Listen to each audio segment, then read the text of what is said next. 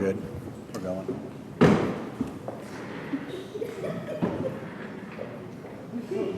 Technical difficulties with the sound. I'm here to ship set.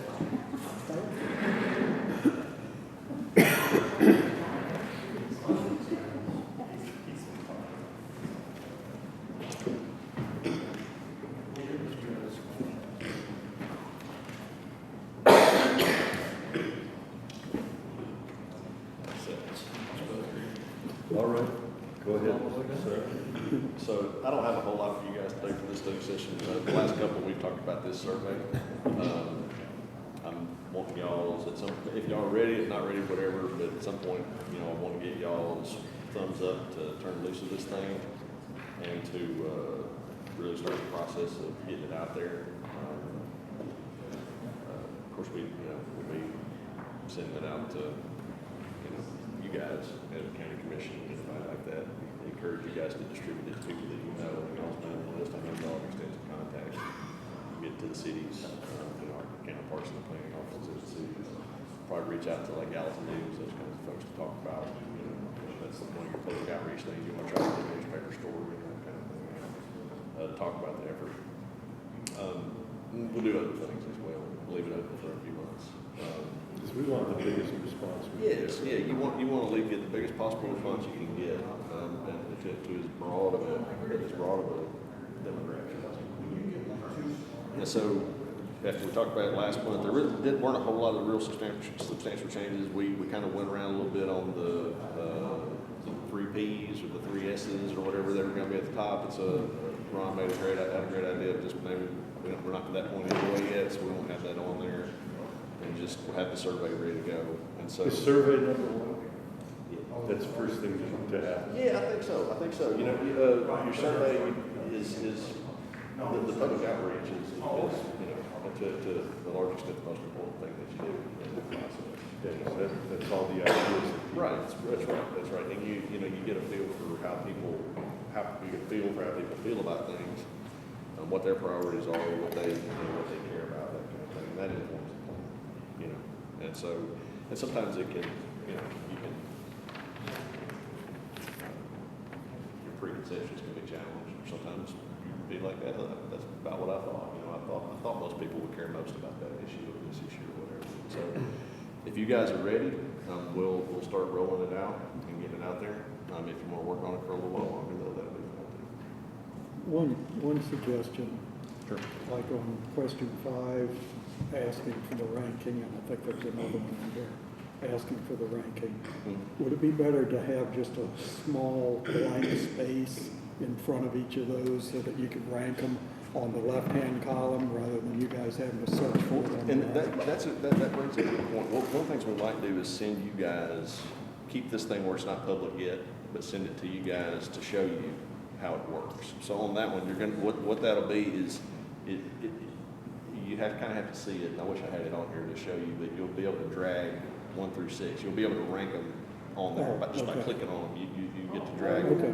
Oh, Yeah, it's interactive. Yeah, it's an interactive Okay. online survey. Now, if you do it, if we have a paper copy of this out, which we will, then we'll want to do it and have it formatted in a way that it's, they can write 1, 2, 3, 4, 5. But on the online thing that we'll have, when you click on the link, it allows you to drag them and prioritize them from top to bottom. That's what we do. Yeah. So we can put the link on any of these neighborhood Facebook groups. Yeah, we'll have the link ready to go. I've been paranoid about it. I'm a little worried that we're going to get locked out after 200 people take the survey or something like that. It's through an ArcGIS account that we have that lets us create these surveys. There's apparently no maximum to the number of folks that can take it. So I'm excited about it. Hopefully there's a good reception to it. Sometimes these things fall flat. Sometimes nobody responds. I feel like in Sumner County, folks will respond to something like this, but right, land use plan and stuff. Folks tend to get engaged. So, but that's the big thing. But the other point I made today is, a lot of heavy stuff on the agenda. I don't think we should, and I'll defer to Steve here, I don't think we need to talk about anything project specific or anything like that. Can't, at the time for that on the agenda. But if there's anything, Ron, I know you had talked about UGBs and stuff like that. If y'all have any questions, things that are kind of eating at you that are a little bit bigger issues that you want to talk about that aren't, that we won't talk about a specific project on, fire away. I'll be glad to try to answer any questions. You ready for that? Okay. Questions from the field, generic as they can possibly be. I have a question. In establishing the growth boundaries of the city, if I understand it properly, they were pretty much set up, I've got some notes here today, and right around the 1998 time frame, is that right? That's exactly right. 1998. Well, the state legislature imposed it in 1998 and came down with it. It was Public Chapter 1101 and said every city and county in the state of Tennessee has got to get together and come up with a plan to show these urban growth boundaries and some other things. Sumner County adopted theirs in the year 2000. So ours was adopted in the year 2000. That was, so with 1998, that was 12 years before the first comprehensive plan was actually come out of around 2010. 2010. Is that the first? The county commission adopted the 2035. And obviously there's, I'm not even in this county or city government anymore, so Actually, Ben Harris was on the commission in 1990.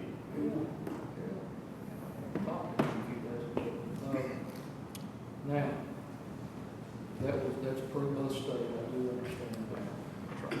And is it that the trend is cities don't normally go back and say, we don't want to go that far out, have the state redraw the lines, or they just leave it as an option, they never use it, it's the way it is? Probably the latter more than the former. The state, the LGPAC, the Local Government Planning Advisory Committee, is the state agency that reviews those things. It's in the Economic Development Department of the state. So they review all these plans. They approved the counties in the year 2000. And so what the statute said is every 20 years, you're supposed to follow up and update those things and see where you are, like how much have you grown, what are growth trends, all those kinds of things. But it's real vague about what you have to do, other than you're supposed to. And so Sumner County is actually one of the very few counties in the whole state that got together. That process began right around 2019, 2020. It took about 3 years. All the cities in the county and the county got together and looked at that plan. And there were some changes that were made. Gallatin expanded their urban growth boundary just a little bit across Upper Station Camp Creek Road, taking the new school campus and some other parcels around that. Hendersonville and Goodlettsville did a swap of some parcels. There were some little things around Big Station Camp Boulevard that were kind of wonky that got fixed. And so that all got approved by the LGPAC, the Local Government Planning Advisory Committee, in early 2022. And so that Sumner County actually updated that comprehensive growth plan. It was really confusing because we talk about a comprehensive plan, and the state thing is with the UGBs is the comprehensive growth plan. At any rate, that got adopted in early 2022.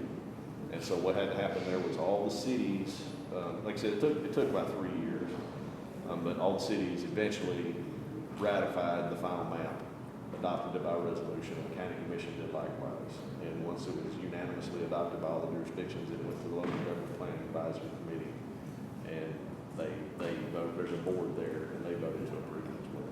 And so it was updated about 2 years ago. Was the last time it was updated. Now, We're the only ones in the whole state that have been able to successfully do it. I think Knoxville and East Tennessee have been working on it for a few years. I don't know whether they've adopted theirs yet or not. Have they adopted it? And so, but like Rutherford County, Wilson County, I think maybe Murray County, they've been working on it for a while. And they don't get it done. now that requires unanimous consent from all municipalities in the county as well as the county. Right. It doesn't have to be a unanimous vote all the way around, you know what I'm saying? Not every elected official that's on every board has to vote, but it has to be approved by every governing body. So it has to be a unanimous approval of all governing bodies. So 22, the proactive part for Sumner County is they actually took the litigation justice. What is the current status? And I asked this, let me follow up. Let me ask this question first. Let me make this statement. Since I've been on this committee, we've approached a few rezoning lots, areas right on the city of Hendersonville, Sumner County line, right on that UGB. And each time, to the best of my memory, correct me if I'm wrong, but that it's been stated that the city of Hendersonville has no interest to expand their current UGB or their area, or go further out to the UGB to the boundary. Is that correct? Well, I think all the different cities have different philosophies when it comes to annexation, right? I think, and that's a political decision at the end of the day. To annex or not annex is kind of a political choice that the city makes within the context of that UGB. Hendersonville for the last few years, since they did a big annexation a few years ago, it's called Forest Park a few years ago. To my knowledge, they haven't done any annexations, but they have big ones for several years. But that's a political decision that the current board has decided that here's how we're going to approach this. But they haven't taken the step yet of saying we're going to abandon our UGB, or we're going to shrink our UGB, or we want to change it. It's just a neutral stance, right? Right. They're taking a growth stance, I guess. I don't want to speak for them, but they're focused on growing what they got within their existing boundaries. So is it accurate to say that the city of Hendersonville doesn't have any active interest in expanding those boundaries at the current time? Well, the thing about it is that they can even if they want to. And so it has to be initiated by the property owner. So the property owner has to go to them. And so back in 2014, I think, the state legislature changed the annexation law. So the annexation law used to be that if you were within that UGB, you were contiguous to the city limits, they could annex you. And basically you got a notice in the mail saying, hey, there's going to be a vote to annex your property. And as long as they followed the process, they could do it. And it was impossible not to do. The legislature in 2014 changed the rules and said, hey, no more annexation by ordinance. From here on, annexation has to be done by a resolution with property owner consent. And so you have to petition the city to be annexed. So it's resident initiated. That's right. It's resident or owner or developer on behalf of the owner. The owner owns it. There's a developer one that develops the property. The property owner still has to petition. Or I'm sorry, the city. Now, one of the things, I was speaking with Josh about that, and I totally misunderstood it, and I think it's really important that this body understands. I had been led to believe that all annexations had to be contiguous with the city property. Josh corrected me on that. Josh, could you go into that? So to follow that standard annexation by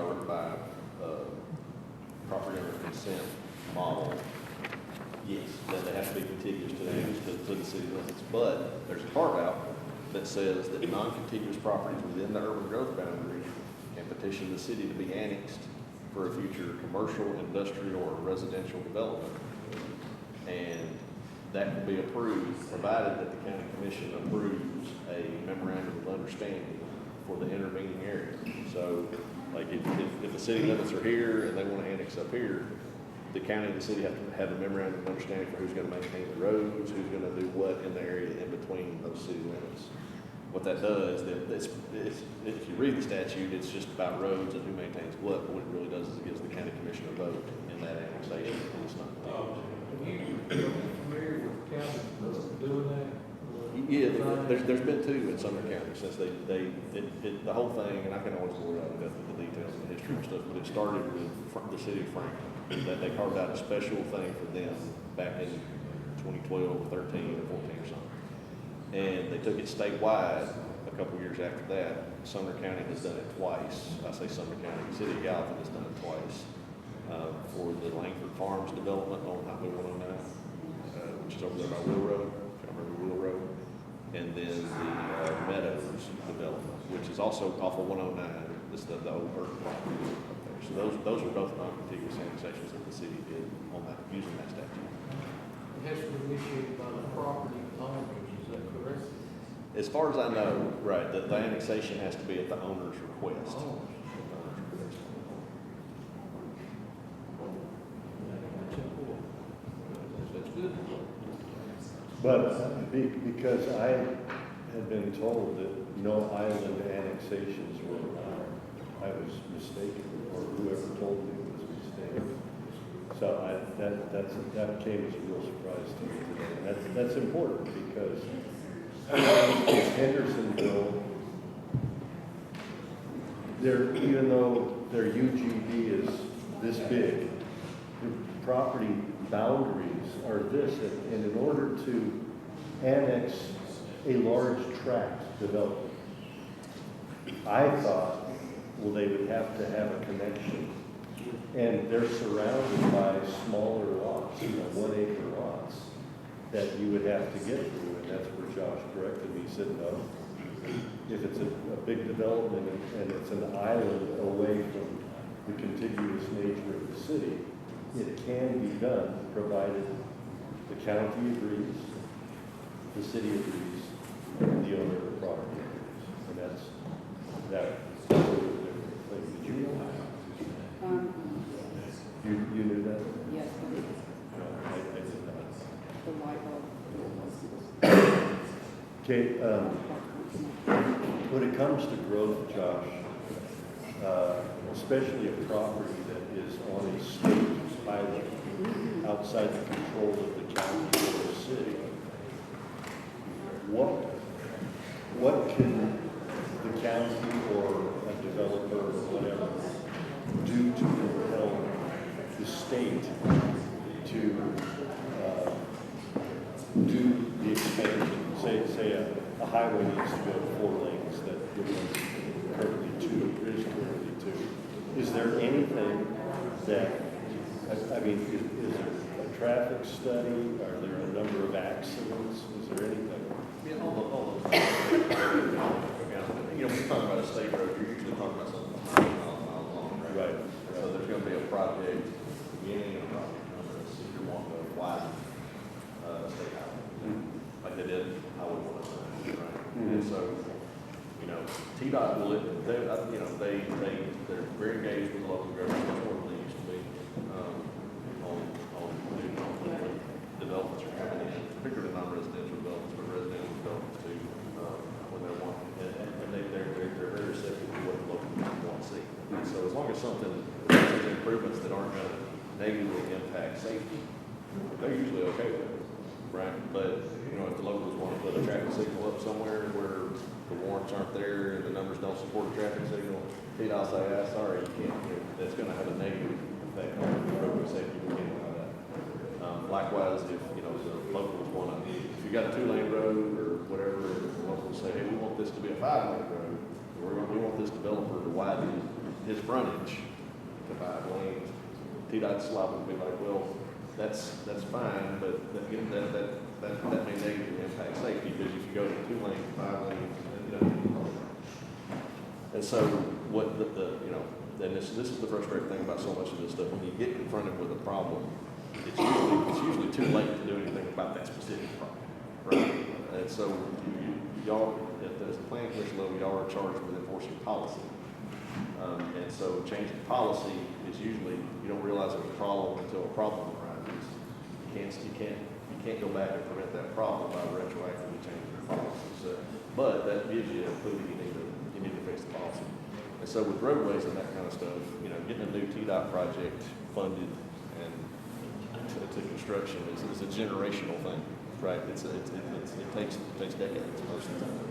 Now, spot safety improvements, those kinds of things, if there's guardrails need to be put up and stuff like that, there's agencies in TDOT that are going to do that. They'll listen to you, they'll work with you if it can be done. But, you know, taking a road that's 2 lanes and making it 5 lanes, that's a $100 million project. And so you've got to get in line to get it funded behind everybody else in the state that also wants to go through that. Yeah. And so there's about 1,000 projects across the state right now. And so you come up with new ones. they'll work with you. If the county gives money toward the project, then they'll work with you. They'll move it up. Like the one we talked That's right. about today, which is near and dear to my captain and Ron's heart, is 31E. And, you know, it goes to 2 lanes right after Ace Hardware.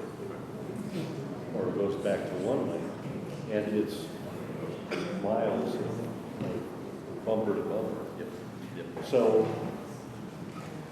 if that's not already in the works, that could be 20 years down the road before TDOT can pay for it. However, if the city of Gallatin and Sumner County decided to fund it through a grant or whatever, that could speed up the process, but you still got to get permission from TDOT and all the justification. To do the improvement. So it's a major load to pull. Major undertaking. Did you work for TDOT? Right? Yeah, a couple of years ago, that already planning to. Okay.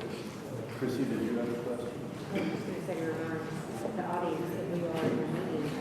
Oh, okay. So it's getting loud. Okay. Ladies and gentlemen, there is a sign-up sheet if you don't know about it. We're still in a meeting of training right now, so if you need to talk, if you could go outside, that would be appreciated. And like I say, if you want to speak tonight to any of the issues on the agenda, please sign up. Yeah, I think there's a sheet for each item. Yeah.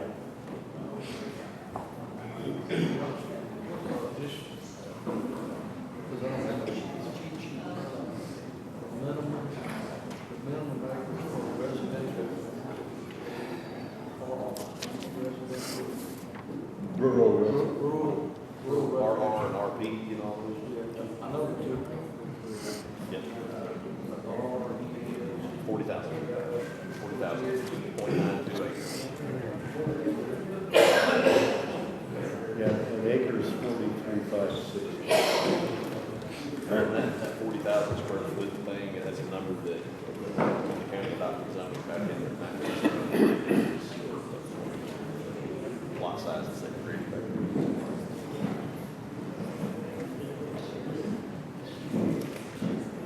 Any other questions?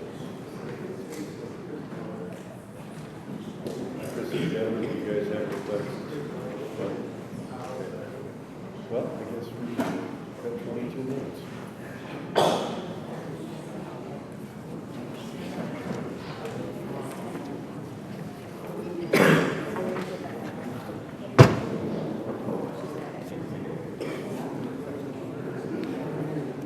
Got a, David, oh, thank you. We probably got a long meeting tonight, so we will take the agenda in the order that it's written out. As we normally do, we'll have the speakers speak after the presentation by Mr. Sutton. And so we will wait to have you speak till then. The thing that I would, especially item number 3, which is Hunter Ridge. Brevity is a beautiful thing, since we have so many people that want to speak to that. I'd ask you to do a couple of things for me. Once a point has been made, please don't repeat it, because we've heard it once already, and that'll speed things up a little bit. I mean, I'm not going to tell you you can't if you need to make the emphasis on it. But what we're looking for is, we're looking for ideas. We're looking for possible reasonable responses to your objections.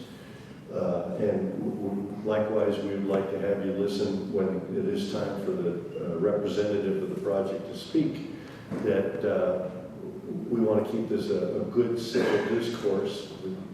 We know that there are always objections with things, and the important thing is that we come to a reasonable solution. So if you could do those things for me, make them as short as possible, that'll help. And at that, we will get started. I'll call the meeting to order. Mr. Belcher, would you give us the invitation, please? Would you all please stand?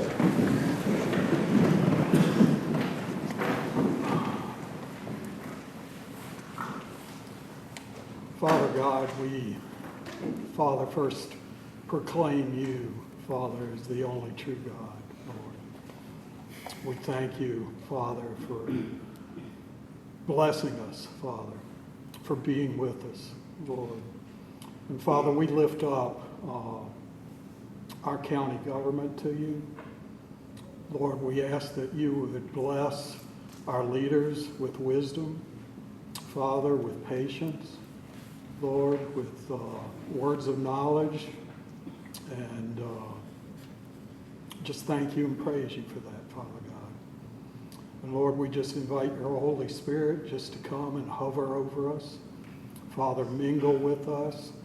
Lord, lead and direct us, Lord. Father, we lift this meeting time up to you. It's in your precious Son's name we ask these things. Amen. Commissioner Miller, questions? I pledge allegiance To the flag of the United States of America and to the republic for which it stands, one nation, under God, indivisible, with liberty and justice for all. Thank you. You may be seated. If there are no corrections to the minutes for October, I would entertain a motion to approve. So moved by Commissioner Holmes. Do I have a second? Mr. Belcher. All in favor? Opposed? and abstain. Abstain? Okay. And then, unless there are additions or subtractions to make to this month's agenda, I would entertain a motion to. So moved by Commissioner Miller, second by Commissioner Holmes. All in favor? Opposed? Passes unanimously. All right, Mr. Sutton, first item is 142 Sideview Road, the rezoning. Yes, sir. Thank you, Mr. Chairman. Mr. Chairman, this is an item that the Planning Commission saw a few months ago that came before you. A little bit of a different situation at the time. It got sent to it went on to the County Commission and referred back to the Planning Commission. This is a piece of property located along Sideview Road in the Sideview community. It's a 1.56 acre parcel currently zoned rural preservation. The applicant is requesting to rezone the property to commercial neighborhood or CN. There are 4 existing non-conforming structures on this site. There's a store building, a house, a barn, and a fuel canopy. So this property has a long-standing non-conforming commercial use. You guys may have heard of for the last meeting that we discussed this. Going back from late 1890s, I think the store was there now in the Phoenix market. We know that's been there since at least the 1940s, which is long before the zoning came about. And that non-conforming status was confirmed by the BZA in June 2020. So that grandfathered use allows the operation of the convenience store on site, but that's really about it. And we included the zoning determination letter and previously in the packet. On this one, we reached out to the owner and the lessee that was there at the time regarding ongoing use. We didn't feel like it complied with the county zoning requirements. Which again, for those non-conforming structures, they were limited to a convenience market, fuel station. It looked like it was basically some kind of like a flea market, hardware store kind of thing, with a lot of outdoor storage. Didn't comply with that at all. So we reached out to them and worked with them on that. They agreed to come in and rezone the property. It should be noted that flea market hardware store activity has been discontinued. I've got some pictures of the presentation, done a pretty good job of cleaning that up.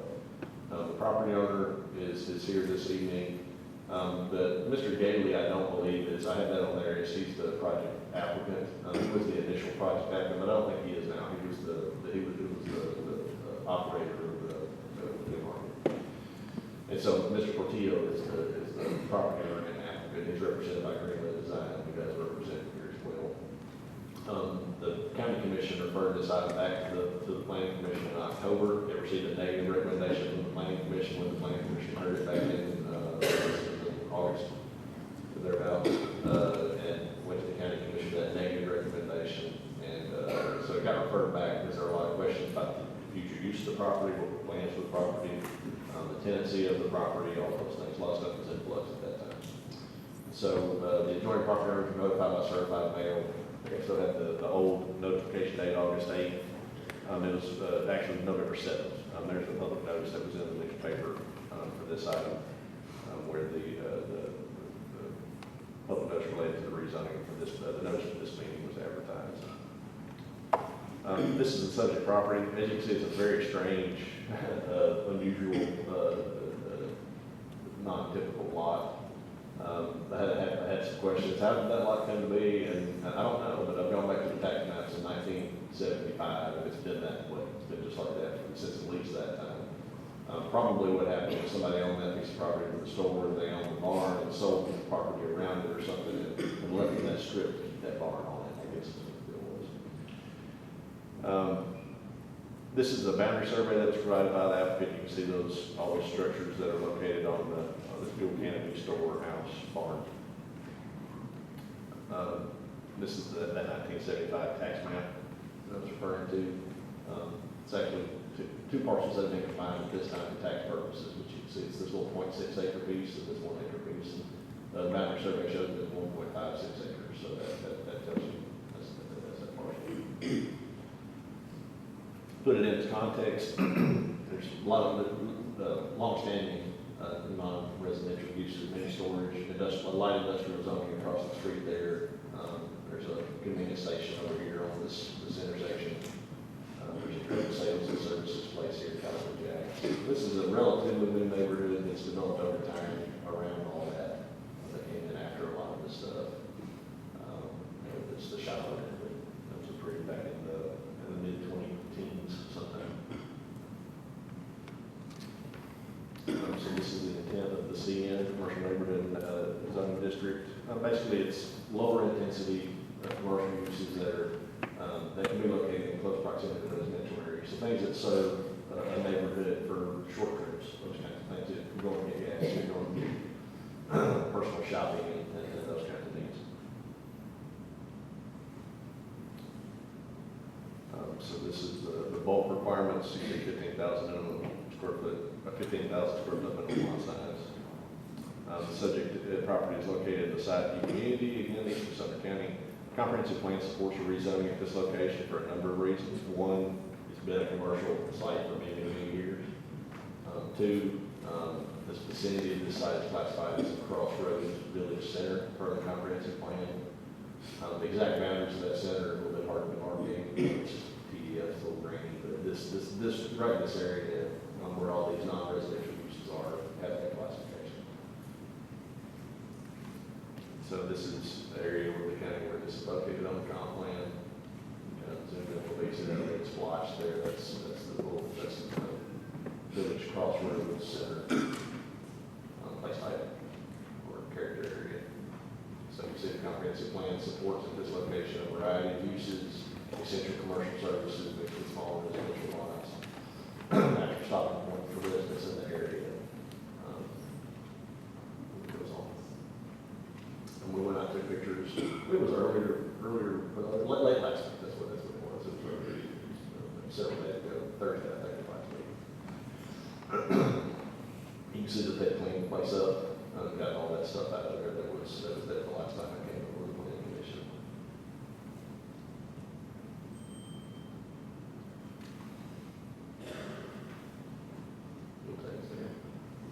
This is that barn. It's in that strip of property going in. They've got some stuff piled up there around it. I guess when they cleaned up the property. There's some storage items in the barn, just showing that. And looking back toward the fuel pumps there in the store. And so, as I mentioned, it's a very irregular lot shape. It's something that when we had the public hearing on this, that a lot of the neighborhood really spoke a lot about was the worry about having this rezone. What's going to happen to this barn? Is this barn going to turn into some kind of auto shop or some kind of a commercial use? And looking at it, it's really not compatible to have particularly this strip of property, to have a commercial zoning that's going to have residential on both sides of it, with a strip of property that doesn't meet any of our minimum building width standards or anything like that. You really can't build on it. And so an option that we picked around at the staff level, that the planning commission might want to consider, we have it as an optional example motion as well, is instead of rezoning the entire parcel to commercial neighborhood, rezone this piece right here, up here, and leave this back part with residential zoning. That way you don't have confusion about commercial uses being allowed there or anything. Maybe the rest of this property could be subdivided at some point in the future, re-subdivided and sold off to adjoining property or something. That's what we wanted to have happen when these lots developed, but this lot had the grandfather uses and all that stuff, and so it's hard to get it done. And so what that would result in is this area, this red area would be right at 0.9 acres, would be rezoned to CN, and remaining would be 0.698 acres remaining RP. This wouldn't, changing the zoning like this wouldn't affect, it wouldn't partition the lot or divide it in any way. It would just divide the zoning, so that it's clear what you can do on one side of the zoning versus the other side of the zoning. And again, so you don't have this turned into some kind of a use that could be construed as allowable. It put a real hardship on some of these other property owners. So we have our 9 findings of fact for rezonings. And I know a board play with these every time, but I'll go through these. First is whether this complies with the county comprehensive plan, and as we've stated, it does. Number 2, are there change conditions that require amendment to the zoning code here, or the zoning map? There's long-standing non-conforming uses. Development in the area supports this zone change. 3, whether to the extent to which the proposed movement addresses the community need. Again, long-term role in the community, additional residential growth in the area, this kind of use is still needed. 4, is it compatible with the existing and proposed uses surrounding the subject property? Got a long-standing grandfather use on the site. There's surrounding residential and other non-residential uses that do suggest that this is the appropriate zoning district, especially with proximity to the state highway, the US 31 east of the road. 5, would this result in a logical and orderly development pattern or deviate from that? We feel like it would create an orderly development pattern that's worked by the comp plan and long-standing existing barriers. A partial zone change will more effectively accomplish this goal. So you don't have that strip of commercial property going up between residential lots. Whether the proposed amendment would encourage development prior to availability of necessary services, water and septic service are available. This is in close proximity to a state highway. It actually directs access from it's a frontage road, essentially the old 31E that doesn't interfere with the state route, so it's ideal in some ways for that. Would it result in an isolated zoning district unrelated to adjacent and surrounding zoning district? No, it wouldn't. It would create a neighborhood commercial zoning district in proximity to existing neighborhoods where other sporting uses, mini storage, and others already exist. And again, a partial zone change would more effectively accomplish that goal. Would it result in adverse impacts on the property values of surrounding lands? We have not received any real estate appraisal or expert testimony on that topic. And that refers back to a case we talked about before, Sexton versus Anderson County, that in order to make a finding based on the diminution in property values or reduction in property values, you have to have a real estate appraisal again. Or at least an appraiser to testify. 9, would it result in natural impacts to air quality, stormwater management, those kinds of things? And we would not anticipate any negative impacts. And there's no construction proposed at this time. Any construction that they propose would have to comply with our site plan requirements. So next steps on this rezoning, it'll go to legislative for 2 readings. It can be sent back for study at any time. After going to legislative, it'll go to the full county commission for a vote. And they can also send it back to the planning commission if they have questions or fill out more analysis as needed. If the county commission approves that rezoning, it will become effective at that time. And if they want to change anything on site, build anything, pave anything, change anything significant, they would need to turn that site plan. And depending on the scope of the activities, it would come before this body. Very minor changes to be approved at the staff vote.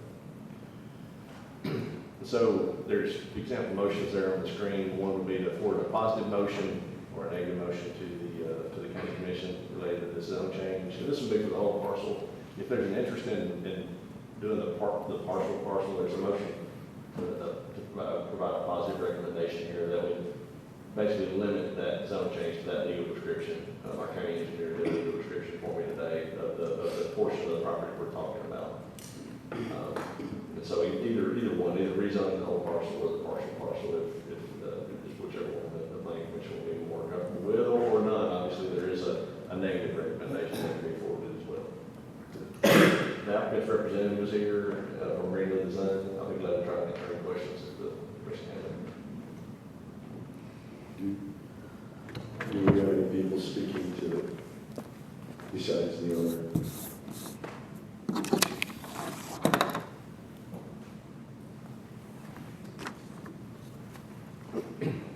Yes. Yeah, sorry. I'm just making sure I'm not missing anybody. Barring anyone who signed up on another sheet, Mr. Chairman, we have one person in addition to the applicant's representative, Mr. Robert, and I'm sorry, Rouse, that signed up to the 1007 file trailer. Okay. Mr. Rouse, could you come up and address the? I'd actually like to hear from the owner first about what Okay, okay. Is this thing on? Push the bottom right. Very good. Trevor Ferguson, Greenwood Design.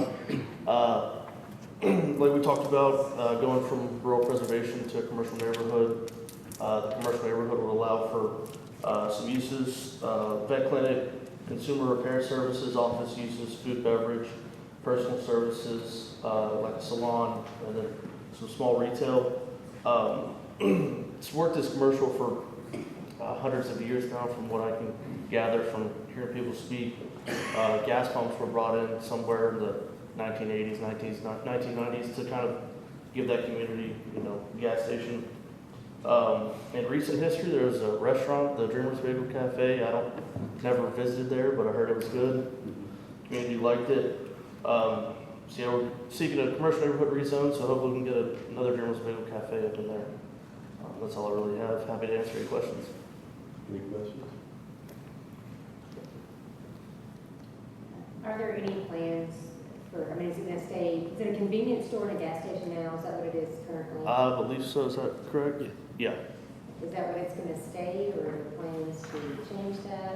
I know that, It's kind of a broad Yeah. use go into commercial neighborhoods, so. I'm Yeah, just curious. I think our applicant's plan is to keep it that way, convenience store, gas station, but the commercial neighborhood would allow a couple extra uses. That would be helpful to the community. Go ahead. In splitting that lot up, hopefully you can hear me okay? Yeah. In splitting that lot up, I noticed that there's a house on the property too. And I don't know if this goes to commercial neighborhood, we have, I think there's a house that actually applies, if I'm not mistaken, but their grandfather. How can we have a commercial neighborhood zone with a residential house on it? Residential uses are allowed in the commercial neighborhood zone. It's intended to be the zone district, like if you think about like all your old timey roadside gas stations that you can stop at out in the country. At least the ones where I'm from in Lincoln County, they all have an old man and a woman that live in the back, right? And the store was out front. You go to New Deal, not New Deal, Grandma, sorry. You go to Grandma, the exact same situation down there. So the residential uses are allowed in the CN zone. They're not in the commercial general or the commercial services or industrial zones, but at this point they are.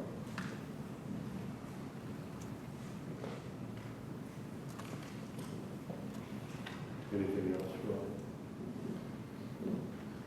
Go ahead. Josh, would you remind us of some of the other approved uses for commercial neighborhoods? We went through a list of a lot of them. They're primarily your light retail kind of uses. As he mentioned, a good example is like barber shops, beauty salons, nail salons, obviously convenience commercial like gas stations and those kinds of small things, provided that they're small buildings. like some of like smaller like office type things. If somebody wants to put an office in there, you know, somebody like this particular building would be kind of a challenge, but if somebody wanted to put an accountant's office or something like that, something that is a smaller use, those kinds of uses would be allowed. It's basically structured in a way, again, residential uses within reason are allowed as well. But, you know, your heavier uses, big gas stations, I can pull up the use table if you want to look at some more things that if you want to run through all of them, the things that would be allowed. I mean, I believe things like somebody would have a small church, very small church, you know, those kinds of things are allowed in commercial neighborhood. It's the stuff that you need on a day-to-day basis, basically. Yeah. Those are the things. Well, and the reason for the question, I'm less concerned about the current owner than future owners for the property around. Hardware stores are allowed, right? Yes. I'm sorry, I can't recite for softball. Yeah, well, if, and I don't want to take up a lot of time, but do you have that list handy that you can call up, or? Well, I mean, we could look at the table of allowed uses if you want to. I can open up the zoning. If you don't mind, just let me scan through it. That would be appreciated. While he's pulling that up, I drove by there this afternoon and it looked really cleaned up. You don't have a tenant yet because it's vacant. No. Do you have any prospects of tenants? Yeah. You do? Okay, good. Do you have the ability to speak about that, or would you rather not? I'd rather not. Okay. I'm not sure That's yet. great. Okay, Mr. Shaw? Caveat what John just talked about before, I appreciate Josh you bringing it up, because I think it's important that we see all the possible, because once this approval is given, that owner can do anything on that list. What is to keep from a vendor coming in, just like we went to the left, and doing the same thing except on a smaller basis, smaller level? In other words, there won't be nothing put in the back, obviously, because that'll be zoned, or it could be zoned. But I'm talking about the location up on the road that initially garnered the attention from residents nearby. Well, having the site plan approval is, you know, when they make any changes and they start doing things there, there's also, there's the site plan approval inside the building if they're adding, if they start doing stuff. But there's also a zoning compliance certification that we have to do. That's a step that the property owners will skip sometimes, but what that means is when they get that tenant that moves in, they are obligated to reach out to us first. And obtain the zoning compliance certificate, and the codes office will issue a use of occupancy permit that allows them to move into that building. Because there might be changes that need to be made for ADA or a number of different things. And so we use that as our opportunity to figure out what they're going to be doing before they start unloading the truck, basically. And so there's a couple opportunities there to catch it. I think there's some education on the property owner side now that they probably won't just go and do things anymore without reaching out to the county first. And so I feel pretty confident. I feel better about it than I did about it. You zoom in on that, Josh? Primarily on the left. Yes. And so it's the CN zone here is right here. So you look at things that are allowed. The SC is things that are allowed upon appeal to the BZA. We look at that house as being kind of a grandfathered thing. So you see single family homes, a duplex would be allowed on there, bed and breakfast, things like boarding houses and stuff like that. We don't really see those sorority houses and fraternity houses. We don't see that much in the county. Sorry.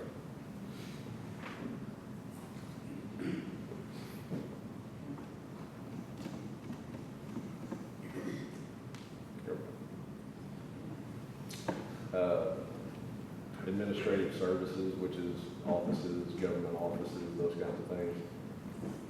Community assembly, small, so that's churches, those kinds of things primarily on community assembly. Something bigger would need a special exception from the BZA. Big one's a real big church, and that's based on seating. Community education, that's school, obviously, it's permitted, but, certain places that's not going to work. Your essential services, extensive impact facilities not allowed, so your big, heavy healthcare facilities not allowed, institutional care facilities, got to go to the Board of Zoning Appeals, and there's certain criteria you have to meet on those in order to be approved by the BZA. Minimal impact facilities, that's a variety of different things, golf courses, wedding venues, stuff like that. Acreage requirements, we box most of those out from this, goes to the BZA. Mini golf. Right. Adult entertainment not, but like you noted, veterinarian could go there. You can't turn it into a parking lot. That's not allowed. But you can work on cars, provided you go to the Board of Zoning Appeals and get a special exception. That public building and all that stuff. Don't see it much anymore, but working on TVs and working on stuff that people have, that will be allowed. Some of these entertainment and amusement services, again, the acreage of the properties would be conducive to those.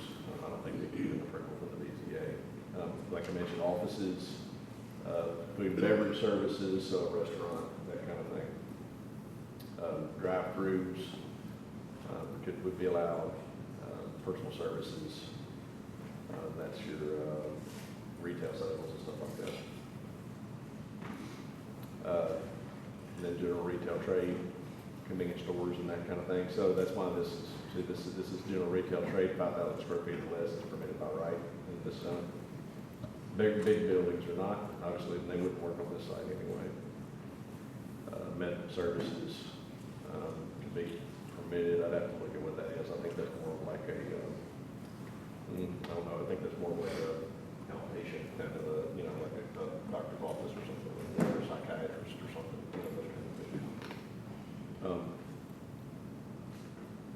Undertaker would be permitted, but I don't know too much of that there. But it's out there, I guess, as an option. That's probably one that people would have some questions about. And then all your industrial stuff is not allowed. Your ag activities, they have to be allowed. You can't forbid agriculture, but we have some restrictions on certain things on smaller lots. That might apply if someone would start selling, open a John Deere distributor there or something like that. Might not work. I hope that helps. Yes, thank you. It's more limited than I thought. We're pretty narrow because it's intended to be close to residential. And if it's intended to be close to residential, you want to box it in as much as you can. Sure. Any other questions? Okay. Your office.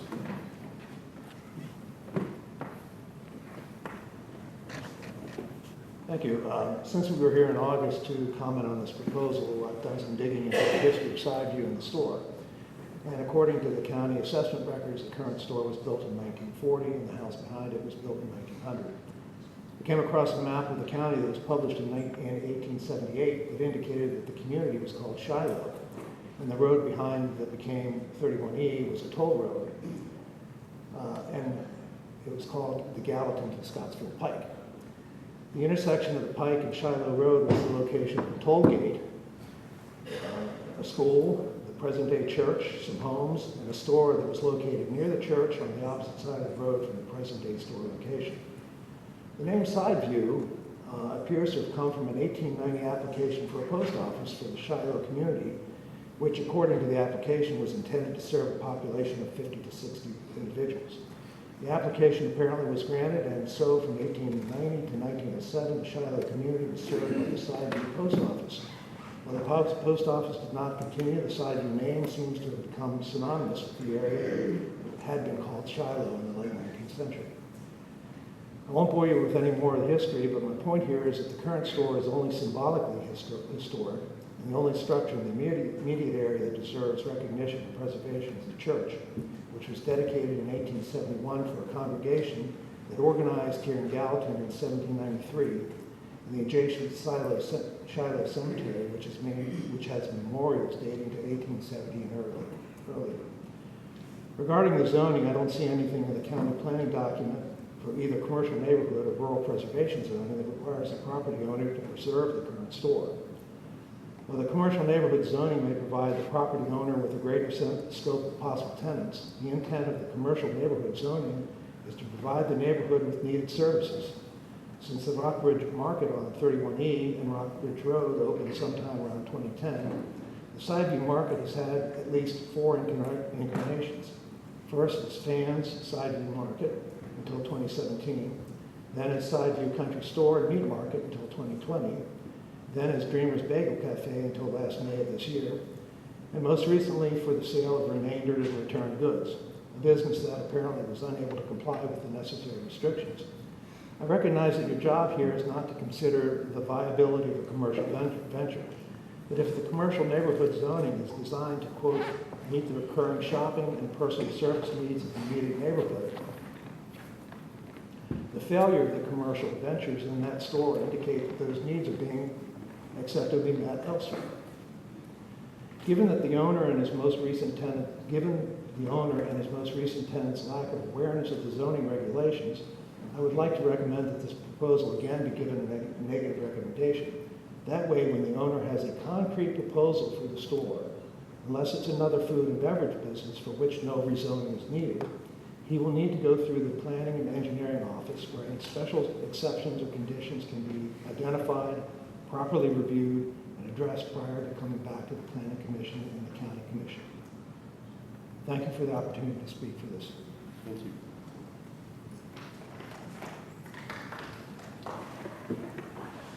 Josh, there was a limitation on the grandfathered in uses, right? Yes, sir. So it went to the Board of Zoning Appeals in 2020 when they were subdividing the lots to the south of this. And they're planning to include this lot in that subdivision proposal to take out that strip that was there. And so but there are questions about the use and whether grandfathered and that kind of thing. And so what the BZA determined was that there was a grandfathered use that predated zoning in Sumner County, and the grandfathered use was basically limited to convenience commercial, your convenience retail, gas station, convenience store kind of use. And so anything beyond that would be outside the pale, like the flea market thing that they had was not part of that. It wasn't grandfathered. Okay, so, but being grandfathered in exists at this point? Yes. Okay, so is there a time limitation on it? Yeah, so if they discontinue use for 30 months, if the use discontinues for 30 months, then the grandfather status lapses, and then this just becomes a regular residential lot. So it's been 12, something under 12 months. Something like that. Yeah. Okay. Good. Question? I didn't realize that they still had the grandfather status. I was under the impression that they lost it and had to rezone. Yeah, I was. So they could continue to have their gas station and convenience. Is it currently being in operation? It's not. It's county, it's 30 months. Is that correct? Yeah, he's looking for a tenant, and he's got potential, at least one potential tenant that he's talking to. Don't know if that would fall into the grandfather clause or if he's counting on the rezone. I don't know. The grandfathered issues would be included in the rezoning, though. If the usage for the grandfather clause, commercial, was it neighborhood convenience stores? That falls into the neighborhood commercial. It would just be one of the allowed uses. Okay. Yeah, so with the rezone, he would have anything that he currently has, and then these other opportunities. Without the rezone, he's got probably another 22 months to find somebody who fits that actual grandfathered use. Right. So we have 4 different types of places in there, and how many years? It's a 2020, I think. In 4 years. I've been And in then that it's been empty for how long? just a month or two, maybe. Yeah, from the, I don't know how long ago the bagel was moved out, but they moved out a while ago. The flea market thing, hardware store used to was in there, they called for years and all. Yes. I was actually okay with option 2 under the assumption that they did not have a grandfathered status, but that kind of changes my opinion. I'll let, if someone else wants to speak or ask questions, I'll hold my motion. I'm kind of soft to the fact that since I moved into that neighborhood in 1998, it was the only thing there besides Shiloh Church. And Shiloh Church at the time was not being used, it was vacant. And so, you know, because there's industrial store, or there's storage across the street, and there's other commercial uses in the area, and this is the oldest commercial use in the area, I think the building and the history of the building is worth saving. And so, I know I'm not to make a motion, but I would be in favor of the rezone myself, and I will entertain whatever. My next question could be, I mean, they could tear that building down and build Dollar General, correct? Yes, they could. I think. Well, as long as it's less than 5,000 square feet. The Dollar General on that location is going to be, it's a real small site, and I don't know whether the septic requirements for that's big yet. But it's not out of the question It's not. to tear that down and fix them. Right, it's not a good question. Because I mean, you're talking about a historic aspect of the building that's there, how long it's been there, and it's, I mean, my opinion is they have a grandfather use the way it is, and you research that, and then Lord knows what we're gonna have there. Okay. The only other question I would have for the owner is, he's seeing the double zoning for the first time today, right? Right. Yeah. Is that something that you're willing to do or willing to talk about? We just need to know as we make a decision. Okay, so they're willing to do the dual zoning, or they're willing to do the zoning, obviously is why they're here, so. Mr. Belcher. Yes. Mr. Chairman, I'm just curious, when this was brought before us a couple of months ago, there were several folks from the neighboring neighborhood that spoke against it. I would just like to ask if there are any of those neighbors here, and if they still would like an opportunity to speak. We have one, I see one hand raised. Would you like to speak? I wouldn't mind. Okay.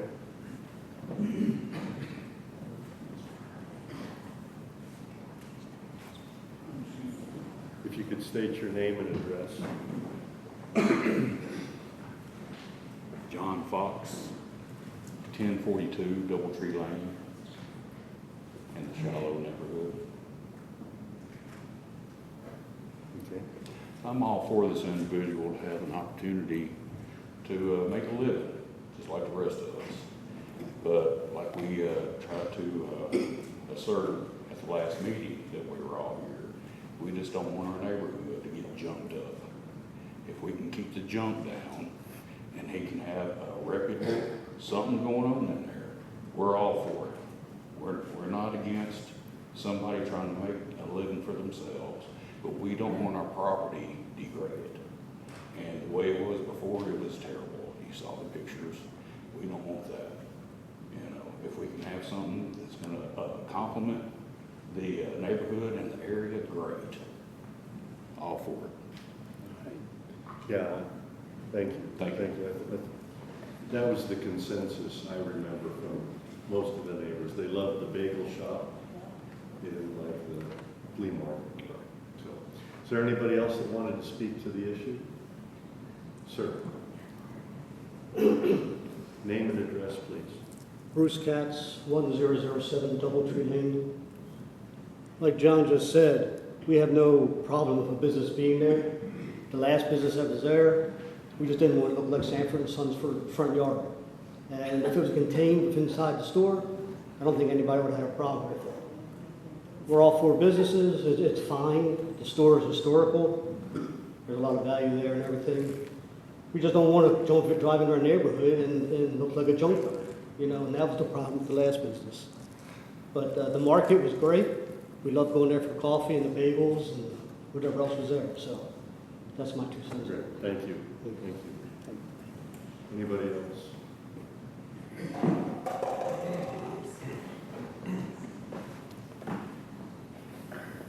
Mindy Pruitt, 1043 Doubletree Lane. I'm concerned with the parking. There's no parking.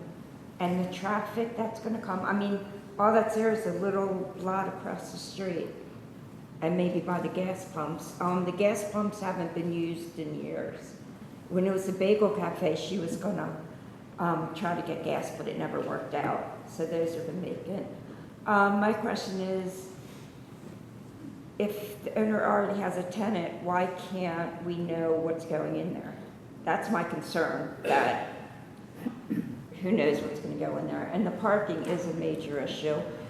Is there any way, if nobody goes, the store could just stay there for historic purposes, empty? I mean, what if they tear it down?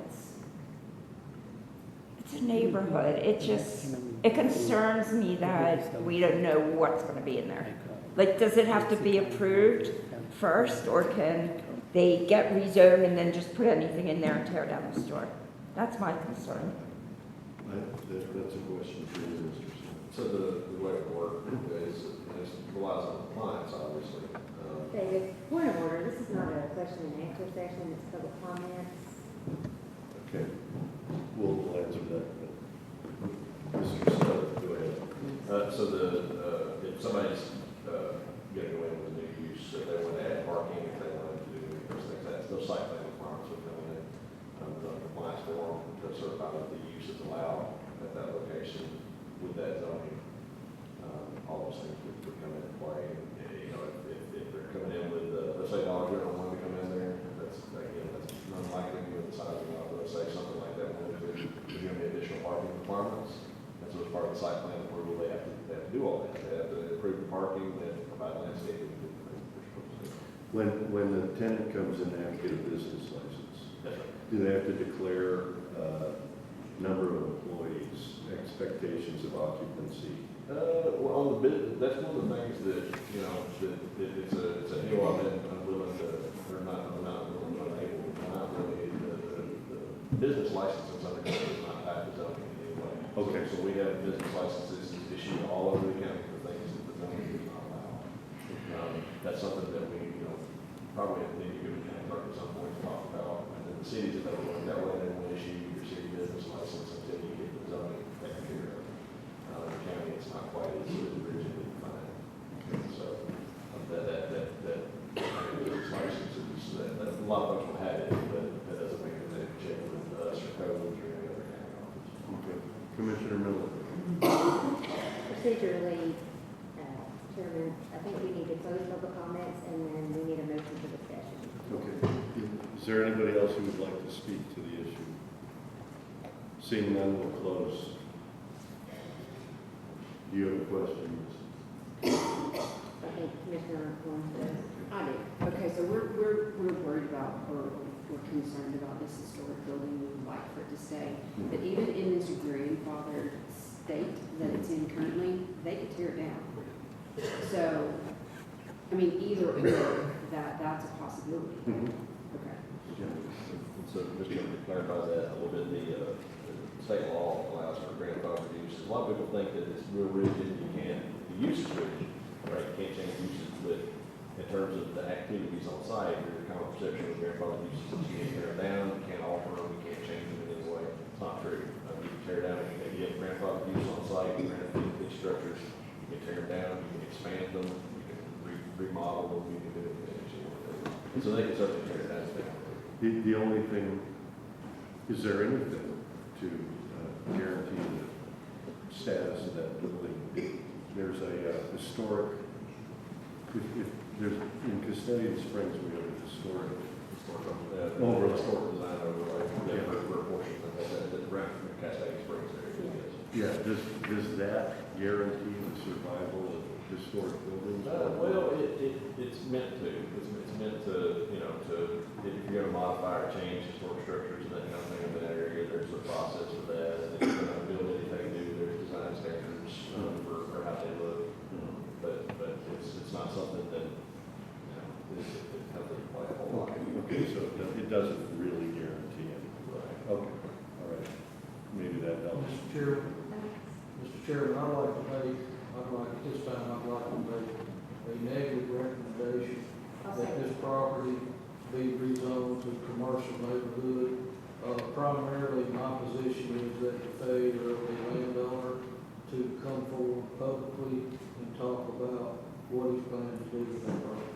Thank you. Second that. Your second. Okay, we have a motion and a second. Any discussion on the motion? Okay, Kathy, go ahead and do a roll call vote. Yes. Ms. Holmes? Yes.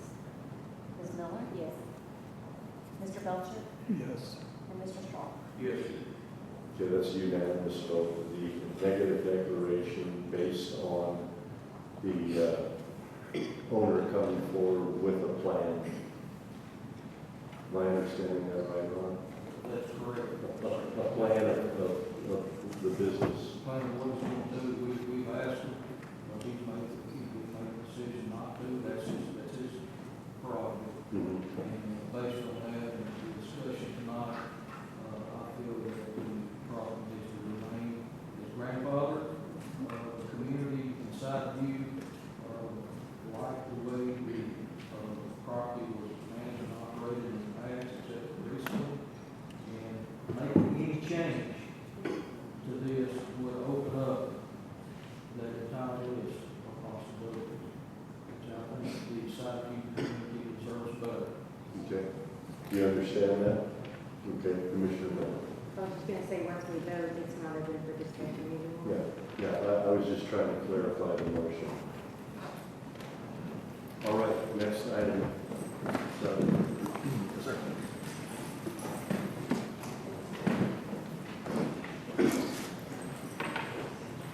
Mr. Chairman, this next item on the agenda is a site plan for State Line General Baptist Church, which, as you can see, is called State Line General Baptist Church because it's up on State Line north of the city of Portland, 1740 Rapids Road. I don't know if there's anybody representing this project here this evening. I'm not sure. I don't know that I've met any person on it, but the project generally is represented by surveyor and engineer Nathan Gregory. The property overall contains 2.16 acres. A little bit confusing. The church sits on this piece right here, which is about an acre, and then there's this at that whole time they acquired additional property. This parcel and then this parcel. So they want to utilize all the property that they own. One of the conditions we have is that they're willing to do a subdivision plat to combine those. We'll get to that. What's proposed is a construction of a new church sanctuary building and associated parking.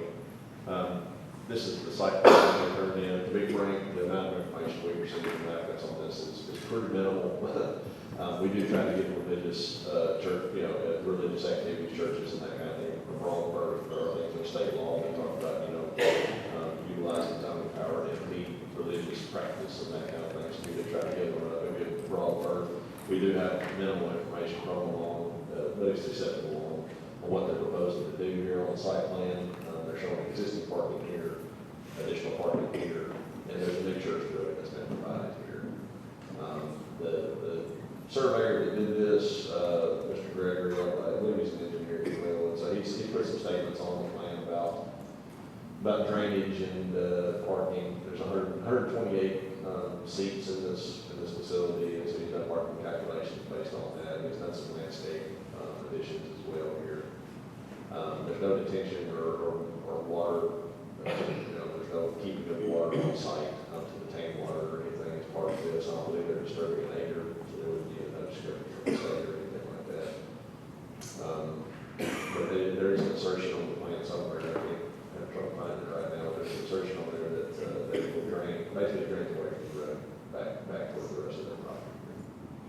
We have not received a set of construction plans on this, so this is the site plan that's been received.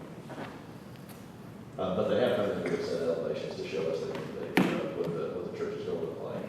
You see the left and right rear front elevations, the seating here. There's some confusion initially. There's some plans that 60 seats are going to be added. Now, it looks like it's about 120 something seats overall.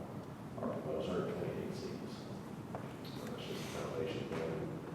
This is up in the suburban place type, north from the city of Portland, and their UGV. It's on Rapids Road, which is a minor local roadway. We don't have a lot of detail on drainage plans. If the plan commission's comfortable with it, with delegating us to work with the church to get everything that we need. We're very comfortable with this. This is not a big project. It's not something that's going to be disruptive. If we can work things out with them to make sure they get all the permits that they need, and if there's something that's required with the state that they do that. Following approval of the site plan by the planning commission and approval of the construction plans by the county engineer, call us for a pre-con meeting, if one is deemed to be necessary by the stormwater manager.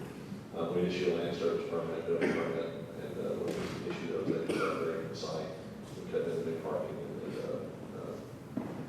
the new sanctuary building. And so, Mr. Chairman, 9 example motions there on the screen. To approve this site plan, contingent upon them getting this construction plans and those getting approved by the county engineer, getting land service permit. And then C is the thing that's the plan director back there, most about here, is getting these lots corrected. These are non-conforming lots. And so getting them formally in mind prior to us issuing permits. So that they stated that the surveyor will take care of that. So the other example, to deny this or to defer it for a month to get more information. I'll be glad to try to answer any questions. I don't know if anybody is here from the church or not. I'm not sure. Is there this? No. Okay. Is there anybody here to, oh, we have a man here.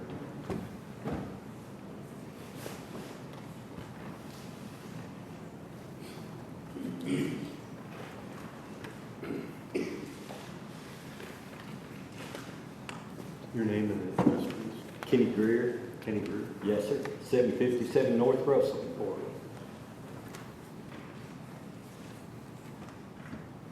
Okay. I don't know what I can add to, to what we're trying to do. This is all new for us because this church, the original church and all there was actually constructed there in 1905. So we've grown now from 30 or 40 people on a weekend now to close to 90. So that's the reason why we're seeking to build us a new sanctuary. This time we're not worrying about the Sunday school room or anything like that. We're just building this a sanctuary so we can get everybody in.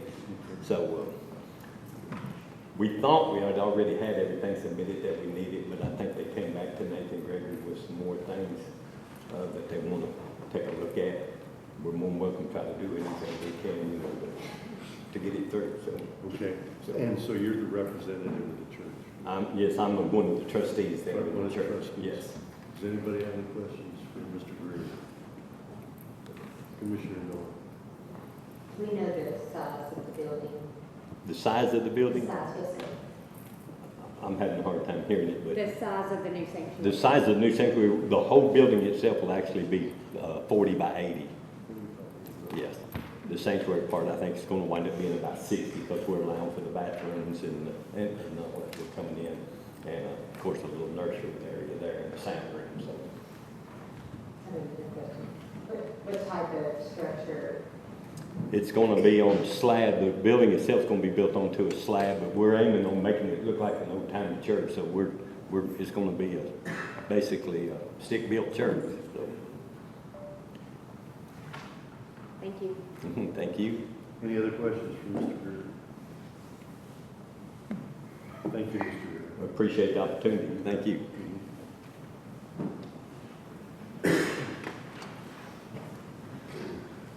We discussed.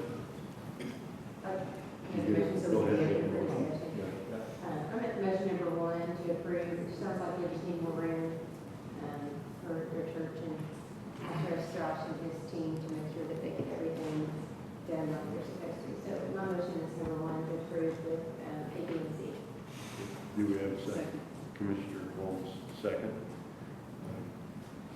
Discussion? Just a point, I went out and looked at the property, and it's needed a pin. I mean, I commend the folks there. I mean, it was The key. spotless. Good. Okay, any other discussion? Go ahead, Kathy. Mrs. Holmes? Yes. Mrs. Miller? Yes. Mr. Belcher? Yes. And Mr. Shaw? Yes. Passes unanimously. I'm just wondering if we should take a short break before the big one. Okay. We're going to take about a 5 to 10 minute break. 5 to 10 minute break, and then we will get into item number 3.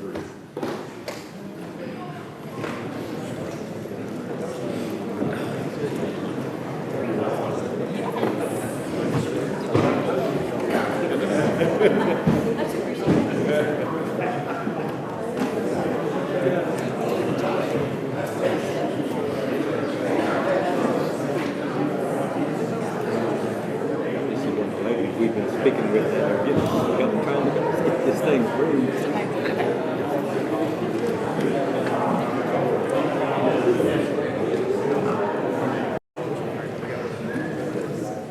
You all have a seat. District 7, item 3, Hunter Ridge. Sir. You will. Thank you, Mr. Chairman.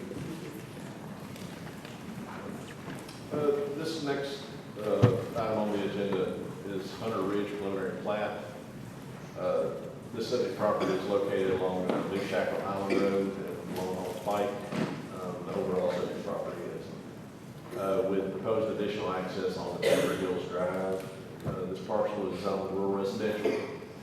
As the Planning Commission knows, allows for a 40,000 square foot minimum lot size. This parcel contains 64 residential lots and several lots of common open space across a overall subject property of 114.11 acres. The lots that are proposed range right down toward that minimum lot size of 40,000 square feet or 0.92 acres, up to 11.12, I think is the largest lot proposed, largest residential lot proposed. The applicant developer is Sumner County, represented by Cal Gentry. The project surveyor is Mr. Thomas Vester. The project engineer is Dylan Tarr. And utilities for this project are going to be provided by White House Utility District for Water and Sewer and CDMC, Cover Electric Membership Corporation for Electric. This is the subject property.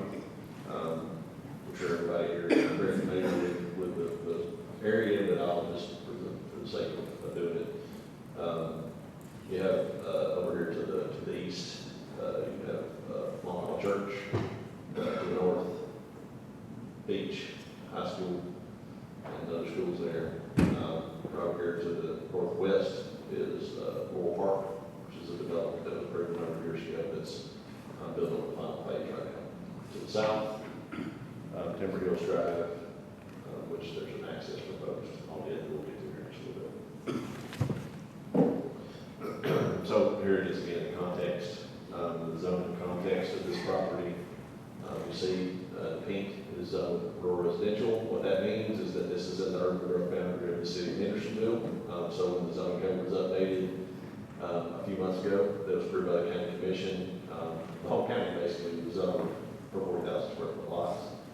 But there was a division made a few months ago, and the area inside the urban growth boundaries stayed at 40,000 square foot lots. It didn't change. The area outside that went to 2.3 acre lots, or 100,000 square foot lots. And so this parcel was zoned rural residential a year ago, and it's still zoned rural residential. Years ago, I think going back to the 70s, it was zoned for residential A, which was also allowed for 1,000 square foot lots. So it's basically always been entitled to what it has now. Nothing has changed zoning wise on this parcel substantially in a very, very long time. And these little blue areas here, those are mainly the developments that have been approved over the years up and down the corridor, along all like the picture I have here. The area that's not shaded or that doesn't have coloration is City of Hendersonville. So those are the city limits of the City of Hendersonville. That just kind of gives you an idea of the proximity there. We do have a flood layer on the assessor's property data viewer on the county website. website. One thing to note is that it is not correct at this location. It is very, very inaccurate. There have been a lot of updates that have been made to the flood maps in the last few years. Primarily over here on the south side of the bridge here.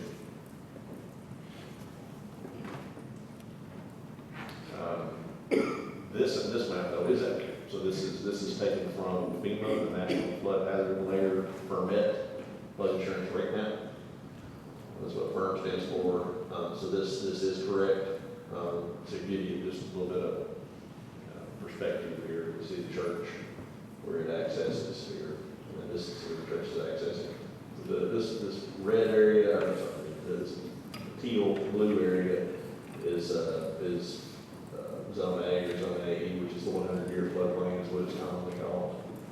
And the brown area here is the 500-year floodplain. So there's no regulatory basis on the 500-year floodplain, the 100-year floodplain, with all kinds of things that come into play when you start trying to change that building.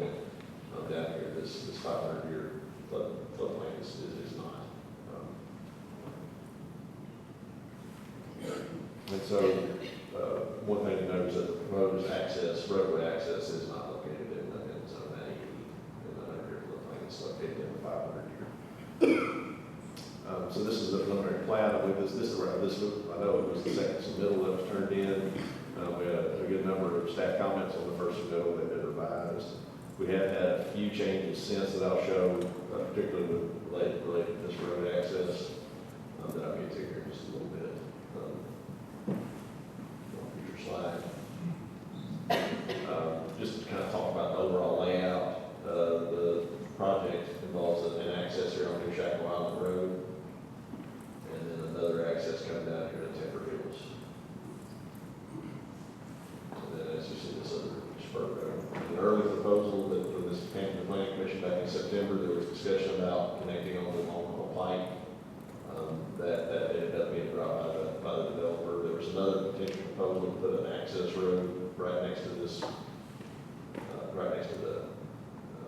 proposed access here. That would be basically a private drive that didn't comply with the county's requirements. And so that idea ended up being dropped as well. And so this is how it ended up in the developer's design.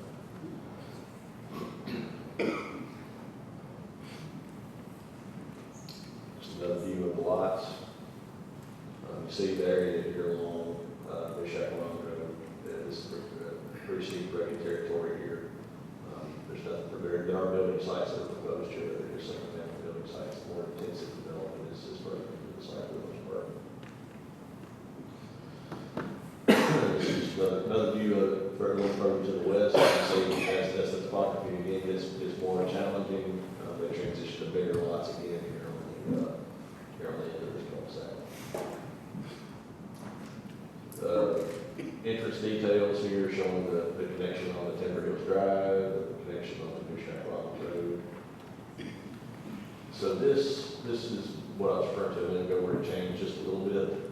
We had a meeting with TDOT a few days ago to discuss this project, and one of their recommendations was that the access road needed to be shifted north just a little bit. So this is a little bit different than what went into your packets. It's not really substantially different, but it's the road access did shift just a little bit into United West. And I believe that's related to site distance issues down here around the curve to get it further up.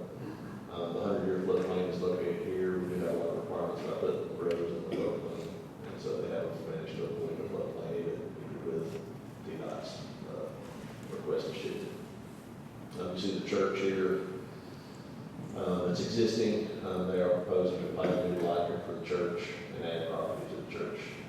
As well, I think I had it later on. There's a mail kiosk as well that's proposed. This showing the construction plans a little better than here. Entry documentation and those kinds of things. And this is just a little bit more view on the Timber Hills Drive entry. And there's an entrance monument that's being proposed to be put right here as well. So the county's comprehensive plans. This is the 2035 plan. It calls for this big, it's in the suburban place type, which corresponds to the urban growth boundary of the city of Hendersonville.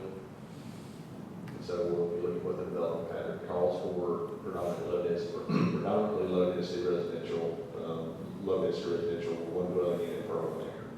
Is what the comprehensive plan calls for. And that's likewise what the zoning is calls for as well. So there's a lot of discussion about changing the zoning code while I to take the rural parts of the county and make them lower density. This was within that suburban place type business in the middle of the road. From the zoning code, chapter 4, section 404, again, 40,000 square foot lots. We had confirmed that all lots are proposed to be larger than 40,000 square feet. And as such, it appears that they satisfy plan recommendation of the 2035 comp plan and the dimensional requirements of the captioning resolution. Drainage, on a project of this type, drainage is going to be pretty complicated with all the steep slopes and that kind of thing. We have received a full set of construction plans that have been provided in support of this application. They are still under review. There will be an additional review or two on these before they get approved. They have made a resubmittal addressing a pretty lengthy set of comments from the county engineer. So they turned in revised plans. I sent those out to you guys yesterday and I'll link to those. They have provided drainage calculations and the initial draft of this presentation that I sent out to you guys last week. We didn't have the drainage calculations yet. They have provided drainage calculations, and I'll show those here in just a minute what the results of that are, what the calculations are. The applicant has provided a no significant impact certification related to drainage leaving the site. And of course, we'll defer to them to explain how they arrived at the calculations that they arrived at and what their stance that there's no impact to this development. They are not indicating storm detention, so detention ponds or anything on this, for this project. There are none shown on the plan or construction plans. And they requested a detention waiver due to proximity to the floodplain. So it's they refer to it in their letter as peak, basically. So if you detain, then as the flood water dries in the creek, you end up discharging into the peak rather than going ahead and getting the water out. Again, I'll refer to them, I'm not an engineer, I'll refer to them to explain the rationale on that. They have added water quality basins, so water quantity and water quality are two different things. Quantity, they're attempted to address here through the no impact certification and calculations. Water quality basins have been added on construction plans. They're not yet shown on the preliminary plat. That's something we'll need before we can sign the plan. But they've been added. I know there's two. There's one around each road exit. I think there's another one somewhere on the plans, but we got those in yesterday, so we haven't had a chance to really drill down on those yet.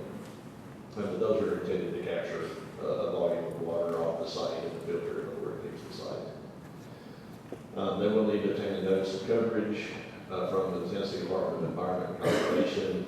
They may need to get an ARAP. I don't know if there are any creek crossings proposed on this development. I think, and I'd have to have them confirm, but they've tried to get around the creeks so that they're not putting roadways across any creeks.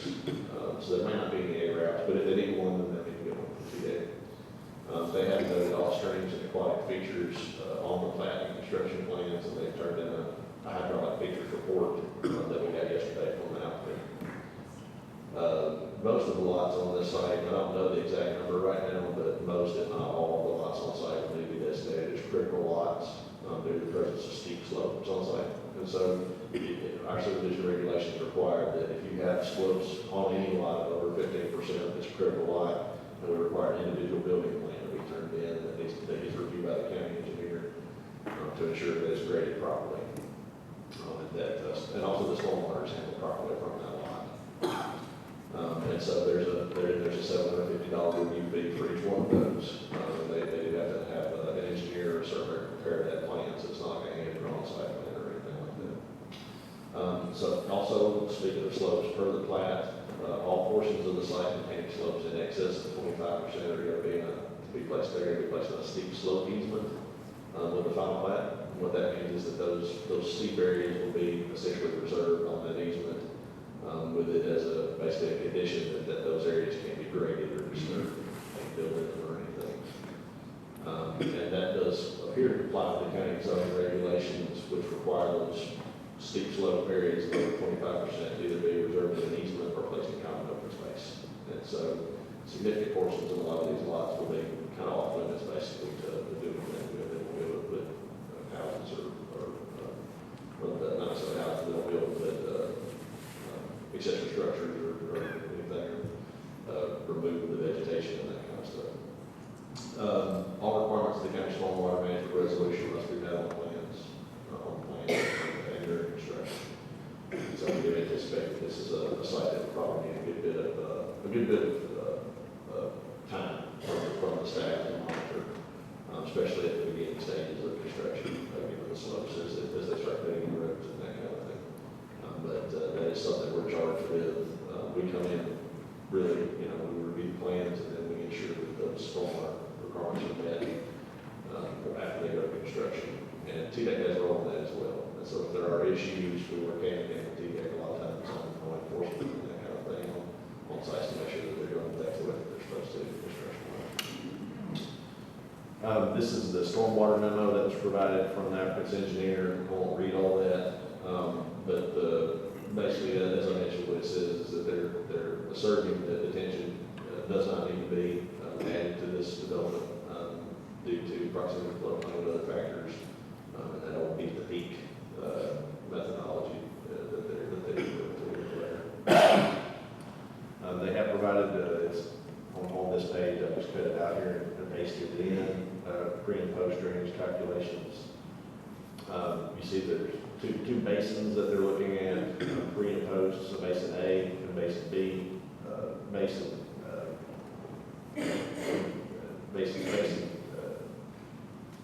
A and B, essentially that's supposed to show the amount of runoff that leaves the site pre-development versus what leaves after development. And so probably need to get them to explain some of that just a little bit, to be honest with you. So I'll defer to them to talk about what their calculations have included there and what they're trying to say. This is that engineer certification that I was talking about. This is a form that we have here at the office, typically for very small developments, if you're doing 3 or 4 lots or something like that, where it doesn't make sense to do detention. Or if it has been before, I believe, on situations where a project is in close proximity to a creek or something, where it doesn't make sense to detain that water rather than releasing it in the creek. The engineer makes this certification. But what he's saying is, my project is increasing stormwater amounts, but it's not going to harm anybody, and I put my stamp on that. And I understand that I accept responsibility for that, is essentially what they're saying. So this is the form we've had here at the county for a number of years. Mr. Tarr, the engineer of record on this one, has signed and stamped it. Roads, maybe one more controversial, I guess, with the most discussion aspects of this project. It does propose to construct a new internal road network with primary access along New Shackle Island Road and a secondary access on Timberville Drive. They have provided a traffic impact study that indicates some required improvements along New Shackle Island Road in the form of a new northbound left turn lane. There's some restriping and some milling and that kind of thing that needs to be done. That's shown on the traffic study. Again, that was discussed with TDOT a few days ago. State drive permit from TDOT will need to be obtained as well related to that road connection, so they have to have a state permit to put the new road onto their road. And the same thing needs to be done for the county's road, Timberville Drive. They managed to do that via the purchase of a portion of an existing lot of record. Now that does appear to satisfy county requirements that mandate a second entrance for all subdivisions containing in excess of 30 lots. And so that is something that's in the subdivision regulations. If you do more than 30 lots, you got to find a second lane in and out, and it has to be a public road.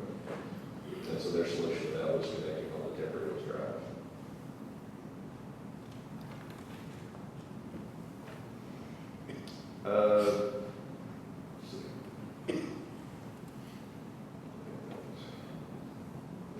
Traffic study recommendations. One of the comments that we had in the last day or two to the applicant was that they have the conclusions and recommendations there. There's two. One, Relocated the existing church driveway to Hunter Ridge, basically so you're cutting out a drive connection onto the state road, turning it in onto the new county road. And to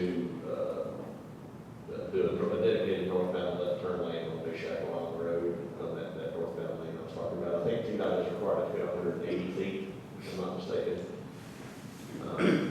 But one of the questions that we had was related to the signal itself, the equipment in the signal, as far as in the panel box. And, a lot of that very old and antiquated equipment. And so one of the comments that we had was to look at that, and look at the intersection in general. And so one of the concerns that we had with the traffic study, and we expressed those to the applicants, this isn't a surprise, is that the traffic study itself didn't look at that intersection. So it looked at, the traffic study looked at the connection of this primary access road on the New Shackle Island Road, and it looked at the connection on the Timber Hills Drive, but the intersection itself was not reviewed as part of it. So I know Mr. Gentry, and his traffic engineer, they have reasons for that, and so I will defer to them on why that was. We had some concerns about that not being done. They have, brought it in the break, Mr. Gentry, let me know that they sent us a letter just during the last few minutes, really, around the time of this meeting, from the traffic engineer with all the things that they're agreeing to do, the rationale for why the city has done the way that it is. I believe that they're agreeing to go in and make a lot of improvements within that panel box, which actually will probably make that signal work a lot better than it does today. But I don't know what they've said because I haven't had a chance to read that letter yet, I just got it. And so I have to refer to them to talk about that. Subdivision regulations requirements for substandard roads. So this is basically improvements of county roads, which would not necessarily apply to the state highway. They may improvements to the state highway shown on the plans based on that traffic study and what TDOT is told that they need to do. Now, the Timber Hills Drive, so that's the state road, Timber Hills Drive. There is a requirement in here, and it might be something that, in this instance, it wouldn't necessarily make sense to do.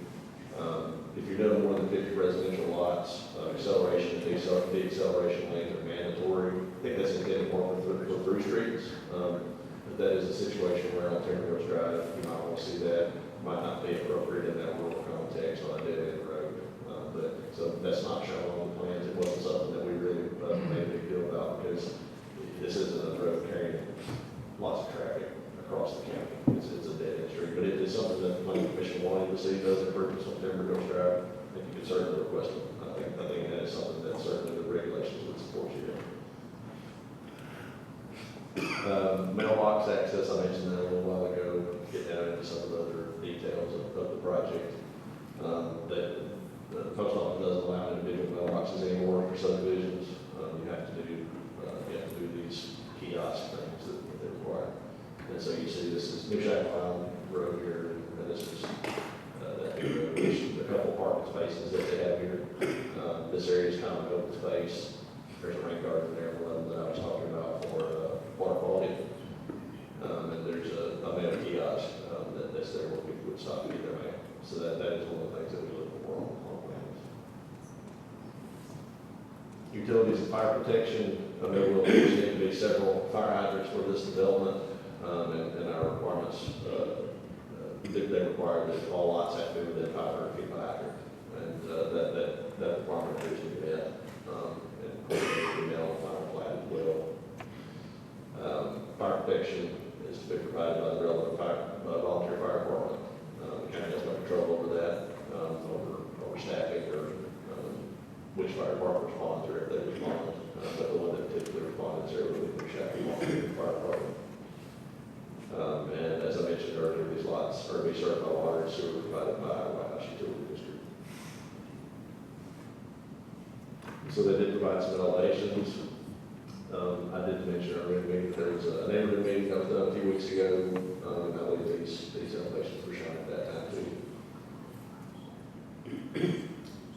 They did provide a concept of the entry monumentation, what it would look like. We have our findings of fact, the planning commission bylaws. We basically asked, does this comply with the comp plan? comply with the zoning code and our subdivision regulations. It does, in general. We do have the concerns, as I mentioned, about the traffic impact study. We did have some comments there that were not really addressed in the response, but I believe they have since. But I haven't had a chance to look at those because we just got them since we've had this meeting. 3, will it not create adverse effects upon adjoining property owners?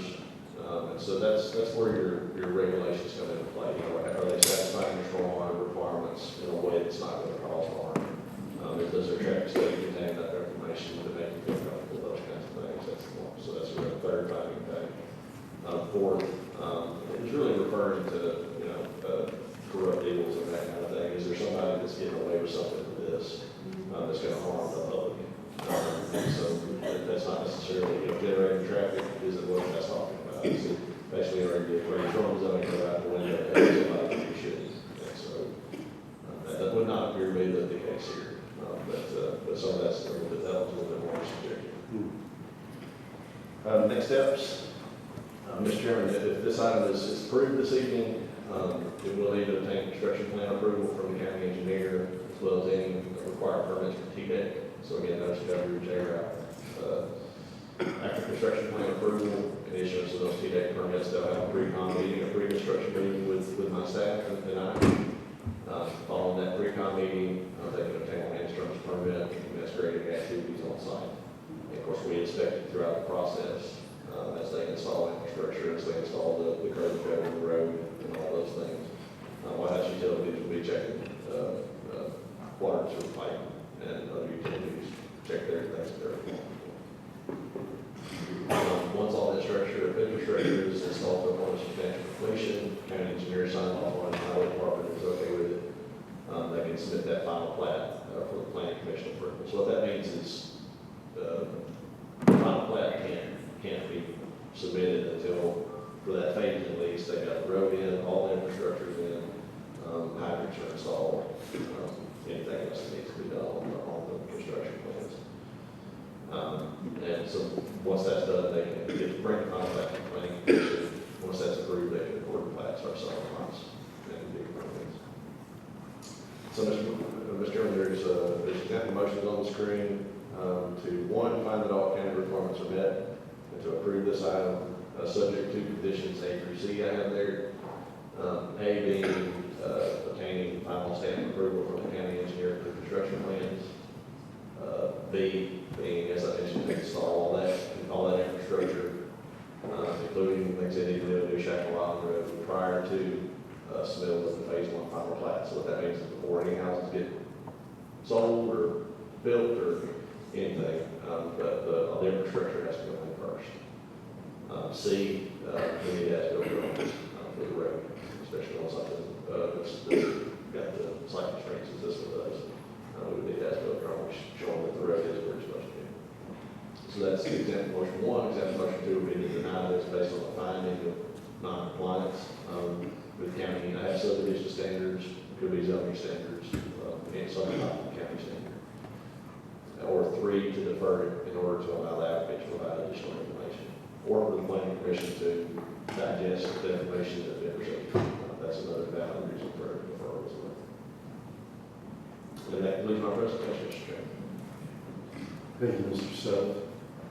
At this point, we should hear from the public.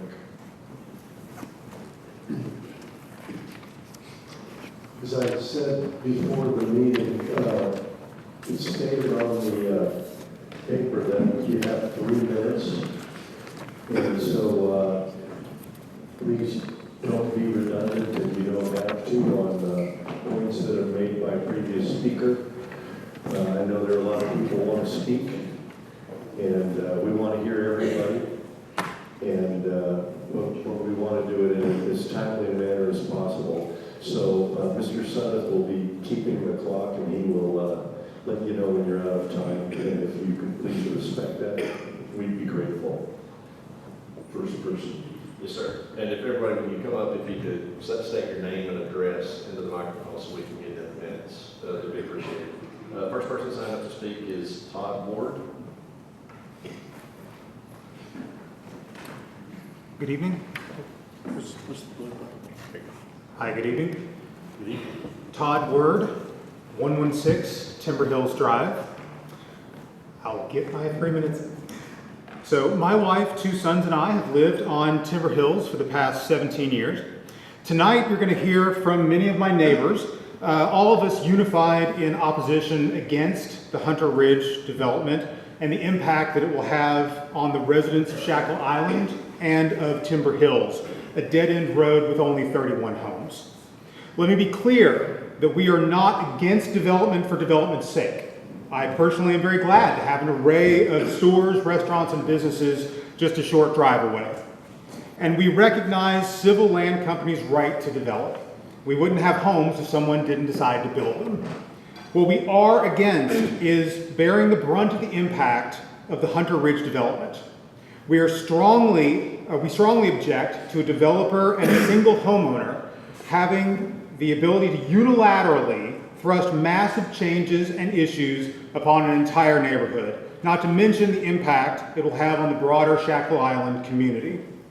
And we are against the continued loss of area woodlands and the irreversible ecological impact that follows.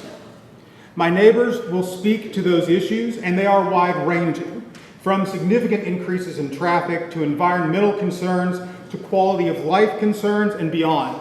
Civil Land Company is forcing themselves and their development upon the residents of Timber Hills. I sat in a room recently and listened to Cal Gentry from Civil Land Company talk at length about Hunter Ridge and why they were building it and why they were placing an entrance to it on Timber Hills Road instead of, as originally and seemingly more intelligently planned, on Long Hollow Pike. I didn't come away from that meeting with the sense that Civil Land Company wants to do what's best for Shackle Island in general or for Timber Hills in particular. In fact, one of the very first things Mr. Gentry said during that meeting regarding the development was that if we don't do it, someone else is going to. In psychology, that's apparently referred to as evasion of accountability, a way to rationalize your actions. We don't agree with Mr. Gentry's rationalizations or his actions. And while he, Civil Land Company, and the landowners may well be within their legal rights to do with this property as they please, we, the residents of Timber Hills and Shackle Island, have rights too.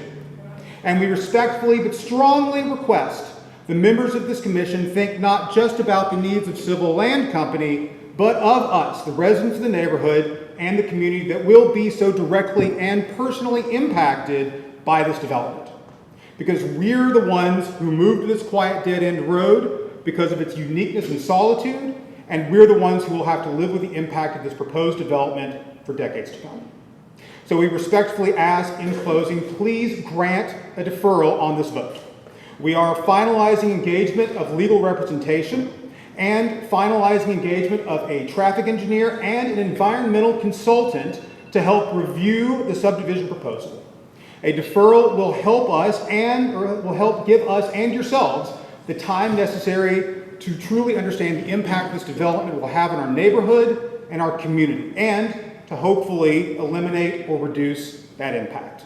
Thank you for your time and the opportunity to speak. Thank you.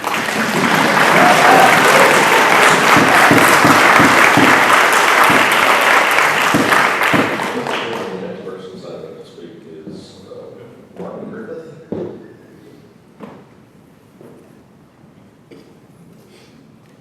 Good evening. I'm Mark Griffith. I've owned property at 105 Timber Hills Road for 28 years.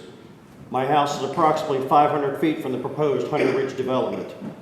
Some of you may not be aware of the unique environment that will be destroyed if this development is approved. These woods, located directly across the street from Beach Elementary and High School, contain multiple caves and sinkholes. These caves and sinkholes are home to many animals, some of which are endangered or protected. If you're standing in the right place at the right time, you might see bats exiting one of these caves. Are there also cave salamanders living in there as well? They are on the Tennessee Wildlife Resource Agency's protected list. There have been many reports of turtles on the property. It is my understanding a nearby proposed development had to be halted due to the specific turtle species of the property. Are these the same species of turtles? My neighbors and I, on a regular basis, see many animals traveling to and from this property. These include turkey, fox, bobcat, possum, and raccoons. We have woodpeckers and hawks, and on several occasions, bald eagles have been spotted. If you're interested in seeing some 8 and 10-point buck, this property is where they hide out. If you allow this property to be destroyed, it will force more deer into the streets and neighborhoods. Has TWRA done a comprehensive on-site study to determine how this development will affect these animals' natural homes? One of my neighbors said they once spotted a rare flower. Has the Tennessee Department of Environment and Conservation done a comprehensive on-site study of how the caves and plants will be affected if this development is approved? There is a large creek that runs through this property. It is one of the major tributaries of Drake's Creek. It is my understanding Drake's Creek watershed is federally protected. Has the EPA done an on-site evaluation to determine how this development will alter the watershed? The proposed blasting and development will destroy the caves. It will destroy the homes of many animals. The blasting will damage nearby homes. The overwhelming majority of the residents of Timber Hills Road are united in agreement when we say the Hunter Ridge development will destroy the heart of Shackle Island. This development will destroy the way of life for the united residents of Timber Hills if you allow Hunter Ridge to connect to Timber Hills Road. We ask at a bare minimum to not allow this connection. I do understand this commission might not have a legal reason to outright reject Hunter Ridge development at this time. I ask for a deferral so that you can request that the proper agencies conduct on-site evaluations.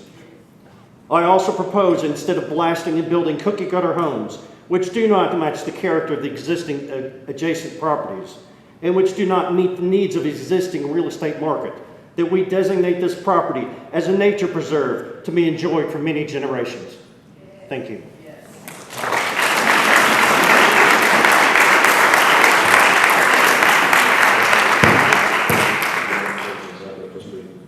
Ladies and gentlemen, I know the speakers are good, but if we could please keep the noise to a 0 level, I would appreciate it. Thank you.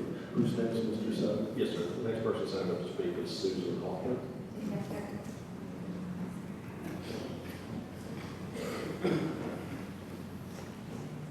Susan Hefner, I live at 114 Timber Hills.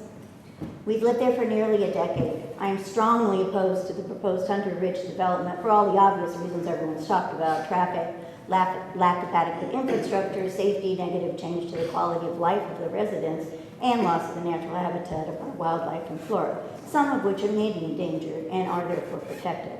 But I am even more strongly opposed to it due to geologic concerns.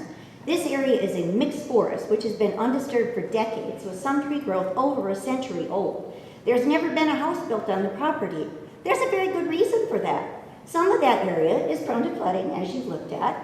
The terrain is extremely rocky with steep slopes. Some of the slopes are up to 55%. On the actual plat that the TAR sent and presented, they were all outlined and marked. So I went and just colored it in so I could look at it and see. All of the areas that are yellow on this map are less than 20%, between 5 to 8 to 20. And all of the areas on here, but 20%, the cutoff is still 15% for it being deemed critical. And all of the areas that are on here are pink are within over 20%. You see, more than half of this area is more than 20% slopes. Some of them up to 55% slopes. And it was stated they weren't building on it. All of this is houses right here. All of that is. And all down here. And so you can't simply build on that. Anyway, there's one 40-foot drop-off even. Surface features include depressions that collect water. There are rocky protrusions and sinkholes that indicate karst, which has to be carefully managed due to the stormwater and runoff issues to prevent the contamination of the natural watershed. There are natural springs and underwater streams that drain into Drake's Creek, which is part of the Barren River watershed, which is under TDEC Watershed Management Plan. There are numerous openings and sinkholes and caverns surrounding the entire eastern rocky knoll, strongly suggesting there's a large cave system, which happens to be the yellow area where it might be permissible to build, but the entire area is over a cave system. and sinkholes and protrusions underneath. Strongly suggesting there's a large cave system with its own unique ecosystem under that entire region. The soil is prone to creep, slides, and slumping. Rock slides have already occurred onto New Shackle Island Road. I am opposed to the willful and vicious destruction of one of Tennessee's few remaining natural wildlife sanctuary areas, virgin forests, beautiful land, pristine, clean, natural waterways, and gorgeous caves which need to be preserved. The terrain of that property is simply not suitable for development, period. In the words of the Lorax, I speak for the trees. Thank you.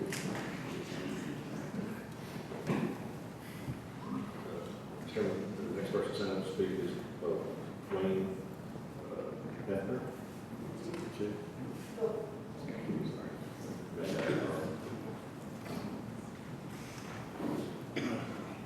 Good evening, Council.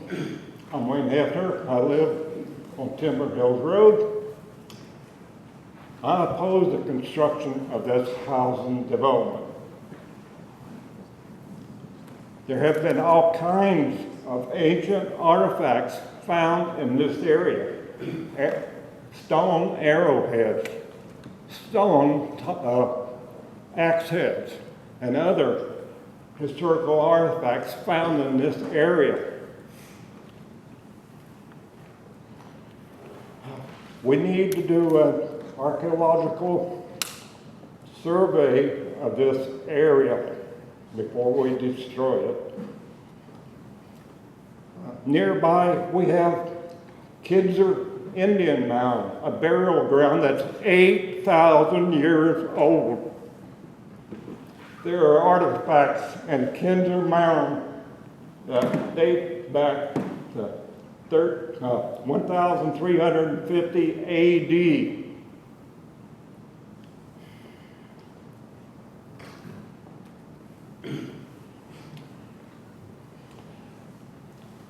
An archaeological study needs to be completed and to prevent the possible destruction of another ancient burial site.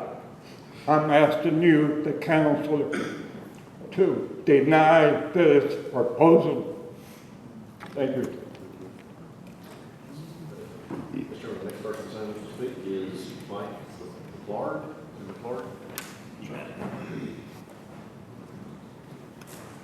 My name is Mike McClard. I live at 102 Tioga Trail. We've lived in the Hendersonville area for over 40 years. We lived in the Shackle Island Beach area for the last 35. All three of our children went to Beach High School and graduated there. I'm totally opposed to this. I know, I'm trying to look at my notes and trying to think what all these people at Timber Hills have already spoken about, and I try not to repeat any of that. But I'd never driven up Timber Hills. I'd seen it ever since we moved out here, just never driven up it. So I drove up it the other day, and my wife and I. And I had no idea it went that far back. It goes back, I guess, a mile. Huge trees, rocky bluffs everywhere you can see. It reminded me of a mountain drive, up somewhere above Gatlinburg. That's what it reminded me of. It is an older subdivision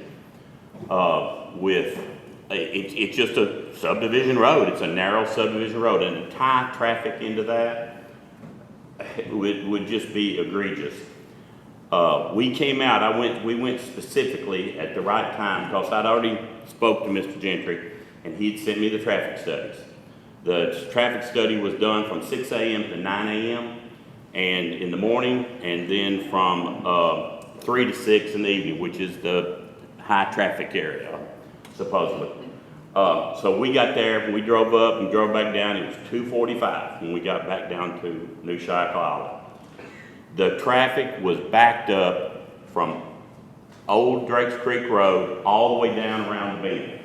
One car, just one car, was making a left-hand turn onto Old Drakes Creek, and that backed that traffic up all the way back. Until that road is widened all the way down, nothing's going to change. It's just going to back up.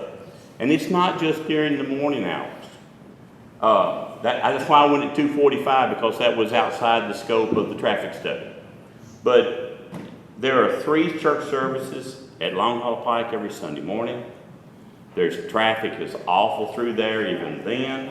You have all the graduations, 2 or 3 graduations every year. You ever been there on Friday night when Beach is playing at home? You can't move. I'm sorry. I know, like my wife now, I'm going to get complex. But anyway, it just doesn't make sense to pile more cars and more cars in the same area. I mean, there's still building going on in Somerset Downs, Durham Farms. There's going to be a new one started at Pennington Farms. Thank God, that's only going to be about 10 homes. But you go up Tyree Springs, they're building up, it looks like 1,000 up there. And at least half those people are going to come down Tyree Springs, New Hope Road, and you're going to be sitting there. My grandson lives on New Hope Road. I'm always having to pick him up, drop him off, and it's a nightmare anytime. It's just, I don't know how to plead with you, but do not do this. You've heard all these people. One more second, I know I'm over. If you want to see what happens when you build over a cave system, which I would suspect today it is all under that bridge, pull up YouTube and look what happened to the Corvette Museum in Bowling Green. That's what happens when you build over. Thank you. The next person signed up to speak is Martin Guthrie.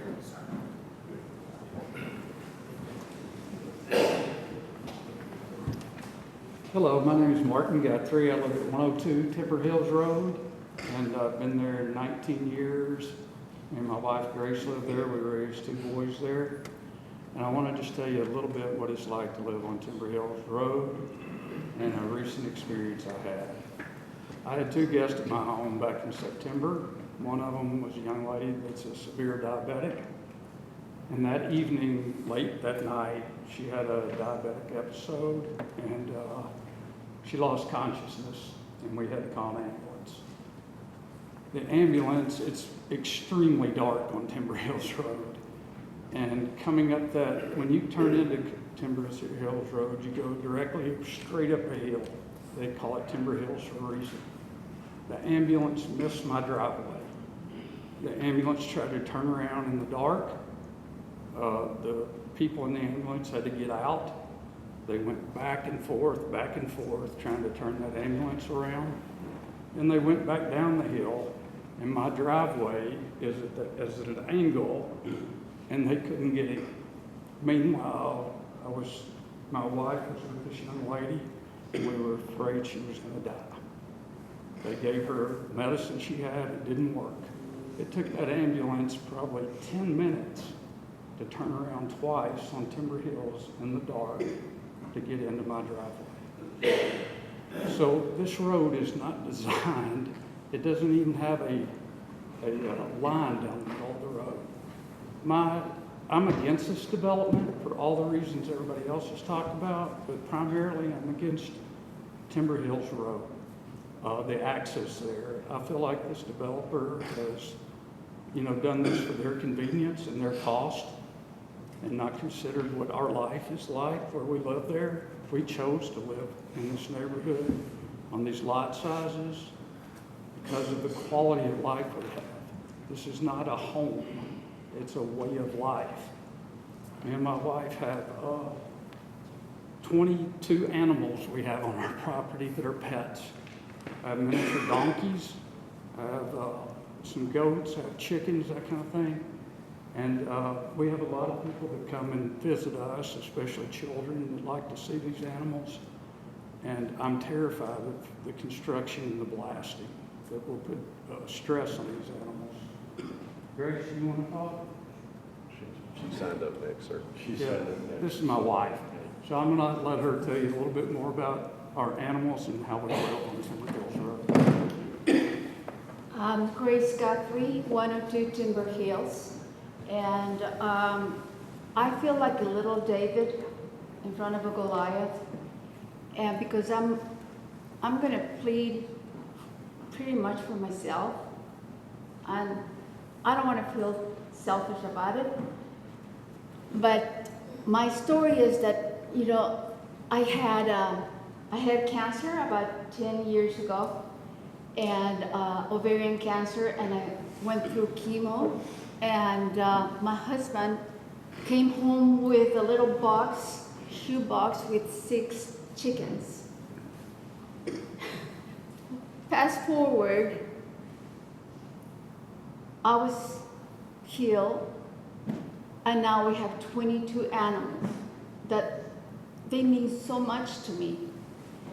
And every 4th of July, I cry with them because of all the noises. They start just flying away, and I'm sure some of you probably have dogs that do the same thing with all the noises. So I'm pleading you for my animals. I'm asking you, please, please don't do that. I don't even want a declare. I want to deny, because of all the reasons we are destroying animals, we're destroying history. For what? Of course, money, right? It's money. But please think about this. I don't know who the developers are. I don't know much about any of this. But all I know is that they are going to pick up their money and their plans, and they're going to go somewhere else. If you guys say yes to this, you're going to destroy a lot of animals, a lot of history. Like I said, caves, things like that, that is not going to be replaceable. None of that is replaceable.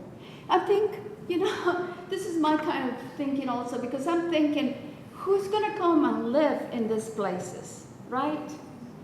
They are going to be people probably from out of town, out of state.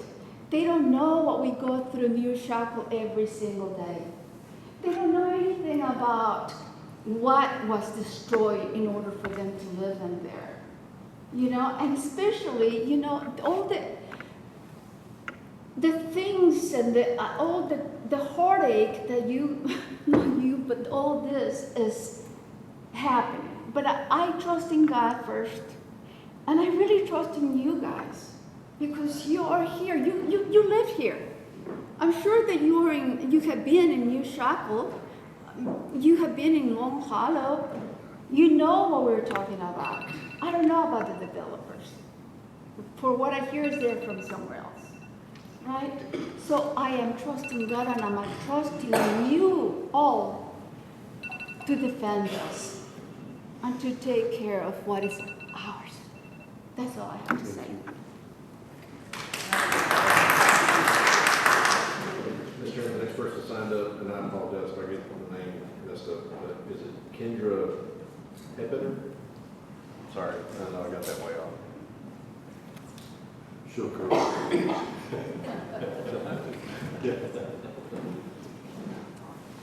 My name is Kendra Altapeter.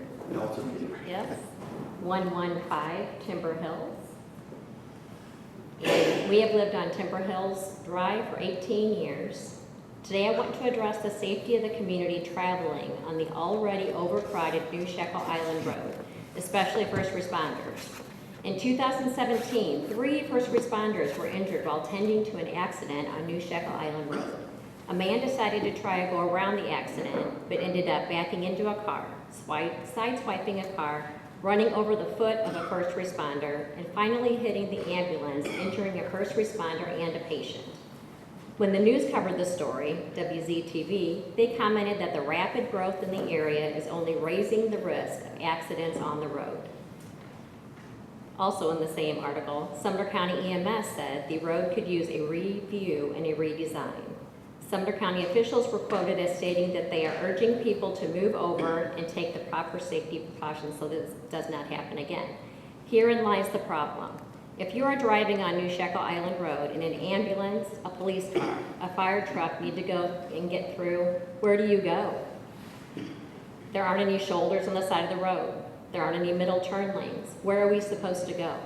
If there were already concerns in 2017, one can only imagine how many more vehicles are on New Shekel Island Road 7 years later. And now you want to approve another development that guesstimates an additional 660 vehicles to this road every day. This puts the safety of my neighbors, my 2 teen drivers, and my community at risk. Tonight I ask you please to defer to your decision on the Hunter Ridge development so more research can be done to make New Shekel Island Road safer for the community and especially first responders. Thank you. Thank you. Next representative up to speak is Rick Williams. Mr. Williams?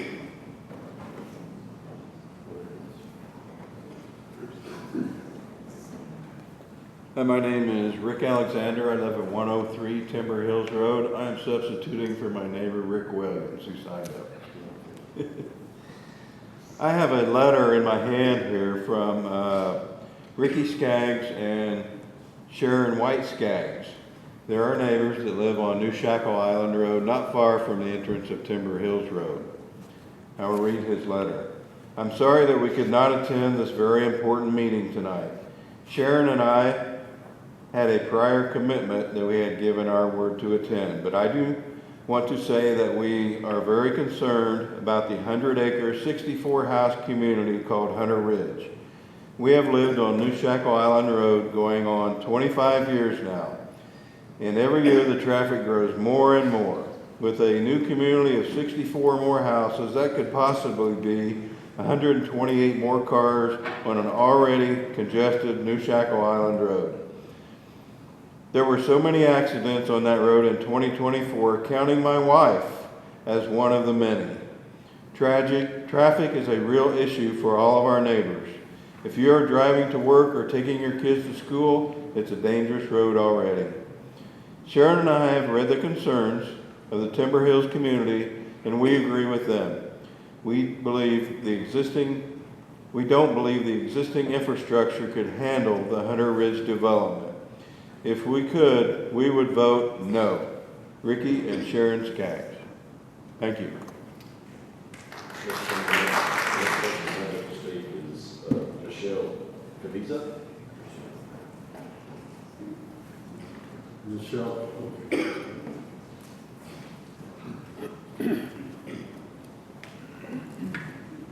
Good evening. My name is Michelle Cabeza, and I live at 107 Timber Hills Road with my husband Neil and family. We are the newbies on the block, having been there 4 years. While there are so many factors that contribute to the opposal of Hunter Ridge with an access road connecting to Timber Hills, I would like to address a specific and serious concern. Timber Hills, as its name suggests, is a 1-mile dead-end road with 34 homes. Each home is situated on a minimum of 3-acre wooded lots. The hills and curves on this road are part of what makes this community a unique, quiet slice of paradise, a true rarity, especially in Hendersonville. It is picturesque yet challenging, as dodging deer, turkey, turtles, and even neighbors just out walking their dog is an everyday way of life. Visibility is impaired even on a clear day. Nighttime and bad weather add to this challenge. Winter snow and ice literally lock us in. Fortunately, Timber Hills Road is typically only traveled by the residents who live on the road and have adapted to travel the roads in a safe manner. However, that will not be the case given an extra hundreds of cars per day traveling Timber Hills Road. Timber Hills Road is not even wide enough for a center line, and it will not be able to handle an influx of traffic in a safe manner. Add to that, as soon as someone figures out how to cut through Timber Hills to avoid New Shekel traffic, our quiet, narrow road will soon turn to a busy and dangerous throughway. By the way, our FedEx and Amazon drivers struggle with our road as well. Now, you may have all been presented with numerous research and numbers and reports and statistics. that looks glamorous to meet approval. But with all due respect, I question the accuracy. It may all look good on paper, but I invite you to take a drive on our road and see for yourself. I fear for the safety of anyone traveling our road if Timber Hills becomes a throughway. And just on another note, there are currently approximately 530 active homes for sale in Hendersonville. 162 of those homes are within a 2 to 3 mile radius of Timber Hills Road. So, and with new developments already in progress, why do we need more development in an already congested area? So I am also asking for a deferral at the least, and please reconsider. Thank you. Thank you. Mr. Chairman, Daniel Irwin. Daniel Irwin.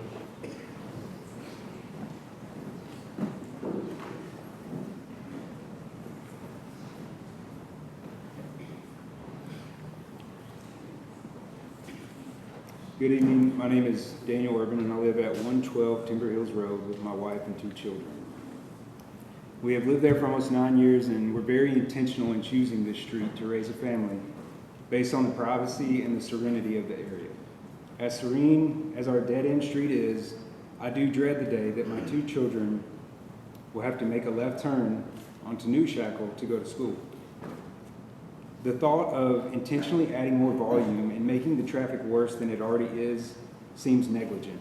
And to discover tonight that the traffic study didn't even include the intersection that causes most of the traffic definitely confirms that even more. I know for a fact that there have been at least 50 motor vehicle accidents in the 1 mile stretch from 812 New Shackle to the intersection with New Shackle and Long Hollow Pike in the last 3 years. Does adding 660 additional daily trips to the area seem like the right thing to do? I was a firefighter for the city of Hendersonville from 2014 to earlier this year. I am very well acquainted with the issue of driving emergency traffic on New Shackle, as some of my neighbors have mentioned. I have personally driven emergency traffic on the road. And although that area is in the county, sometimes HFD, Hendersonville Fire Department, would respond to incidents whenever Shackle Island Fire could not respond to the situation because nobody answered the call, or if the incident overwhelmed their capacity and resources. If the emergency services in this area already have complications responding to incidents for the current level of homes, is it really the right thing to do to add more homes? My request to the board is that you come to our street, you drive through and experience the beauty, but also the frustrations of trying to pull out at peak traffic times. Please do this before you make a decision impacting so many of your constituents' lives in the Shackle Island area. Mr. Gentry, in a recent podcast, you stated that you have a mantra of how you try to conduct business, to just do the right thing. And I'm asking you, do you feel like this is the right thing to do? You stated at the community meeting that it is more cost-effective for you to connect to Timber Hills Road. However, you told the news in a statement that you are being required to connect to Timber Hills Road. So which is it? Who's requiring that? Is it the profit margin that's requiring the connection to Timber Hills Road? You have stated that you also love to solve problems and bring value, but is this a problem that really needs to be solved, or is it just trying to fit a square into a round hole? I ask that you deny this project. Thank you.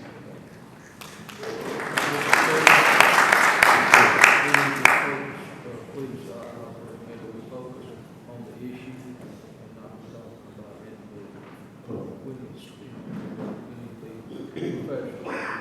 Yes, there's a protocol that we don't call out names when we're discussing, so if you could stop doing that, that would be great. We're focusing on issues, not on people. And just to reiterate that the Robert's rules and our bylaws, I believe they require comment to be directed to the chair. So we don't need the comment to be allowed. Mr. Chairman, the next person signed up to speak is Kevin Wilker.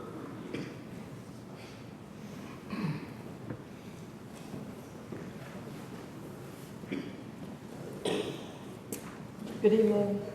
My name is Kelly Welker. I'm at 122 Timber Hills Drive. I'm with the SaveTimberHills.com group. I am a resident that is directly affected by the Hunter Ridge proposed development. While I have many concerns, what I want to address tonight is the traffic and particularly the safety concerns if this development is to feed traffic from the development onto Timber Hills Drive. Timber Hills Road is already struggling to adequately serve the 35 or so homes that have been there since the 1980s. It is a dead-end street with no other outlet, and it was never designed to serve more than the current number of families who reside there. Adding a development with an additional 64 homes would overrun the road's capacity, creating significant safety and accessibility concerns. I'm deeply concerned about the ability for emergency vehicles to access residents living on the cul-de-sac, especially since the only access route to Timber Hills is via New Shackle Island Road, which we've all discussed tonight is already overburdened with traffic. Given that this is an older neighborhood, we are many residents who are older and are statistically more likely to require emergency services. Another emergency concern, which Daniel and others have highlighted, is the ability for firefighters to get to us in a timely manner. The Timber Hills community is densely wooded, and a fire could decimate our homes and put lives at risk if we're not in a situation where fire department could get to us quickly. These issues are compounded with a development that would triple the number of residents relying on Timber Hills and New Shackle Island Road. Ensuring the safety and well-being of all residents should be a top priority. And this proposed development raises serious concerns about emergency response times and accessibility. Your presenter tonight mentioned that there was no traffic study for Long Hollow and New Shackle. There have been numerous wrecks on New Shackle, as we've discussed tonight, and that is less than a mile away from Timber Hills Drive. In fact, last year, in 2023, Marshall Boyd, a county engineer, sent out a letter acknowledging, and now I am going to quote him in his letter, which I have here if you'd like to see it, that there are operational, performance, and facility capacity deficiencies at that intersection of Old Drake Creeks Road and New Shackle Island. I don't believe we should rely on a traffic study done by the developer. I think there needs to be more work on the safety issues at New Shackle. In closing, I strongly urge you to reject the proposed development.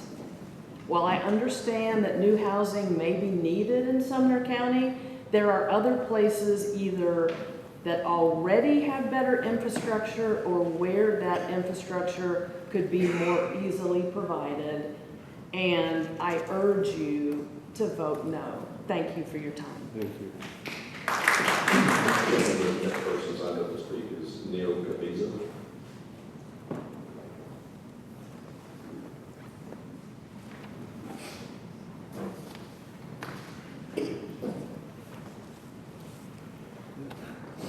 Good evening.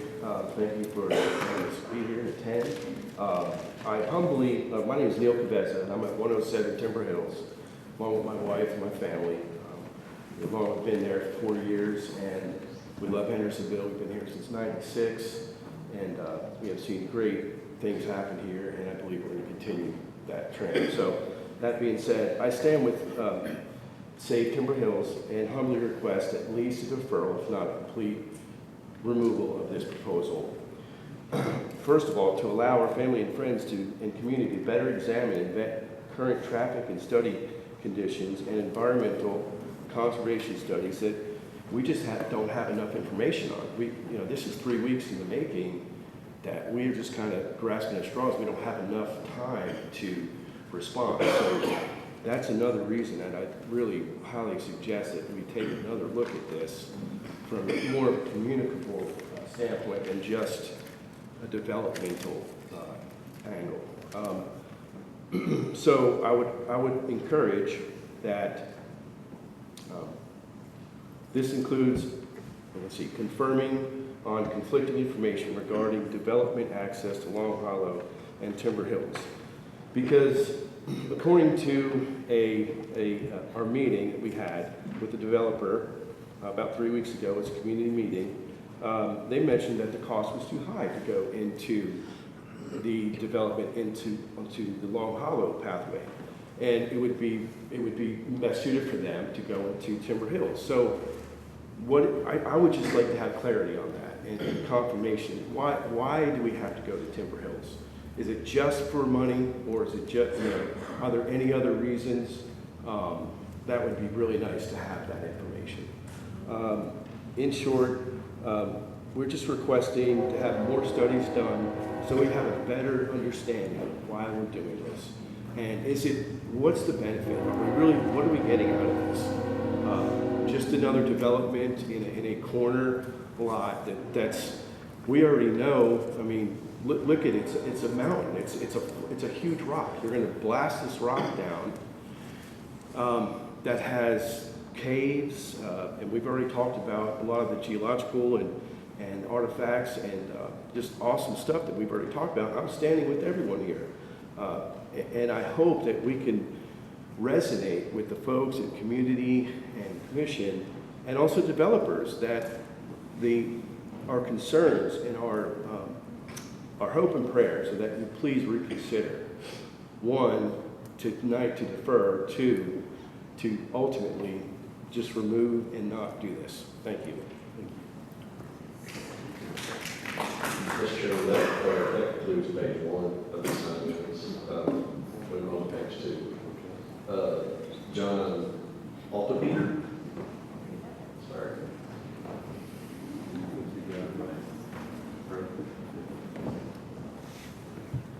I got my wife's name wrong. My name is John Altopeter. I'm of 115 timberhills.com. My company relocated my family in 2006, and after looking at over 20 houses in the Hendersonville area, we knew our forever home when we visited 115. Worst negotiating I ever did in my life, and I could not be happier about it. I know for a fact ours is not a unique story because I've talked to so many of our neighbors, and I'm going to read instead of speaking extemporaneously because I'm a salesman and I'll be here until midnight. So I apologize for not making eye contact. Of the many non-emotional and real issues around this proposed development, I'm limiting myself to 2 main issues tonight: traffic/infrastructure and potential entrance road off of our drive. Like many areas of our county, the intersection of Long Hollow and New Shackle continues to experience growing pains each passing day. We've watched the flow of traffic increase with each passing year as developments were built to the north and the east. What was an uneventful task of leaving home and returning has turned into what we have today. Rush hour traffic stretching from the Glenbrook Light all the way to Drake's Creek and all the way to Long Hollow. In the afternoons, even the exit ramps from 386 are clogged as we all drive single-digit mile per hour for the 2 miles to Timber Hills. Then we get to wait for a kind soul to let us turn left onto our own drive. Don't get me started with the Sunday church traffic when Long Hollow lets out either. Clearly our forefathers did not adequately pursue the future urban planning that would have helped us today. I'm not against new development, just not in places that are already beyond their reasonable capacity. I respectfully request additional traffic studies be completed and analyzed by TDOT or a third party without conflict of interest.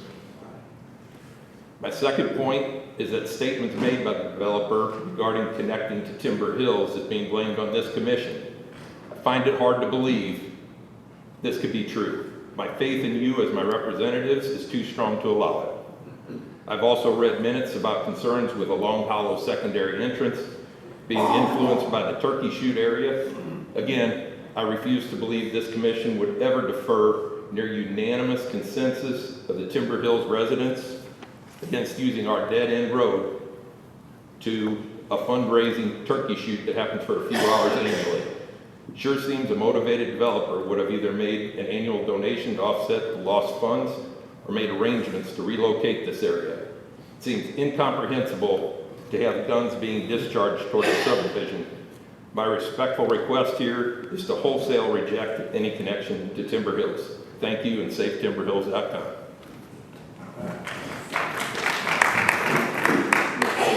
The person signed up to speak is Virginia Vick Welker.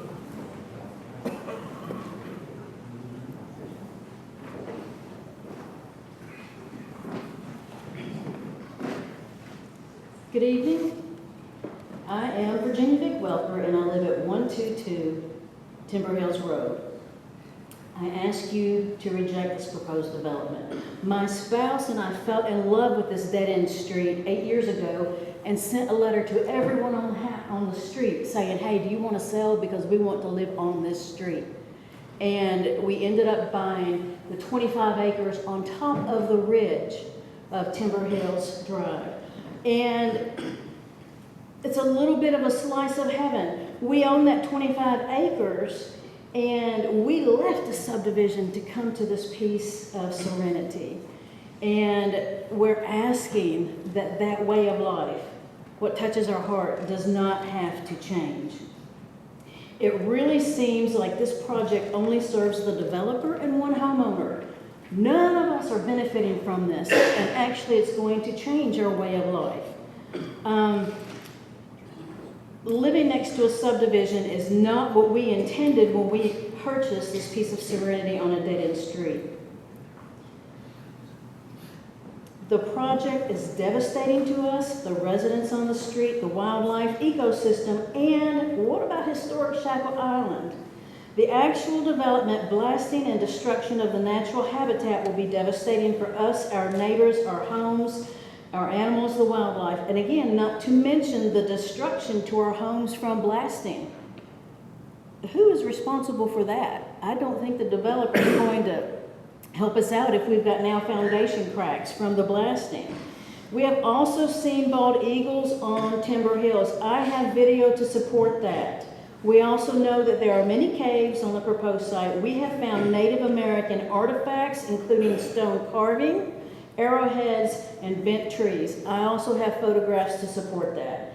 Has anyone from an official state agency investigated this area for protected wildlife, Native American artifacts, or the cave system, which may even itself be protected and not appropriate for a build site? Okay, so let's talk traffic one more time. We walk our animals on Timber Hills Road, which has no sidewalk and no shoulder. Putting more traffic on that already puts us at more of an increase, and hoping that people slow down. We already have enough trouble with the delivery trucks, hoping that they will slow down when we're walking our animals. In observing traffic this past Sunday from 10:45 a.m. until 1 p.m., I was out there. Traffic was nonstop, slow, backed up. Traffic in front of Timber Hills. It lasted over 2 hours. I also witnessed the driver almost get hit trying to turn left out of our street, and others, one of our folks in this room, with a long wait time of up to 1 minute and 45 seconds to pull out of our street. I have supporting video of these observations. I recognize this was church traffic, but there's also school traffic, rush hour traffic. Adding to this congestion, again, increases the risk of injury and accident to all the drivers in this area. I do have a proposal. I would love to see this land purchased by the state, city, or an appropriate entity so that we can preserve that to protect historic Shackle Island. I propose a nature sanctuary such as Radnor or Edmund Warner Park. This would be a win-win for the residents, the community, wildlife, and preserving historic Shackle Island, all who would have access to enjoy this beautiful area. I humbly ask that you hear us today. our concerns for our homes, safety, and serenity, I ask that you consider deferring or just voting no on this development, at least until proper studies can be reviewed for the caves, protected wildlife, and traffic impact. Thank you so much. To speak is Lloyd Andrews.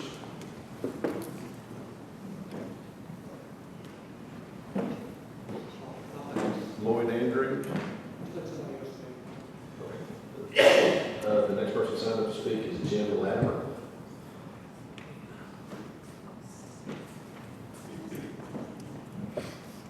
Thank you for allowing us to come here tonight and speak to y'all about something else from what I've been speaking to you about. But I'm going to approach this from a little bit different level. I've grown up in Shackle Island, lived there all my life. I come from the Shackle Island that had gravel roads, a feed mill, worship store, and the historic church, and a country school. That was all we had. People visited us, they said, y'all live way out in the sticks. Not just in the sticks, way out in the sticks right there. And that's changed in the years that we've had since then. That area has now become a crossroads for four growing and booming communities: Goodlettsville, Gallatin, White House, and Hendersonville. We're right there across in the middle, and cars come through there every day, and it's not getting any better. The Shackle Island community is a very historic community. There are people that have lived there since before statehood, that have lived back there, the frontier days, families that have come down through there. And the people that have moved there have joined us in their love for that community. We love the area that we live in, and we would like to see it maintain some semblance of what we grew up with, or what we moved to, or what we enjoy. We would prefer to see nothing on this property and it remain just a wild nature area.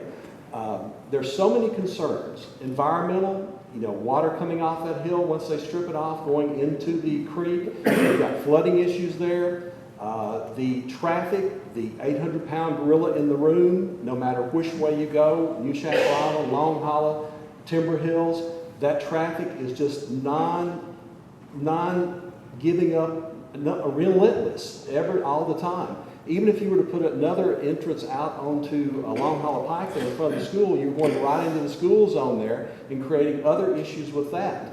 That hill is not going to go down easy. It's solid rock. There's cave structures all up in there. There's going to have to be a tremendous amount of leveling, grading, blasting to get that hill to where they can build the houses up in there. And I'll say we would prefer as a community to keep the historical Shackle Island community in some semblance of what it is now, and not have a development right in the middle of it, which would be in the worst possible place to have it right there on that corner with roads circulating on each side of it. Thank you. The next person signed up to speak is Brent Winter.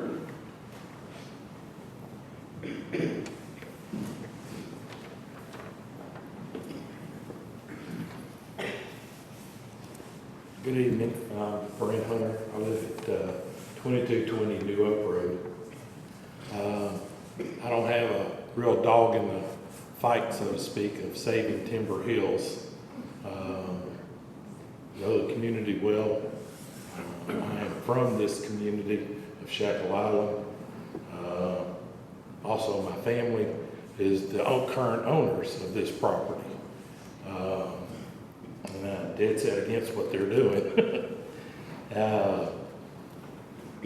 There's been a lot of talk tonight about the cave system, and I know you don't want to be repetitive about that.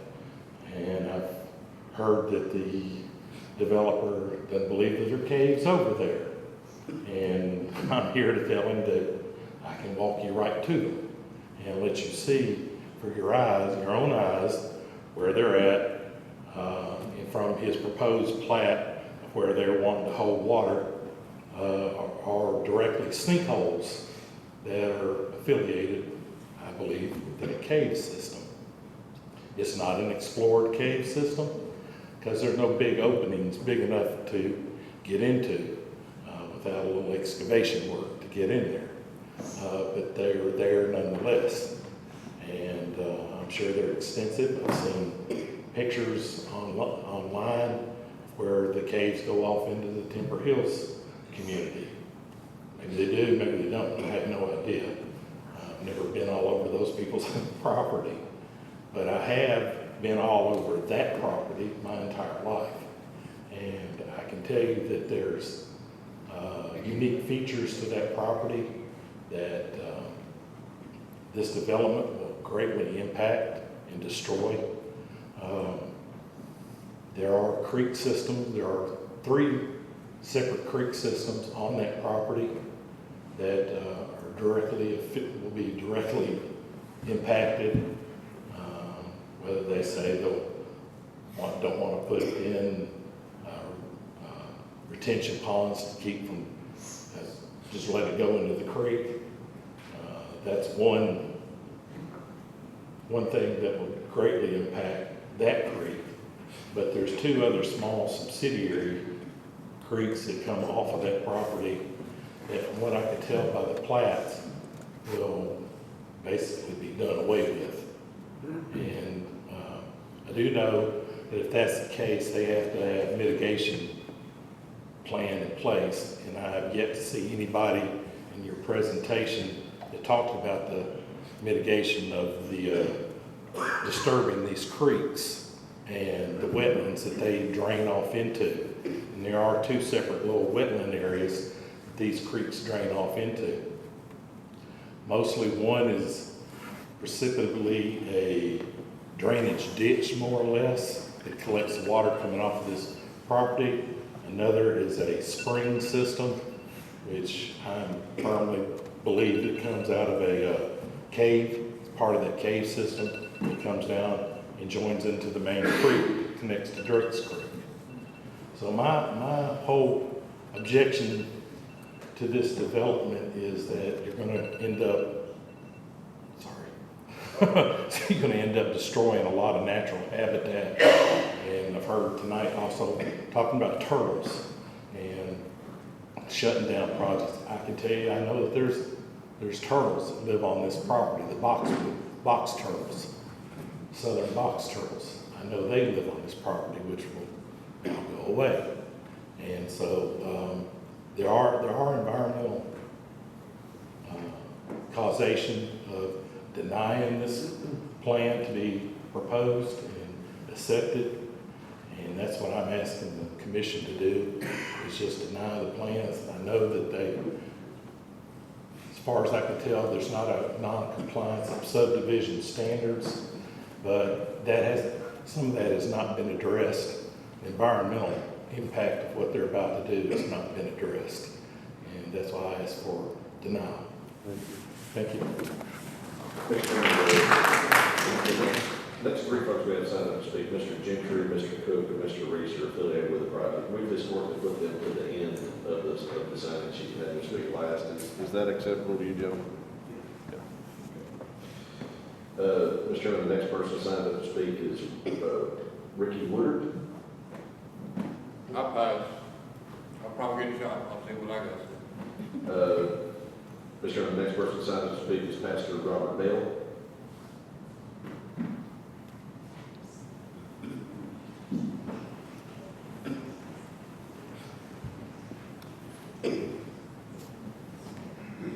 Pastor Robert Bell. I am the pastor of the St. John Baptist Church there on New Shackle Island Road. I have pastored there for 40 years. The church has been in existence for 153 years. And in the years that I've been there, I've seen so much develop around us. And tonight, I just want you to know, as being a pillar of this community, the Lord has, and I'm backing up, I'm not putting God into this.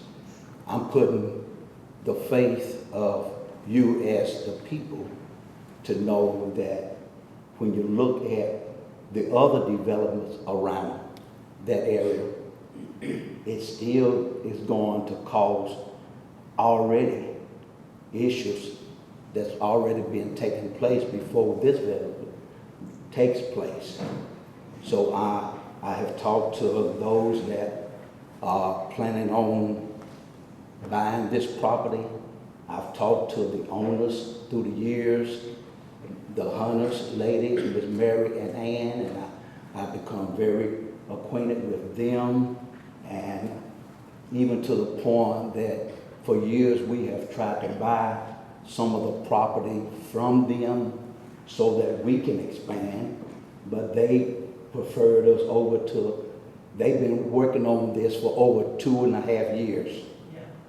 And now I feel that in order for me to stand here tonight to say that I feel comfortable with these men that is talking about developing it, to know that they are faithful men as well, and they have lived in this community their whole life as well. So I just want it on record tonight that St. John Baptist Church will continue to be St. John Baptist Church. Amen.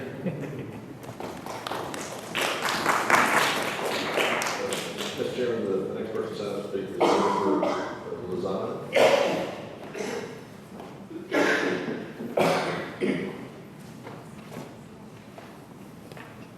Good evening.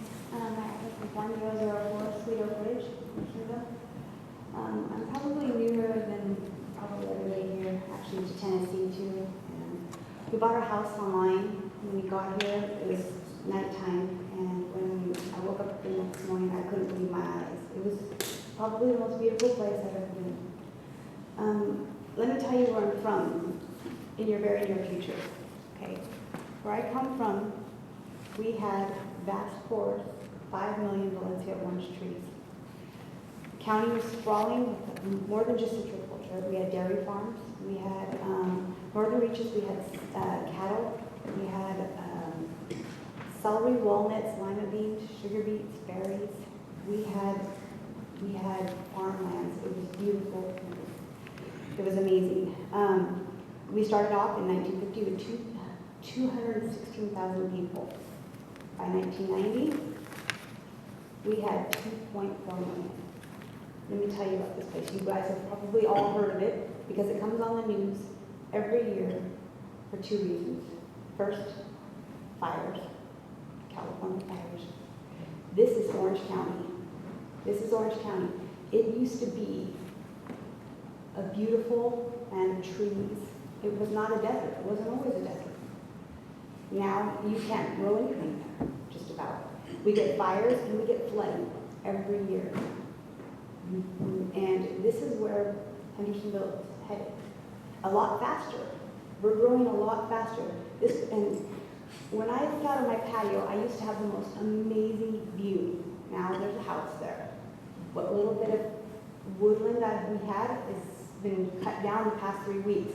My house is shook every day from falling trees. And my heart breaks because I actually have a PTSD, but this is where I'm going back to. People don't move to Hendersonville because they want to see tract homes or cookie cutter houses or be stuck in traffic for 3 hours. They don't want to see it. They come here because it's unique, it's beautiful. You see deer, I've seen animals I've never seen in real life before here. Just in our little, we come up New Hope between Tyler Springs up to Weeping Willow, just in that little space, I've seen 5 dead baby fawn this year. Never before have I seen dead baby fawn. And let me tell you why, because they've cut the canopies back. The streams that used to go along the sides have been dried out all year. So they're crossing back and forth for water. Okay, cement, when you pave, too much cement and pavement will cause overheating. So we had a drought this year, November 8, 2024. Middle Tennessee had an abnormally dry, 3/4 of the region in a drought this year. Okay, it's because of the trees. It's because of the excessive pavement. Okay, the excessive pavement contributes to flooding because it reduces water absorption. The increase of urban heat, island effect through the heat retention, disrupting natural water flow, damaging surrounding ecosystems, and accelerating the deterioration of existing infrastructure through increased runoff and pollution from roadways. That's what's happening. And it's happening fast, just in the 5 years that I've been here. I just really hope that this could be my forever home and keep it the way it is. As we speak right now, on Main Street at the City Hall, they are having a meeting just like this one to discuss a development on Long Hollow and against Blaze Road of 290 plus houses. That will also affect the traffic that comes down Long Hollow to Beach. This morning, I sat in traffic going down Tyree Springs to New Shackle for 40 minutes, which normally takes me 20 minutes to get to work. It took me 40 minutes this morning, all the way back to Daniel Street. So I'm just hoping that you consider this and leave Hendersonville as beautiful as it is. Thank you.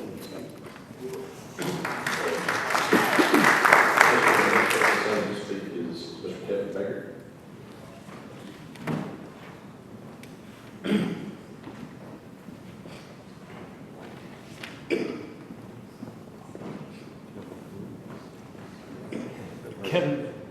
Kevin Baker, 424 AB Road. You already know that. Yeah, I don't live on Timber Hill Road, and I don't represent the turtles or the articles. I represent the citizens of Sumner County. By all accounts, Gallatin, Hendersonville, Portland, Westmoreland have all had to raise their taxes recently because of growth.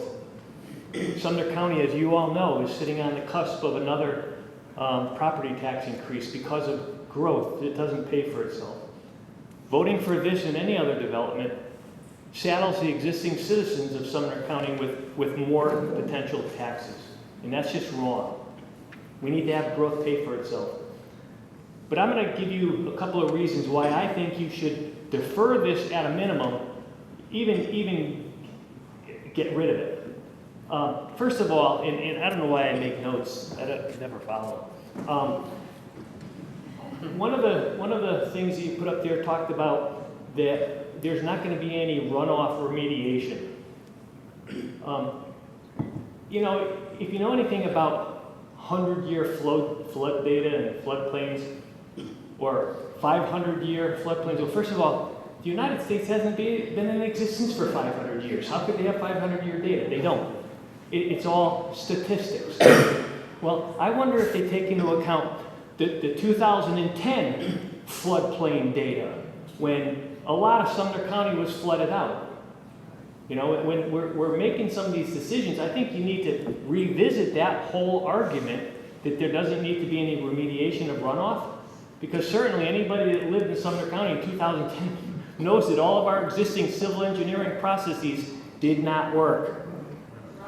Okay? The second thing is this, and you all have lived through this too, and some of the people here, our traffic studies are ridiculous. Just look at off of Wolfpack Way that we did for the schools, and what kind of traffic. How about the roundabout that we're going to have to fund? We need to take second looks at it. And that's why I say defer this until you can do those second looks, or throw it out and listen to what these people want to do. But that's all I have to say. Thanks a lot.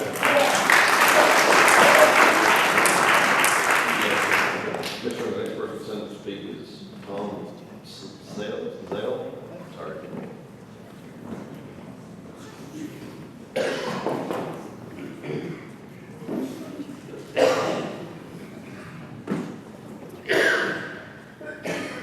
Good evening.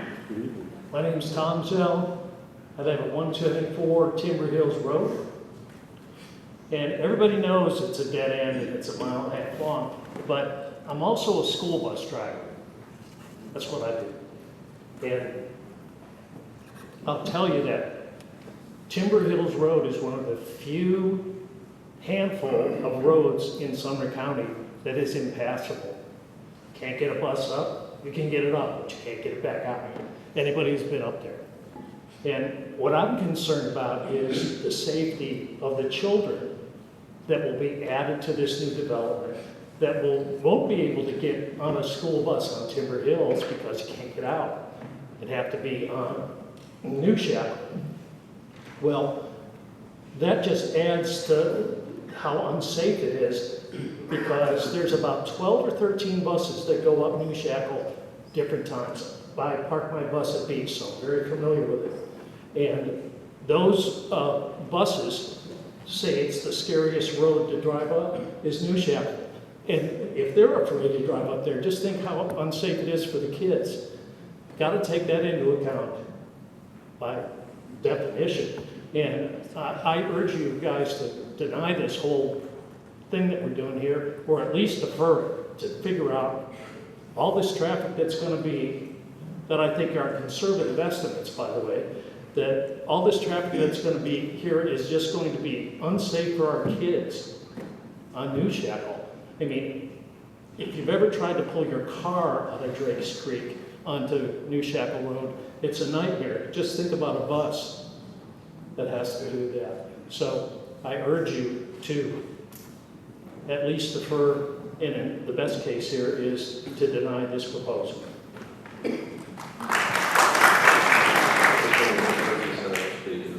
Rebecca, is it Fedora? Rebecca Fedora?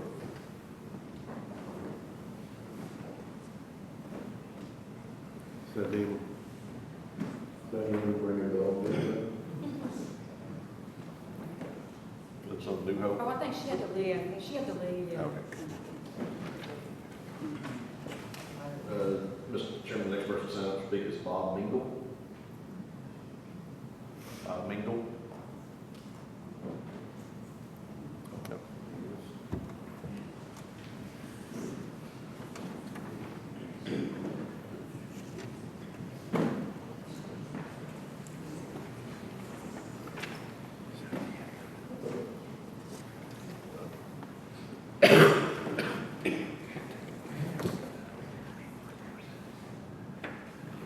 Hello, I'm Bob Mingle. I live at 100 Timber Hills Drive, on, just off of Shackle Island on the corner.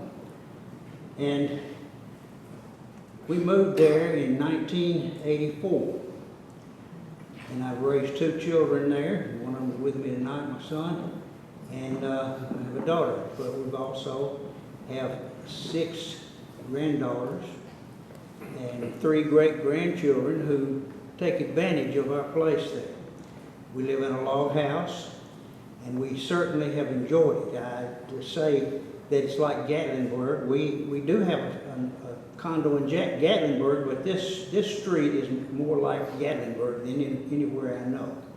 I just feel like that the traffic thing is one of the big problems there. There's hardly a week that goes by and we don't have wrecks there right up on where the curve comes from Long Hollow Pike, that comes past our house and goes on up, and then there's another curve where you turn off at Drake's Creek Road. And most of the wrecks that we have occur right in that area, from my house up to Drake's Creek Road. And a lot of people, since we've lived there, have been killed in that very vicinity there. So that is one of the things that I'm concerned about. But I live right there on the corner where I can see most of this going on, and I see the traffic that piles up there every day. When I first moved out there, I could get from my house to Gallatin Road in no time flat, but I can't anymore. In fact, there are times when I dread to get out of my lot there on Timber Hills. I'd rather stay home because there's so much traffic. But not only is there a lot of traffic, it's dangerous out there. But I'm against this whole thing. I'm against a road going through to our Timber Hills Road, because we have enough traffic going up and down there with just the people that live on that road and the people that are coming to them from family visits or friends or whatever. But then you've got New Shackle Island too. So that would really cause a strain on our community there and on our street and our road. And I can just imagine how terrible that would be, trying to get out and go somewhere or to get back home when we get out. So those mainly are my concerns. and I am against this whole thing. Thank you. Mr. Chairman, the next person signed up to speak is Chris Stengel.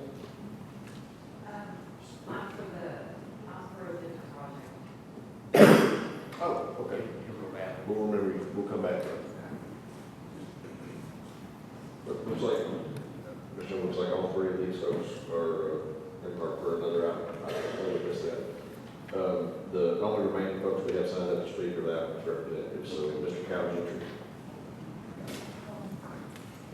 Mr. Sutton, I'm Sheila Allen, and I did not sign up. Could I speak before the Sure.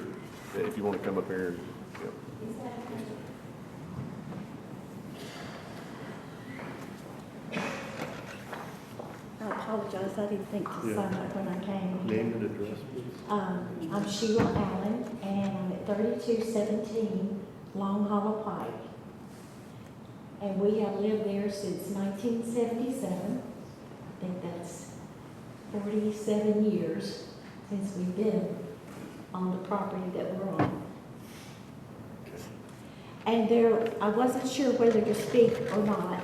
First of all, thank you for hearing me. This is my second time to appear before this commission in this matter. I was the one that came and spoke on behalf of these developers the last meeting that was had. But I've seen something here tonight.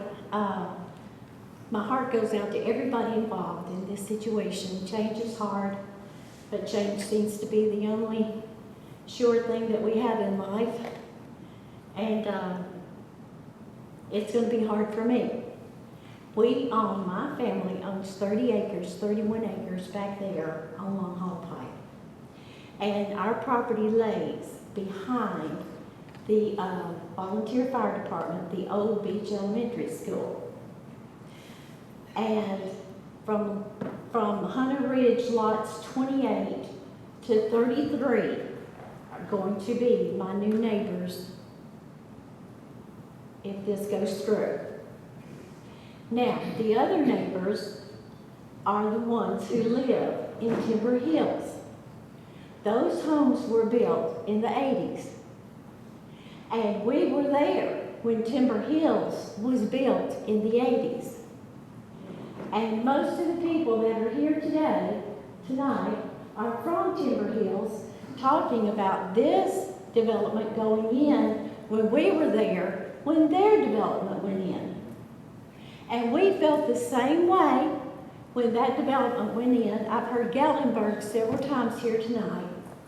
It's beautiful back there where I live. I wish every one of you could come and visit and just see where I get to live. It's gorgeous. Now, I do not know these people. They are my neighbors. I've never met them. I've never seen them. And that's what I like. Because I bought 30 acres back there for the privacy. And when that development came in, we had the same concerns as a family that you all have now for Hunter Ridge. We heard blasting. We were concerned about the water runoff coming over into our place because we're surrounded with hills. I live on the hill. There's a hill to the right. There's a hill in front of me, which is gorgeous. Okay, and then we have the place out to Long Hollow Pike. But everything went well. I do not see these people. I don't see your homes. I don't even see them in the wintertime. And that's what I like. And I doubt they see my home. That's what I'm trying to say when I talk about Hunter Ridge. There's been a statement made. If these guys don't do it, somebody's going to. At the last meeting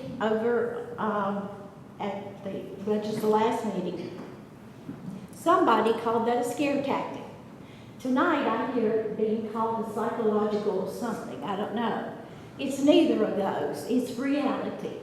And it's going to happen one of these days with some developer, some commission is going to happen and going to approve that.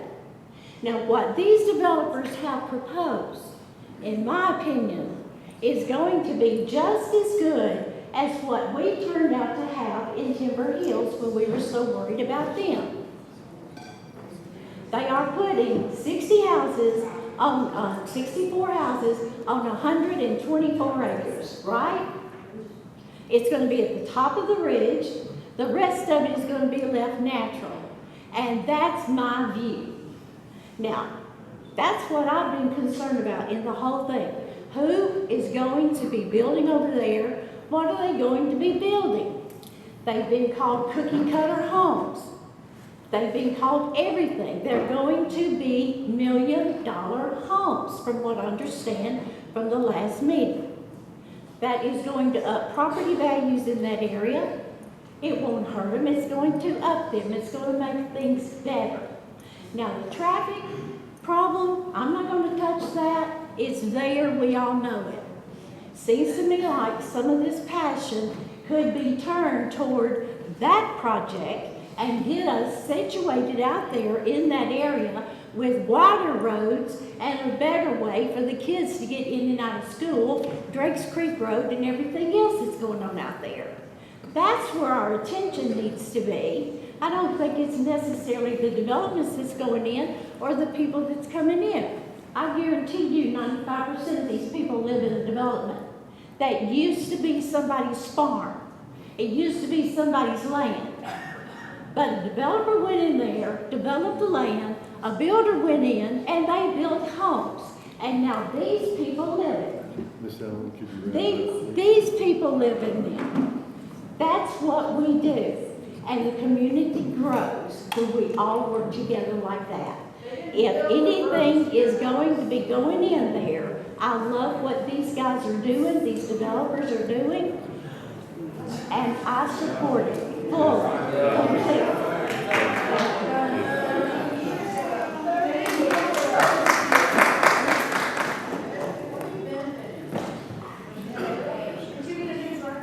Mr. Chairman, the next person signed up to speak is Mr. Kyle Gentry. David. May I just really briefly? Yes. Sure.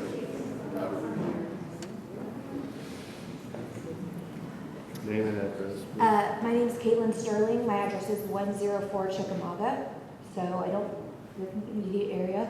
Oh God, I'm gonna be emotional. I'm sorry. I moved from a place that used to be like Hendersonville. My parents were up there. I went to the same school. I had the same teachers. Our family moved there. Years ago, it was oil field, orange groves. They did this to my home, and I had to leave. The schools were impacted. The crime went up like crazy. $1 million homes right up the hill from our house. People are paying $1 million, and there were people breaking into their homes. The schools were crazy impacted. Our roads had much better infrastructure than New Shackle. It was not one way each way. These were 3-lane roads already, and it was horrific. The traffic to get onto the freeway was awful. I understand the need to grow, but there's such better areas. Pulling off, you cannot make a left onto New Shackle. When we were looking at homes, we looked at a development off of New Shackle and closer down to the Glenbrook area. I am so glad we didn't buy there because there's one way in and one way out. And every time we go up New Shackle Road, I say to my husband, this is a liability. This is a danger. Trying to turn left off of any of those streets off of New Shackle Island to get somewhere. I have no idea how our first responders do it. I am telling you that it is a nightmare. And coming from somewhere that was a small, little, beautiful town that grew and had development after development after development. And what I'm seeing going on here in just the last 5 years we've been here breaks my heart. And that's why I came tonight, because I feel for these people. So please listen to them and listen to me when I tell you it might not seem like a big deal. 64 homes. It's a big deal, and it's a big deal with the infrastructure you have. It will not hold. Thank you.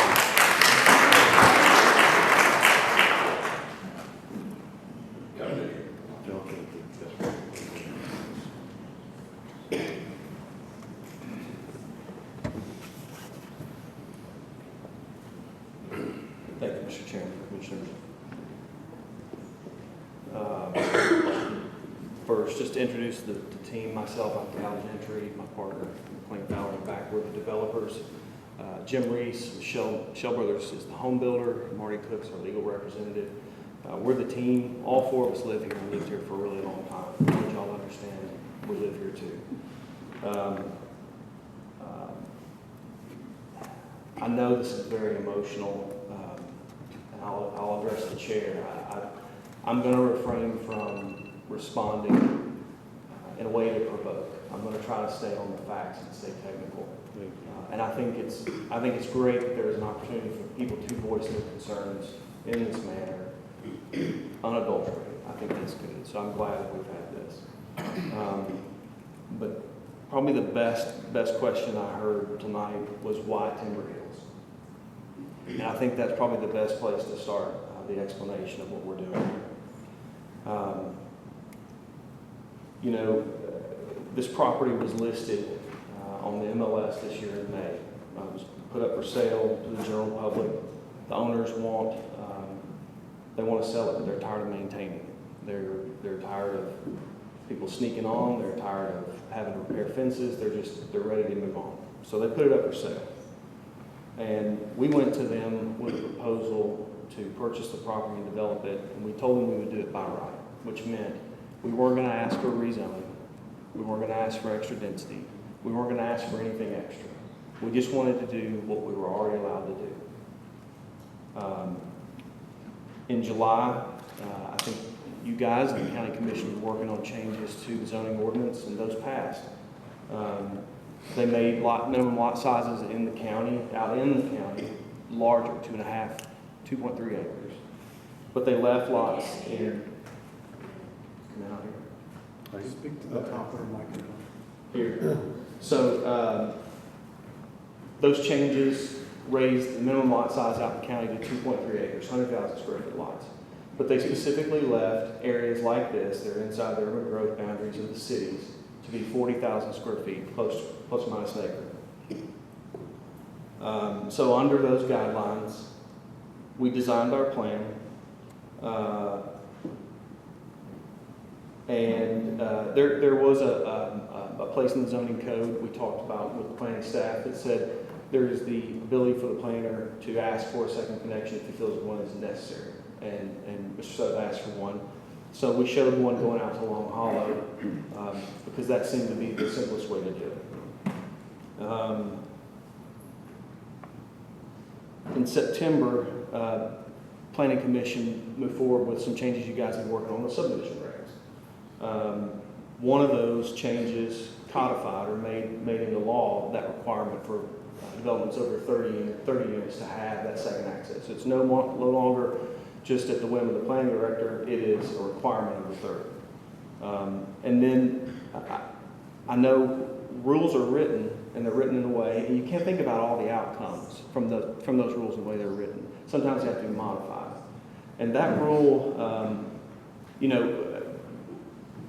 that rule was changed, further modified or clarified to say you couldn't have an emergency access. It needed to be a platted county road to county road standards, slopes, everything.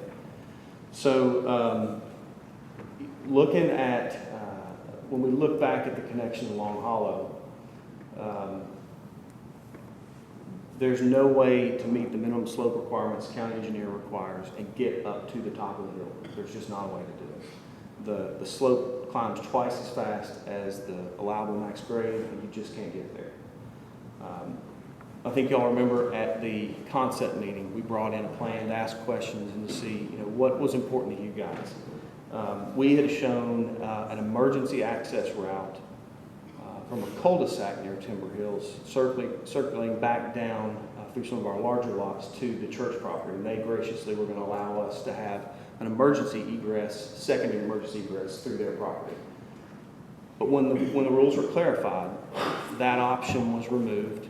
And we weren't thinking about anyone in particular. That's just, the option was removed. So at that point, the only physical location that we could make a second connection as required by the zoning ordinance was the Timber Hills.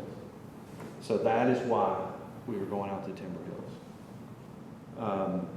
But what I do want to say is, we understand good planning.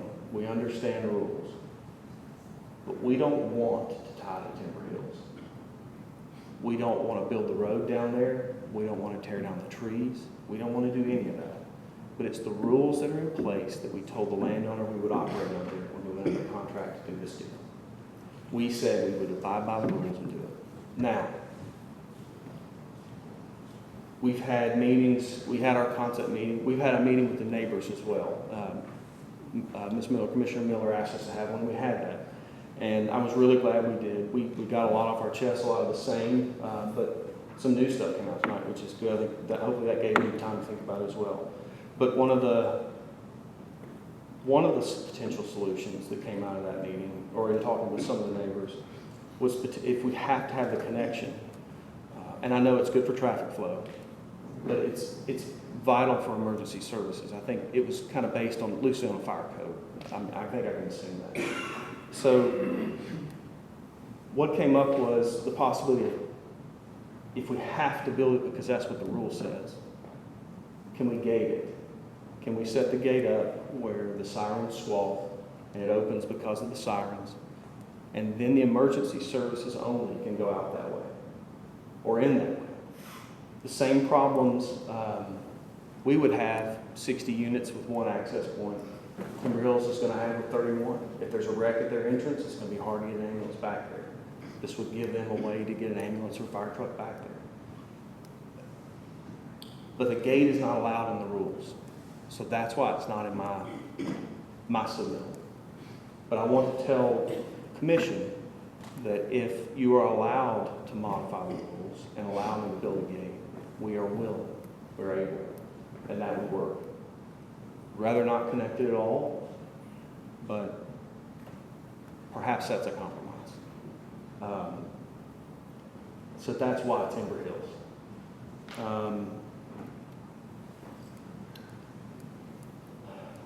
I do want to respond to some of the comments from the concept meeting we had. It's the same concerns that a lot of the neighbors here tonight had, traffic, and let's start with don't do it was one of the first things I heard, and I understand that's a choice, that's an option. For us, we're under contract to do this, we want to do it. The next was do it with as few lots as possible. Taking the connection back to Timber Hills did reduce the number of lots, but we still, we need lots on the roads that we build, but it did reduce the number of lots. So going that way, intended or not, it reduced the number of lots. Preserve trees, preserve as much as you can. Of the 114 acres we're developing, 50 of those acres are not going to be touched. They're behind preservation easements, they're outside of the building envelopes. So it's not quite half of the site, but it's 50 acres of 114. So we heard that comment, and we have easements that protect, preserve. It'll be in homeowner association docs that are not allowed to, other than if it's deadfall. So we're trying to protect, while it's not our responsibility to provide areas for wildlife, because the wildlife is on this site, because it can't be in other places that have already been developed. That will leave a large connected property for wildlife to still exist. It's not perfect, but it's almost half. Getting in, and then there were concerns with stormwater we talked about in that meeting. And getting into the stormwater report, Mr. Sutter, Basin A is everything that flows out to Long Hollow. And from an engineering standpoint, when you're that close to a creek of that size, and you slow down the water by detaining it, you push back the peak flow from your site, and it ends up aligning with the peak flow of the major tributary you're dumping into. So what we are saying is, from an engineering standpoint, the purpose of detention is not to cause those peaks to increase. By allowing the flow from this site in Basin A to leave and get through the culvert and into Drake's Creek before the flow from the tributary along Long Hollow gets there, we will actually reduce the impact, much like detention does in other areas. So that's what we're talking about in Basin A. In Basin B, that travels to Timber Hills, we've redirected quite a bit of that stormwater into Basin A. It is actually showing that we will discharge less flow to that Basin A towards Timber Hills and existing stormwater infrastructure there. Water quality standpoint, as small a pond as possible at the two entrances because they're at the bottoms of the hills. And anything, if those aren't adequate, we'll be able to do some individual things on the lots or in the open spaces. So handling water quality as well. Traffic. It was part of our concept meeting. It's been part of almost every person that came up here tonight, and we understand that. The traffic study does say that this development will generate about 660 trips, but it also says that it's anticipated that about 15% of those will travel towards Timber Hills. So it's not 660, it's not all of it. It is some. It will be traffic on Timber Hills if we make that connection. But it's anticipated to be 15%.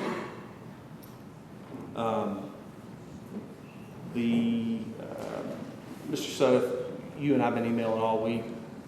Hey, help me understand this, help me understand that. And I apologize, we talked earlier tonight where my stormwater memo, or my TDOT memo, it ended up going to a different Josh, just by accident. Marshall, the county engineer, received it, has seen it. But what that study says is that at Long Hollow intersection, this development would add approximately, in the worst case, in the PMP, 29 additional vehicles. So because of that, because the 660 are measured over a 24-hour period, you have peaks, that was expected from the study that about 29 trips would go through. That's why the signal wasn't included in the study. But at the request of the county engineer, we evaluated the existing equipment, and in that letter it states that we found that the controller in place at that intersection is more than 20 years old. They don't make them anymore.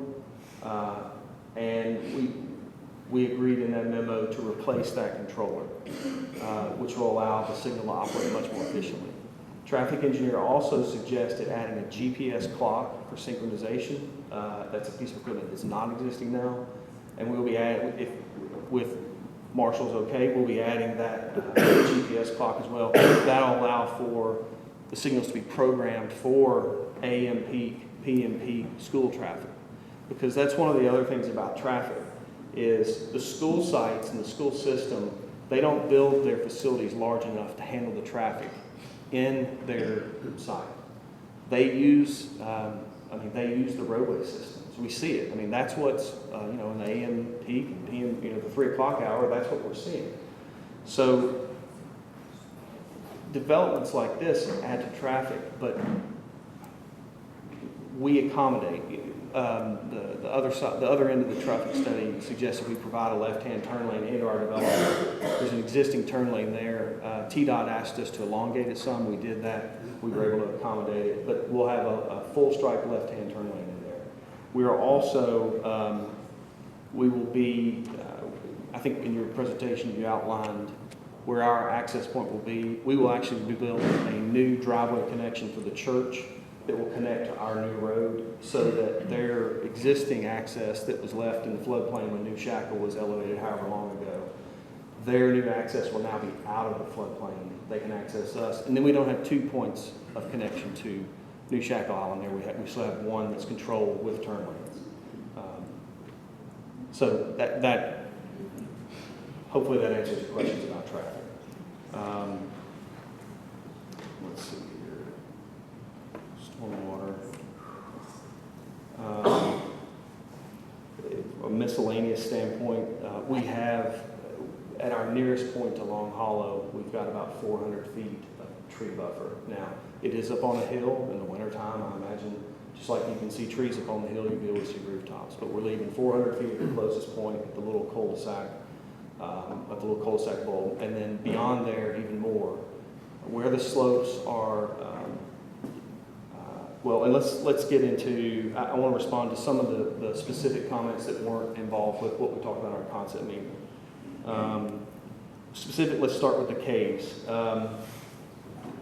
I spent hours walking this site, and I'm not saying I didn't miss one, but I saw, especially along the long haul frontage, lots of ledges. It's a karst feature. Tennessee is a karst area, meaning sinkholes. It's got a lot of limestone, things like that. That's a normal part of the topography and the geology around here that we develop through. But if there is a cave, I would love Mr. Hunter to show me, because I'm sure he knows where it is. But caves are defined as openings in which you can enter, and typically geologists say they're about 10 meters deep. Now, I think we all would say that something less than 10 meters would probably still be considered a cave. But I didn't find, in a multi-hour search, I didn't find more than ledges, outcrops, overhangs, and cracks. There are those. But on the face of the slopes where you expect to see them. We did find one sinkhole. It is outside of our development area, and it'll be protected with the stormwater requirements of the county, as shown in the civil plan. So, and then any others that we encounter or that open up, there's a standard T-deck detail for repair or getting around those. So we'll adhere to that.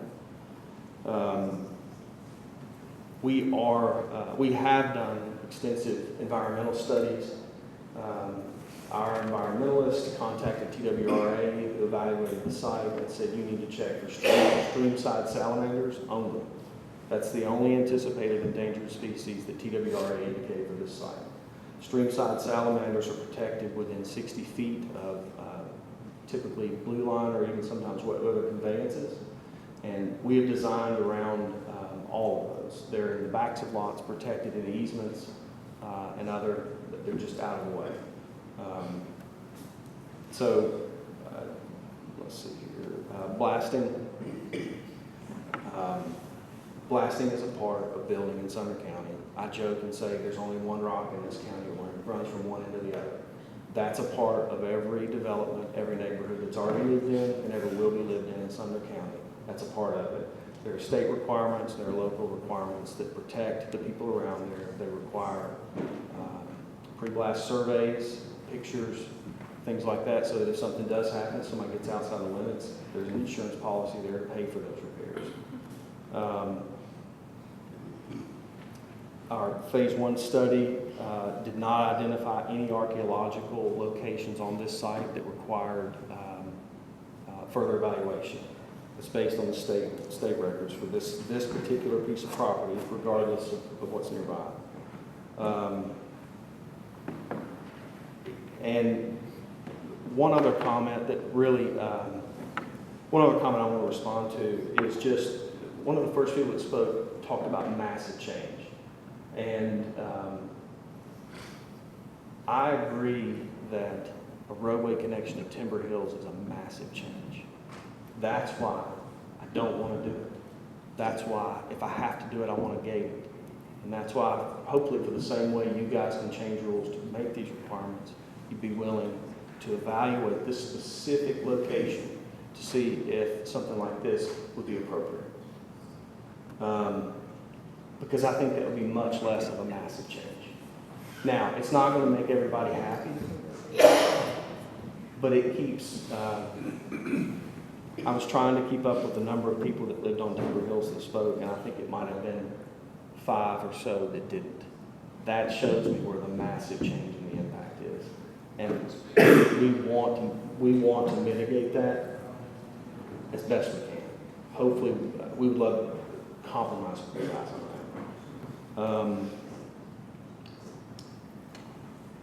I apologize.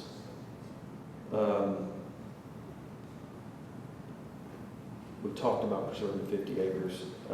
Look, just in closing, we're developing this site at just a little over half of the allowed density, meaning you guys, when you changed the rules, said we allow this much density on this 114 acre piece, and we're doing pretty close to half, slightly over. So we feel like we're being pretty responsible in developing under the current rule system, but also not taking advantage of those rules.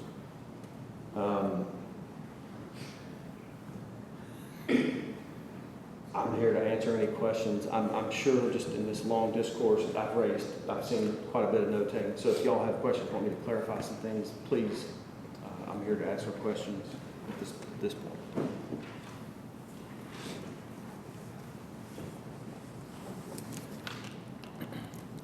Questions from the commission?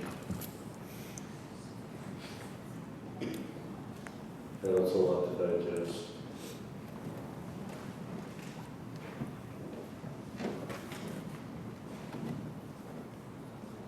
Go ahead, Mr. Straw.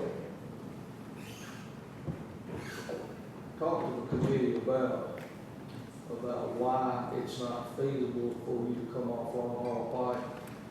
You explained about coming off the backside like this print here, but talk to us a little bit about what you, I believe you were talking about the slope, is that correct? Yes, sir.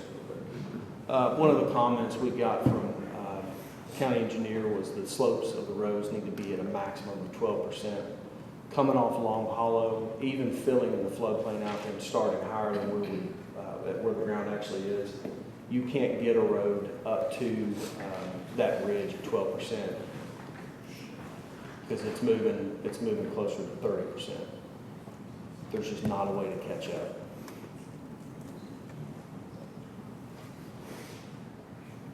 Have you taken a look at coming off Long Haul Pike down parallel to the existing, I believe her name is, I've got her in there somewhere. Give me just a second, I'm sorry. Miss Sheila Allen, her driveway that encroaches, or excuse me, the driveway encroaches over on the existing survey. Have you taken a look at coming off that parallel with that road as a secondary access? Yes, sir. There's only 20 feet of access of width through there, and so we can't get a 50-foot standard right away. There's just not enough room to build a road through the existing land without, there's just not enough room. And it's not her property that needs to be bought. It's not her property that would add to the 20 feet to make it usable.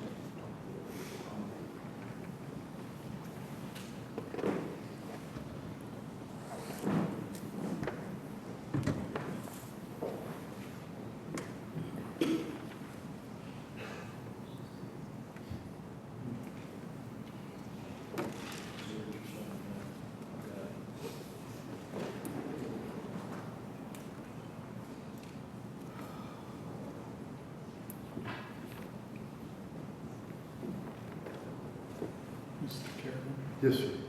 Questions? Go ahead, Mr. Belcher. First, a point of clarification. Excuse me. I've seen on the documents submitted 124 acres and I've seen 114, which is correct. So we are developing 114 acres. That includes the piece coming off Timber Hills, but it excludes a 15-acre tract along Long Hollow Pike.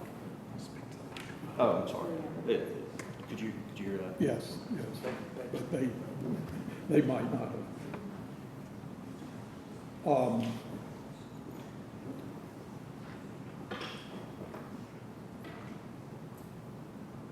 I'm really struggling with the traffic study.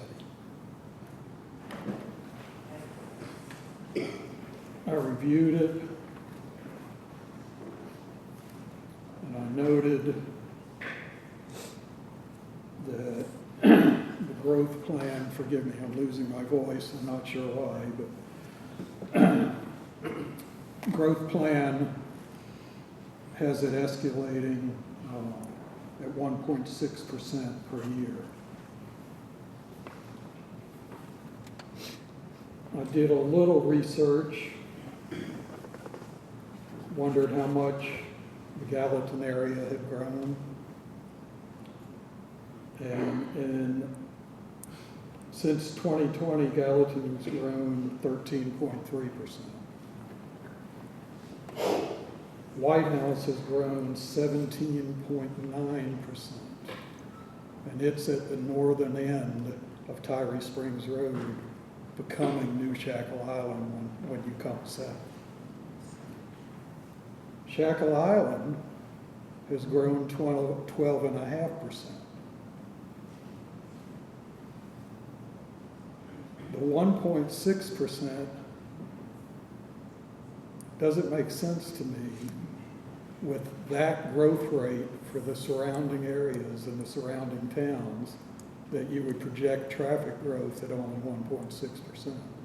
And the 1.6% traffic growth has the classification, I might not be using the right term, but it showed that the traffic classification right now is a Class C, A being the best, F being the worst, for timing to access New Shackle.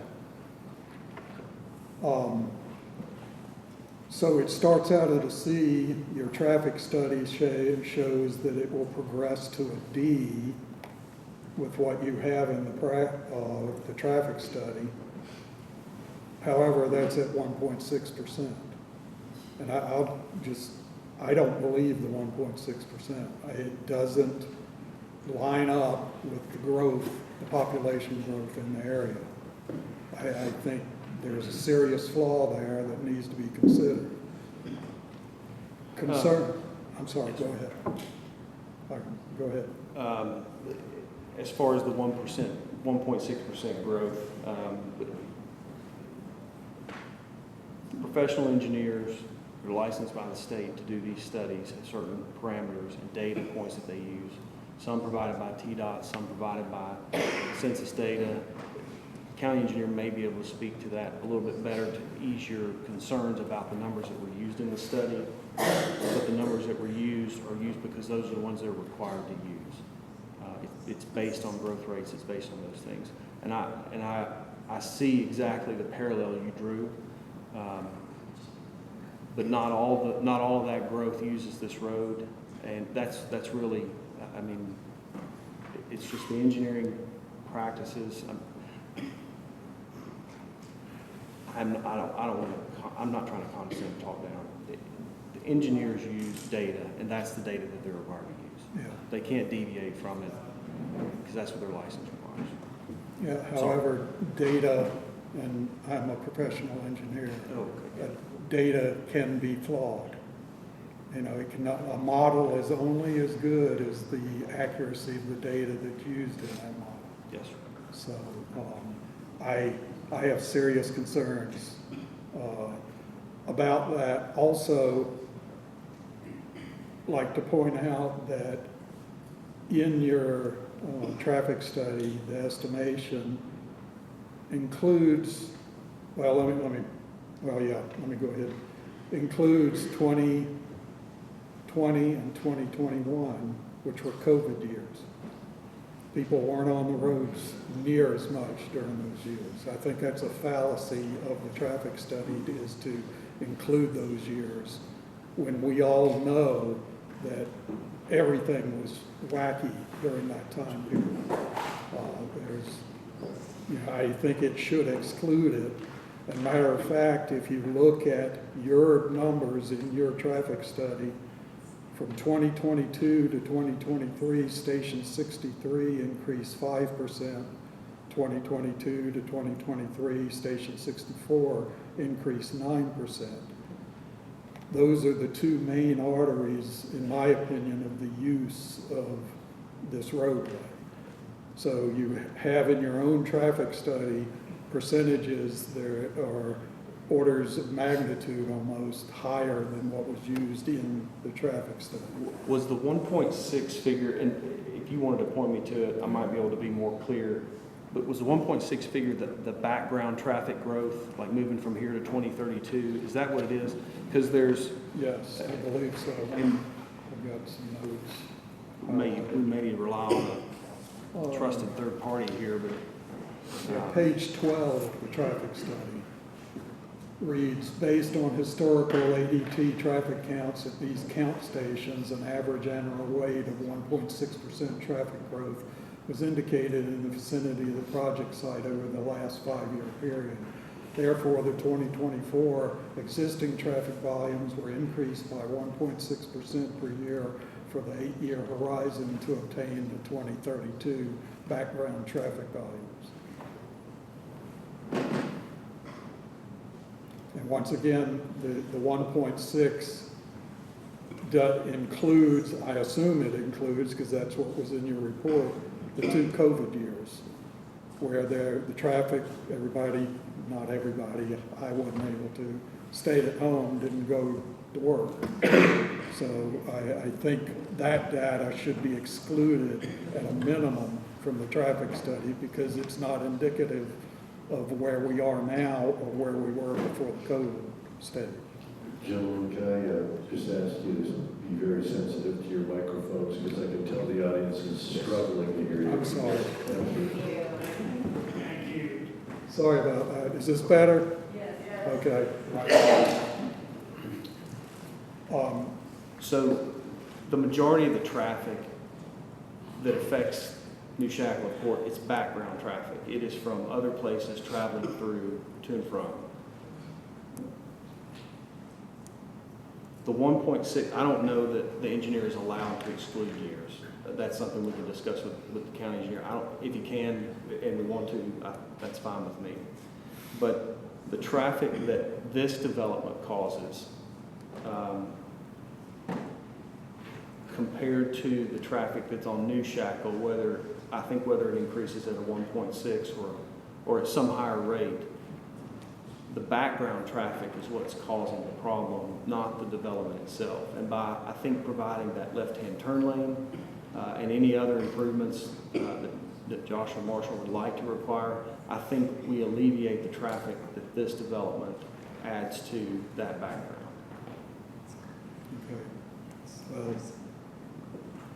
Okay. You're adding to, by your own words, you're adding, your development is not, let me paraphrase and correct me if you disagree, most of the traffic is existing and this development's adding a small percentage to that. Yes, sir. Okay. So we all know that most of the traffic that is existing is causing problems already. My fear is, once again, with the addition of this, you're going from a C level to a D. If you include what I believe should be a higher percentage rate, it's probably going to drop to an F. I don't know what the requirements are if you're at an F level as to what is required other than the left turning lane that you've cited in the traffic report. So that's one of my major concerns with this development. And speaking of the turning lane, and maybe you have, I've been through this intersection hundreds of times. I live nearby, have to go through it on occasion. I avoid it whenever I can. But I tell you what I think is going to happen with that turning lane. You guys are going to extend it, as I understand, a little bit to the south to get that 100 feet in that TDOT has asked for. In my experience, when I am traveling north on New Shackle and come to Long Hollow, as soon as anybody that is turning left can get in that center turning lane, they're going to get over there. And they're going to continue on up as far as they can to the intersection. During high traffic volumes, your turning lane's not going to exist because it's going to have cars in it that are waiting to turn at Long Hollow Pike and not turning into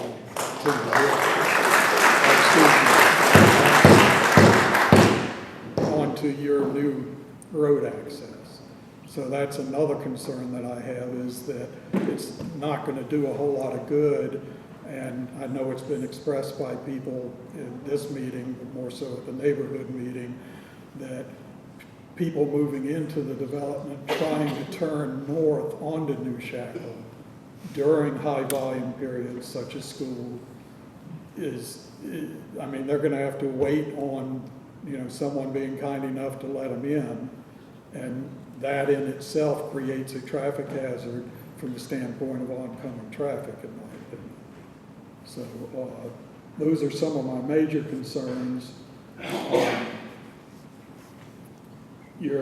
One of the drawings you've submitted, and maybe it's changed because you, as I understand, and I haven't had a chance to look at it, you submitted additional drawings just yesterday and maybe even today. But there's a note on one of the drawings that blasting is not going to occur. However, you just stated it's gonna occur. So that's either an error or... It was an error and it was corrected in the resubmittal. Yes, Okay, sir. okay. Oops, I missed something on the traffic. I'm gonna go as fast as I can, folks, and you guys scream at me if you want me to quit.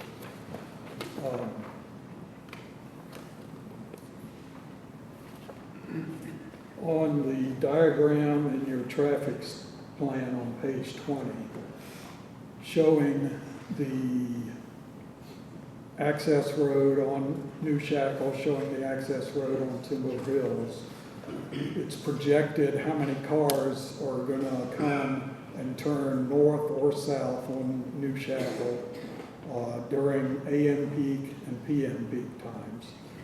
And the study shows 15 cars in the AM peak turning north, coming out of this development. That's 15 cars for a 63 or 64 lot development. That doesn't seem accurate to me. That seems a small percentage. And I know you heard this at the neighborhood meeting, this area is too close to the school to have school bus service, I believe.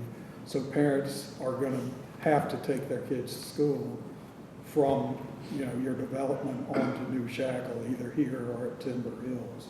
And like I said, the 15 cars during peak hour is only 23% of the lots. That just doesn't, I don't know what percentage it would be of the cars. I'm assuming it's probably 2 cars per household, so it would drop from there. So that gives me heartburn.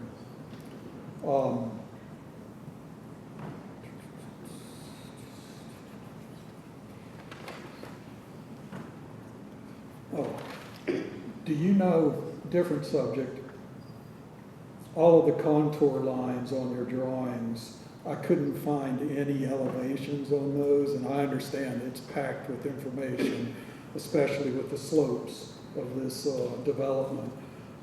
Do you know what the highest elevation point is on this property?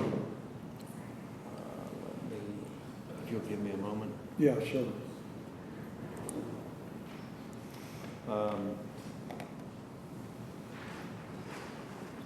This will be a magic trick if I can get. This will be a magic trick if I can get this pulled up. When we apply for availability from White House Utility District, they ask for that information, and then they determine what they can serve from that. And they've given us an elevation where we need to have all of our fire hydrants down to, and we were able to do that with the grading plan. So those requirements. Let me see if I can find the actual. Okay, well, that, to speed things up, that kind of answers my question. I noted that note. White House Utility noted that you cannot have anything above 690 feet. Yes, sir. I did a very loose estimate based on Google Earth, and there are areas that appear to coincide with part of your development. Matter of fact, part of one of the streets passing by that measured out at 750 feet. I don't know the accuracy of that. If you say, you've checked into it, that's fine, because my methodology was not scientific in nature. It was more informational, but that's a difference of 60 feet if that's accurate. And, to maintain, I think it's, White House was looking at maintaining 20 PSI at their hydrants, that's, the hydrants, there won't be any flow out of the hydrants with that extra 60 feet. That's an extra, 25 to 30 PSI. So the highest point on this site, if you look on the southern property line, there is a triangle that comes to almost a point. That's the highest point. And in that curve there, we will have what you'd see like on an interstate, like a pre-split rock wall that would be left there to make up some of that grade. I'm sorry. That's the worst of the cut, and then that back cul-de-sac is being dropped a certain distance to get back down to the 690. But it is, the engineering plans have accommodated that. Okay, so help me understand. So basically, you intend to install a retention wall then, so that the hydrant is lower than what the natural topography is? Is that what you're saying? We're going to grade the site. Part of it will be a retaining wall of sorts. It'll be a pre-split wall where the rock is left there, kind of like what you see on the interstate. That's in that corner, just getting around there, and then we immediately drop back down. If you can kind of see the topography on there, it drops back down very quickly from there. All right, well, that's something that I would encourage verification of.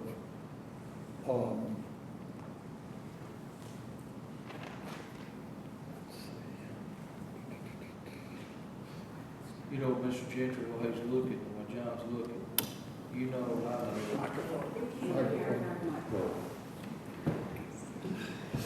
you know, the subject area that John's talking about is script. And not to be taken lightly as we discuss these things openly. But, you know, and I know that 20 PSI at the height, and then you got 2-story homes, 20 pounds ain't much, it's the state minimum. And I want to emphasize that. So, take a look at hard look at those numbers. I'm actually surprised that White House Utility District hadn't issued that in a letter that it's definitely capable. You feel comfortable that you've coordinated with White House on that? Yes, sir. I have an availability letter from the district engineer.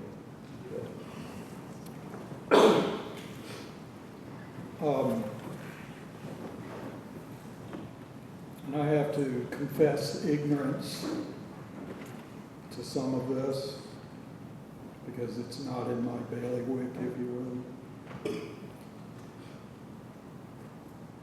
Tennessee has a drainage law.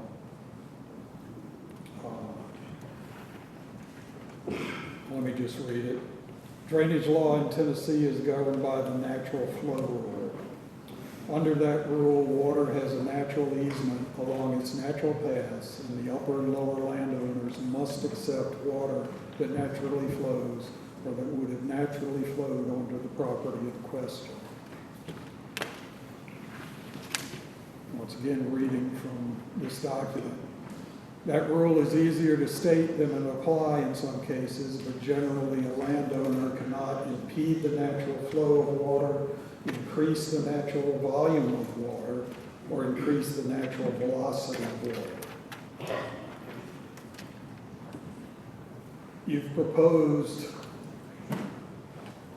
or asked for a waiver for the detention for the runoff that's going to be on the impermeable surfaces from there.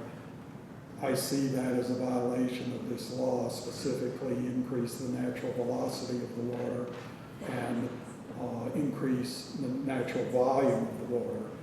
Because the water is passing over impermeable surface, it's not going to get absorbed. No percentage of it get absorbed.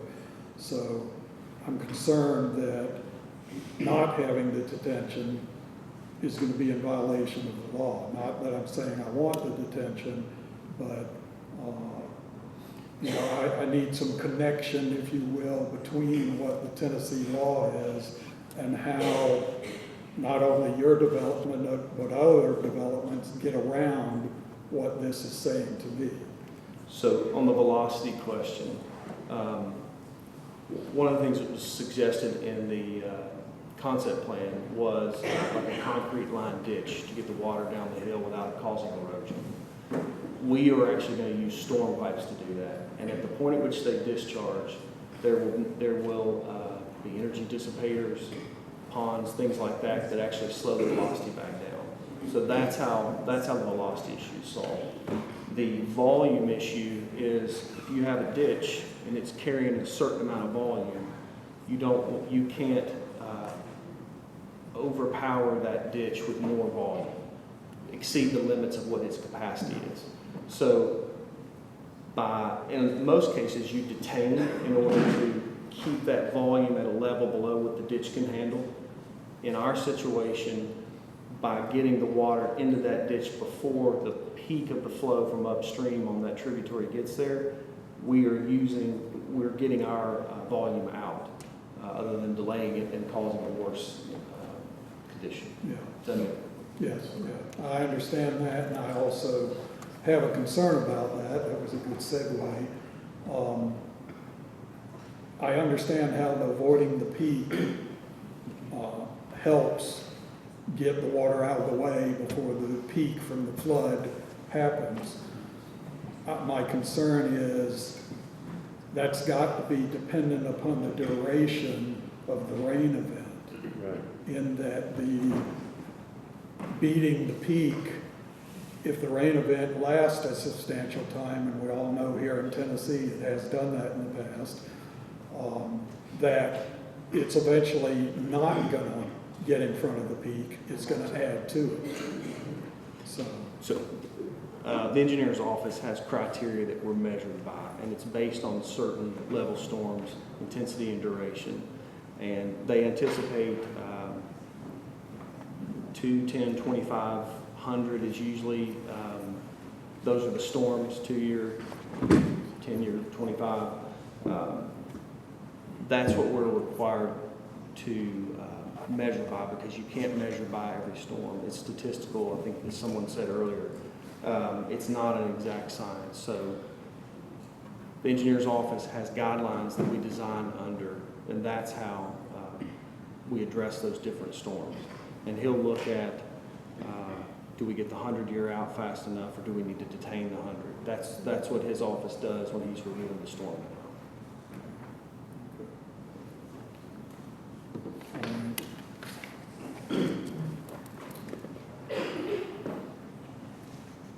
Somebody else has questions, and have all that. What John's looking at his notes real quick, we're going to change the subject just for a brief second. Let's go back to the entrances. You by self-proclamation, you said there's no road coming off on Hall Pike. I got that. And then the suggestion of coming off there, I didn't realize that the property didn't extend all the way there, adjacent to Miss Allen, so I understand that. I'm speaking for myself, and I think you agree with me through what you mentioned a minute ago. Timber Hills is not an option. And I think you agree with that, because you said that the issue is that the caveat to that, or to add to that, is the fact of a gate. Now, I heard you say a gate that's unlocked by emergency vehicles, but I have received prior guidance from our county attorney on another like issue in the recent past, is that allowing a locked gate to go across a private road, a public road, could potentially put the county in, have a liability. And I'd like for the county attorney's input on that right now, please. Yes, as we discussed a few months back, having a gate across a public right of way is a problematic from a legal standpoint. There might be some workarounds. I don't know. I can look into it more, but it is problematic from my point of view for the reason we discussed previously, which I don't have in front of me right now. I don't recall. And I appreciate that comment. And the reason I ask for that is that, and I'm speaking for myself, it's very difficult for me to recommend approval for anything that would put the county at a liability. I just can't do that. But I think we all agree that, I think me and you agree that Timber Hills is not a good option. It's not you. It is not preferred, no. It's not preferred. Okay. And so we come to the great question. We know we have one entrance and one exit. We have to have two. And I'll end that discussion with that.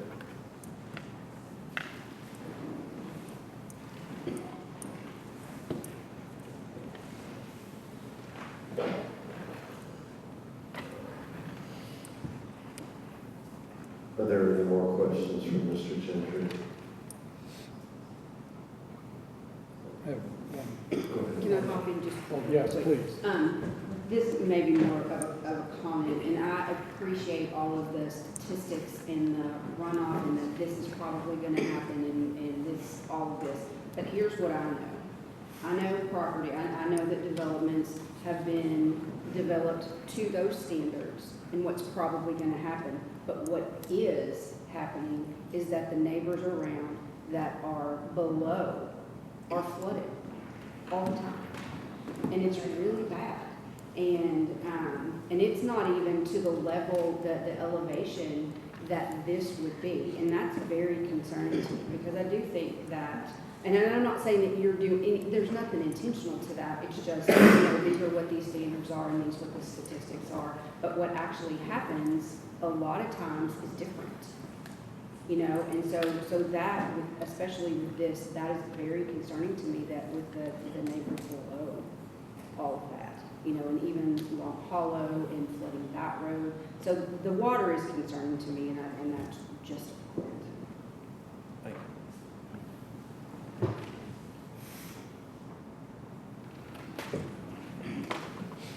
I'm sorry. Could you repeat what the list of the studies, we're not talking about traffic, talking about environmental, geotechnical, things of that nature, what reports you have had done by consultants? The phase 1 environmental, which it looks at hazardous materials, historical issues on properties, such as archaeological issues. That's been completed. We have done hydrologic determination to identify streams, wet weather conveyances, wetlands, things of that nature, and also endangered species evaluation based on TWRA's direction. Okay. But no geotechnical reports on the ground doing borings or anything of that nature? No, sir. When we do geotechnical reports, it's to find out typically if there is rock, and if so, at what depth. And on this property, it's readily apparent, so it was unnecessary to do that. Okay. But at the same time, borings would tell you where voids are and how deep those voids are, correct? If you hit them, yes, sir. I mean, you're talking about snaking channels at unknown depths. That's not what a geotechnical study, as it relates to land development, would typically be used for. Well, my exposure is more for industrial projects where you're putting large, heavy items in an area of land, and you want to make sure it doesn't sink. But the borings provides that type of information, and it also provides voids that are there. You pull the sample out, and if it was a 30-foot deep hole, and you only got 10 feet of material, that tells you that you hit some voids. Yeah.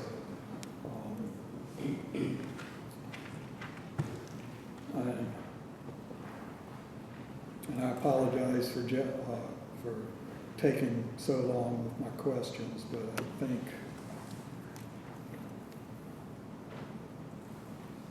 I think that's all I have at this point. I'm very concerned about the data that has been presented and its accuracy relative to what I experience, in this area. It's deeply concerning for me. Thank you, Mr. Chairman. Mr. Summeth, would geologic studies not be required on this, with all the talk of caves and sinkholes and? Not at the preliminary class stage. So there's, if there is karst topography, if there are those things, that's not a disqualifier that you can not deny development based on, at least not my experience or understanding. The time in the process when we can and would require it is, when they go to construction, and they start building the roadway, we're seeing codes, we're seeing issues with the road. Our subdivision regulations allow us to require a geotechnical study for them to go in and do that information. I'd have to defer Marshall a little bit on our county engineer on the specifics of what they look for on that. But we do have work in our subdivision regulations that can require a geotechnical study when they're building the road, basically. Because again, it's not a disqualifier where you can say we deny this development because of the presence of karst. They have to fix it. It's if you start running into sinkholes and those kind of things when they're building the road, they just have to spend a lot more money to get it fixed. But it's not necessarily a site constraint that prohibits development. Yeah, I would think it'd be prudent to do. I know that the sewer line that ran behind Commissioner Holmes' house all the way up to Liberty Creek was riddled with issues that took it way past what anybody anticipated. The cost of rectifying those sinkholes was magnanimous. So, okay. But we'll leave that right now. Questions? Anybody else? Okay, thank you, Mr. Gentry. I guess we are out of questions. Thank you. Thank you. Mr. Chairman, we also had Mr. Martin go because he's free sign up to speak out if they want to, or they're just here for. And they can speak, but they're here to answer questions about housing and any of the processes we understand it from a legal standpoint. Okay. Any questions for them? No, okay. All right. Do we have a motion? Need to close public comments. Oh, public comments are closed. Go ahead. I have things to say, but I'll go ahead and make a motion so that we can have a discussion. But I will make a motion number 2 to deny for the flawed traffic study. And I also have other comments. The first thing I want to address is the gaslighting that went on with the Channel 2 News interview, where the county was blamed by the developer. Not even sure who they stood with, but I actually have it in my notes and I would like to read it. Should we have a second first, Mr. Chairman? Okay, I'll second. Second by Commissioner Holmes. Thank you. Okay, So in the actual news article, it says News 2 spoke with the developers from the Ridge. They said they did not want to connect into the Timber Hills neighborhood, but are required to by county rules. The proposed development is by right, meaning it follows all of those county rules, but at the same time, we are proposing only half the density those rules allow, where we do not want to connect to Timber Hills, we are being required to. We have offered him to install a gate, but that connection will be for emergency services only. However, since gates are not allowed by right, we can only offer it and rely on the wisdom of the planning commission members to determine whether to gate that connection or leave it open. Property owners are afforded certain rights, all of us are. The people who owns this site has owned it for decades. They have donated land to the county and have taken land taken for public use.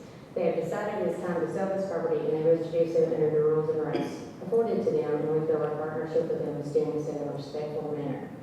Not everyone will agree with this and this development, but we have to continue to provide homes for families to grow into, for our county to support the employers who have chosen to invest here and call it home, and for our kids to have a place to hopefully eventually move home to. I don't know if anybody's kid, I have 3 grown adult children, they can afford $1 million home.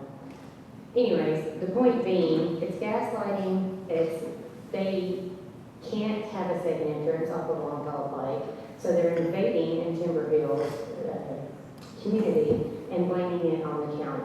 When they brought this to us, I think it was 2 months ago, we've never discussed going to Timber Hills, so I just want that for the record. The The second thing is, they're saying that archaeological studies have been done, but they don't even know where the caves are, don't even know where the entrances are.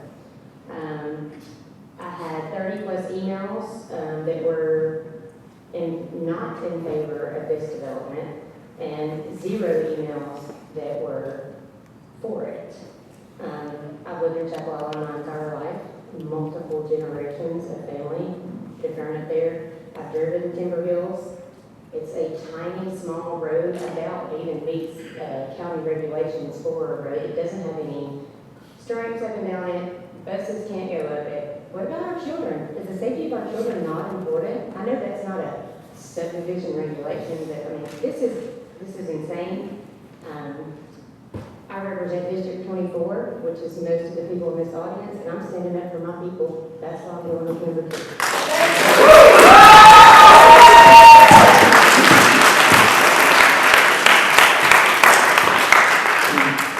Please hold your comments. Thank you. So we have a motion and a second.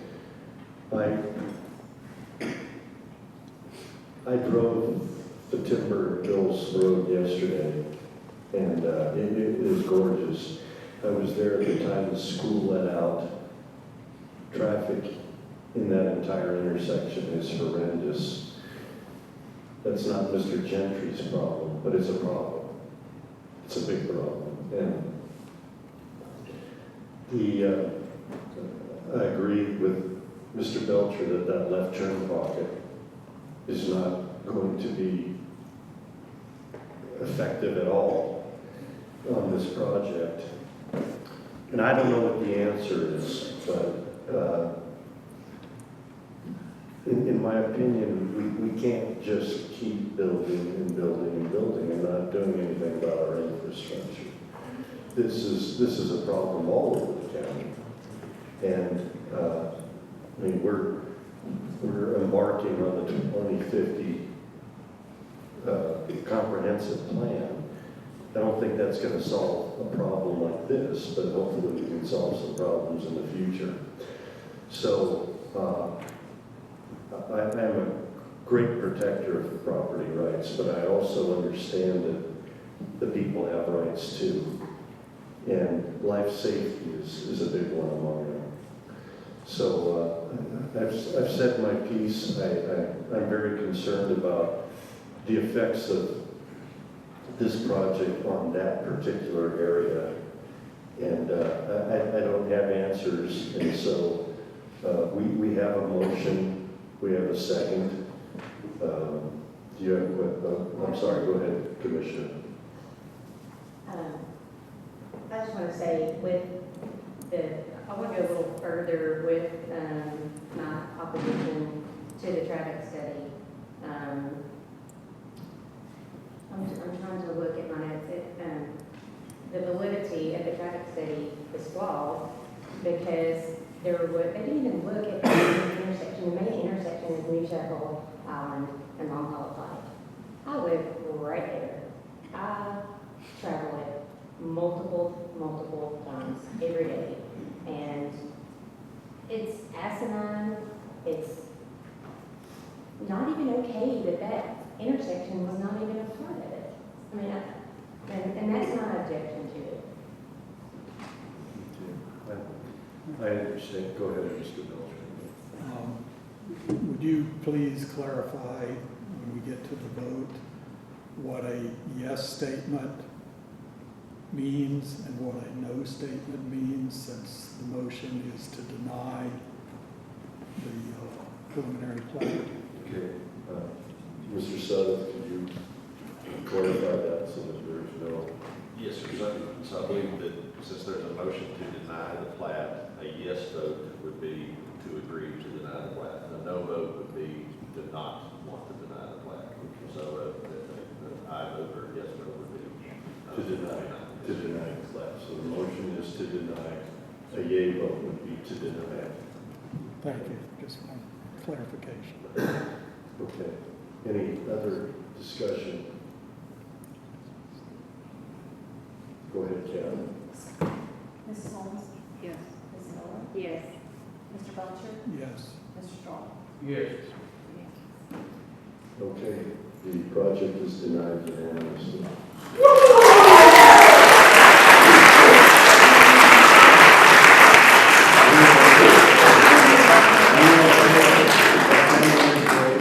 And then come back to the last two issues. Thank you. Hey, Mr. Belcher, thank you. That was good. Josh, do I need a sign? It's been a standing room only, and I didn't wait 5 hours not to be able to speak. There it is So right there. could you put them last? Oh my God.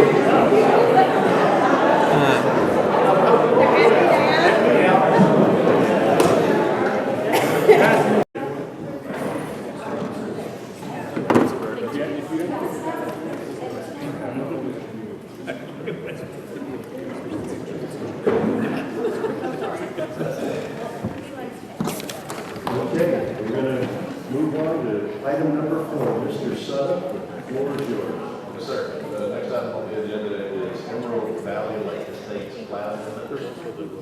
So this is a plat amendment, which is a document that we have utilized to make minor modifications to subdivision plats. Okay. In order to change the location of an access easement. And so this property fronts along Emerald Valley Drive, zone rural preservation, owned by Matthew Krim, who bought this lot. Project representative is Bo Agee, Agee Professional Land Surveying, and developer Jordan Fleming. So Mr. Fleming and Mr. Agee are in attendance here this evening. Kind of show where this is. This is my district. Yeah, District 6. I forget what you call it exactly. It's not Castagnum Springs. East Roberts, it's a catch basin. It is. East Roberts and Marshall Lane. And so it's very extreme southeastern corner of the county. This is the lot in question. This is all part of the subdivision plat that was approved by the planning commission several years ago. All the rest of this area here developed years and years ago. This was left over. Mr. Fleming has purchased it and come in and built some nice homes there the last few years. The plat was recorded in 2022. So to kind of zero in on what the issue is here, so there's an access easement that was platted when this was approved in 2022 between lots 7 and 8. That would give you access to Old Hickory Lake, which is down here. There's going to be boat docks down here for some of these lots. What they're seeking to do here on this plat amendment is to take that plat amendment and shift it up from lot 7 and 8 and move it over here on lot 9. And so our practice and Hendersonville and other cities do plat amendments. Everybody kind of adheres to this policy on plat amendments. They're very, very minor things, and all things that we do administratively are things that are kind of my unofficial rules that nobody cares about. More people is here, so I talk to them about it. So if anybody cares about it, if it's something that could have an impact on an adjoining property owner, or adjoining property owner we have concern with, it goes to the planning commission. We find some other way of processing that application. And so on this one, since you had this access easement here, they looked at it and they could explain their rationale. It didn't work, so it's too steep and it just didn't work for them to be able to make the access down to the core property. Like I said, they want to move it over here. Again, they decided it will work due to site constraints. They would shift it to the east. Lot 9, we felt like it was significant in the sense instead of being in the middle of this subdivision with a bunch of new homes, it's going to go along a bunch of existing homes, rear yards, basically. And so that's why we placed this item on the agenda for planning commission consideration. And so, Mr. Chairman, we have example motions on the screen there to approve or deny this item or to defer. There are several people that are signed up to speak on this item as well. Okay. Let's bring them up. Chris Stable? Steiger, I'm sorry. I read too many names.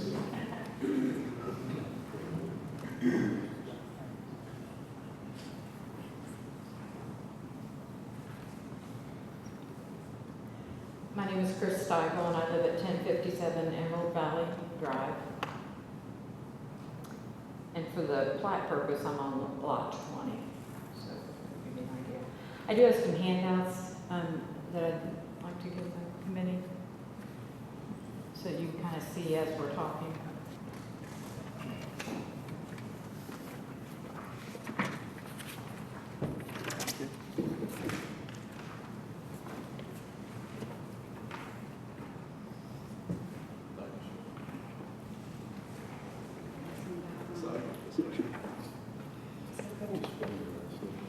STAIGL.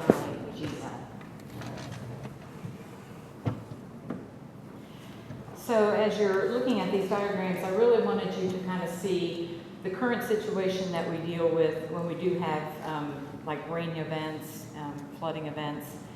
So on this first page, pictures number 1 and 2, they really give you a baseline of what the shoreline looks like on any given day when we don't have, significant rainfall.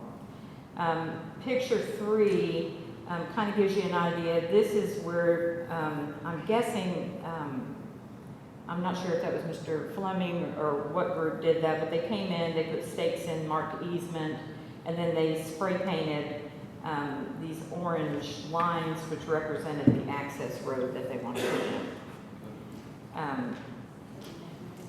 Number 4 is the actual plat, and you already went over that. The yellow area is adjacent to that proposed access road, and that is where the septic lines are, so that's right adjacent to that. When you go to the next page, this is kind of going to show you the state of the state. When you look at May 1st of 2010, we all know that was the flood. We got over 13.57 inches of rain. And so when you compare it to baseline, picture 5 is probably the most important picture I could show you. This is right where that access road would come down, and the water that is flowing into that area that's already flooded, that is actually where the access road would be coming down. Number 6 is again right at that shoreline, and you can see where the baseline of trees are well into the water. So this tree right there, is that tree right there? That is correct. That is correct. Thank you. And then number 8 is just to give you a perspective. That tree you were just talking about, that straight line is the tree to the shoreline. So that gives you perspective of the depth of that. And then the line with the arrow is the proposed access area. That's in 2010, though, correct? That was 2010. That was right. I've got some other. So if we turn to the next page, picture 9, and I'm sorry I don't have more pictures. It's just I took them as things were happening. This was March 28, 2021. And again, we had, on this event, we had 6.75 inches of rain. And based on that, you can see again where the baseline, the trees are into the water. So, we had flooding on that date. Picture 10 just shows you the validation of that rainfall. Then we go to the next page. Pictures 11, 12, 13, and 14 all occurred on May 9th of 2024. And on this day, we had approximately 3.5 inches of rain. And you can see where the baseline trees again, and the tree in picture 12 again is that same tree, and it's right on the edge of where the water's coming in. The final map, I went into FEMA, and I think somebody presented one earlier, just to pull this area. The red dot is where my home is, but then you can kind of see the FEMA flood hazard layout. I'm not an engineer, so I'm not professional at reading those maps, but I wanted to have that available. The other thing to consider is I did check on Old Hickory Lake, and that water level elevation stays consistent. It's right at about 445 feet above, I think it's sea level, I think they call it. In winter it might drop to 444, but pretty well it's consistent. So that did not impact that water flooding at any given date. I think the concern with this is when they're putting in a new home currently on lot 9, there'll be another home built on lot 8. And then if you put an access road that will be over 661 feet down this hill, you've taken a lot of soil that would normally absorb water. And so I feel like there's going to be more runoff coming down this hill, which is going to impact this situation that we already have consistently going on that you can see has happened through the years. With that additional runoff, you're going to have sediment that comes down off of this 661 feet of access road. You'll have oils and other pollutants that will come down, and all of that has potential to get on our properties down below, in addition to into the lake right there. There have been proven cases in Middle Tennessee alone where there's some mussels and some fish that are on the endangered list just from these kind of soil sediments and pollutants coming down into the waters. The other issue, of course, is privacy. When you're putting a new access road right behind existing properties that have been there 20 years, that is a concern along with safety of who's coming down that road. Thank you. Thank you. Mr. Chairman, the next person signed up is Ed Inslee. Ed Inslee.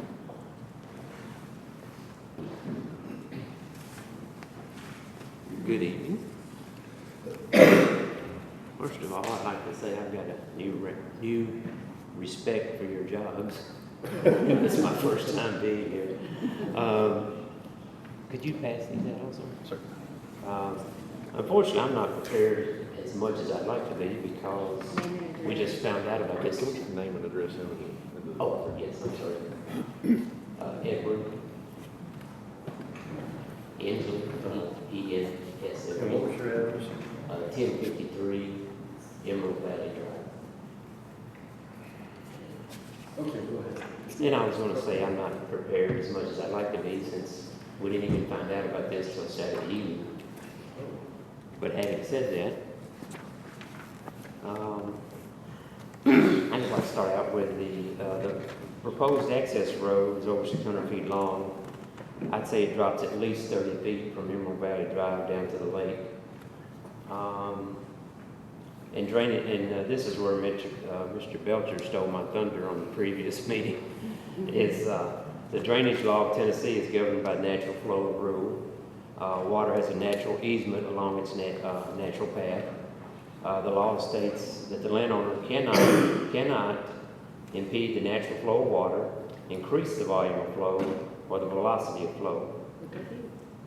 And the landowner can be held liable if they change that natural flow of water that harms another property owner.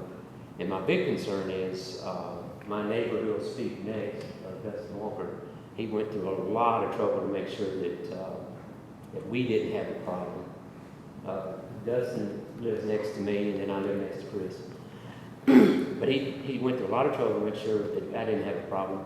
But if this causes him a problem, there's very well just domino effect and cause me to have problems. Which leads me to say this, if the road's approved, what kind of access, is it going to be private, public, what material it's going to be made out of, and what kind of vehicles are going to actually be on it, and what hours of operation. And last but not least, on the Emerald Valley Lakes Estates Declaration of Covenants and Restrictions, number 11, which is the first page, says no noxious or offensive operations shall be conducted or maintained on any track, and nothing shall be done on any track which may constitute a nuisance or unreasonable annoyance to the neighborhood. So that's also a concern of ours. Thank you. Thank you.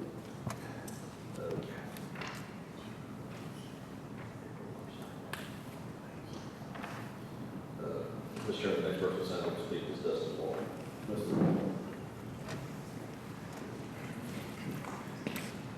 Dustin Walker, and I'm at 1049 Emerald Valley Drive.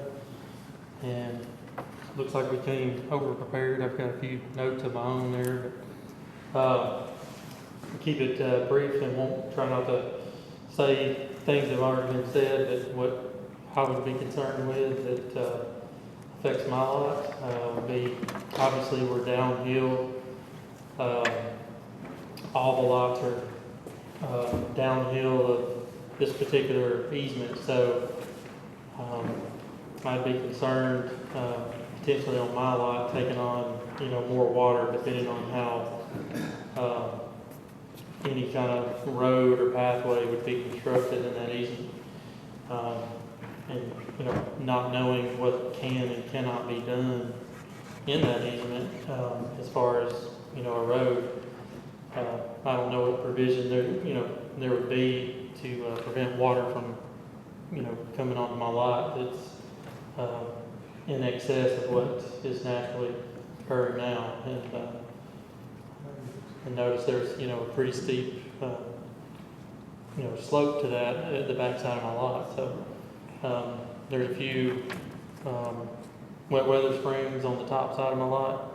They run right through the easement, so, if they construct a road or anything through there, what's going to be done to prevent, all that runoff, that excess runoff coming directly onto my lot. So, and then, another thing, it's 65 feet off my back porch, so it's going to be pretty close, to our back door. So, being that close, kind of concerned about privacy there with an easement, and then especially the fact that it's been approved to go 2 lots away from us, and what's the need to move that right there behind us to serve the other 4 lots that are further away. So that'd be my main concern to deny it. Thank you.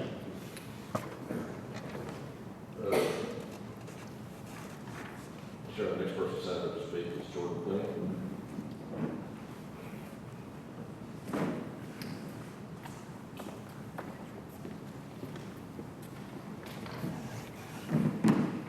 Good evening, I'm Jordan Fleming, 110 South Cumberland out of Lebanon. Kind of think this is a little bit of a mountain out of a molehill, but I'll paint the picture for you guys and try to answer as many questions that you may have. This is basically a sidewalk on Matt Krim's lot, which I sold him lot 9. It's the only house that I haven't built out there. These are all cut up brick, $1 million homes. I had the privilege to do a dock, a community dock, 4 people get access. Matt's one of them. There are 3 other families that have access to the community dock. Instinctively, when I had 4 lots, I put the access easement in the middle of the 4 lots. So if there would have been 8 lots, I probably would have just put it on the plat in the middle, so it's the most convenient.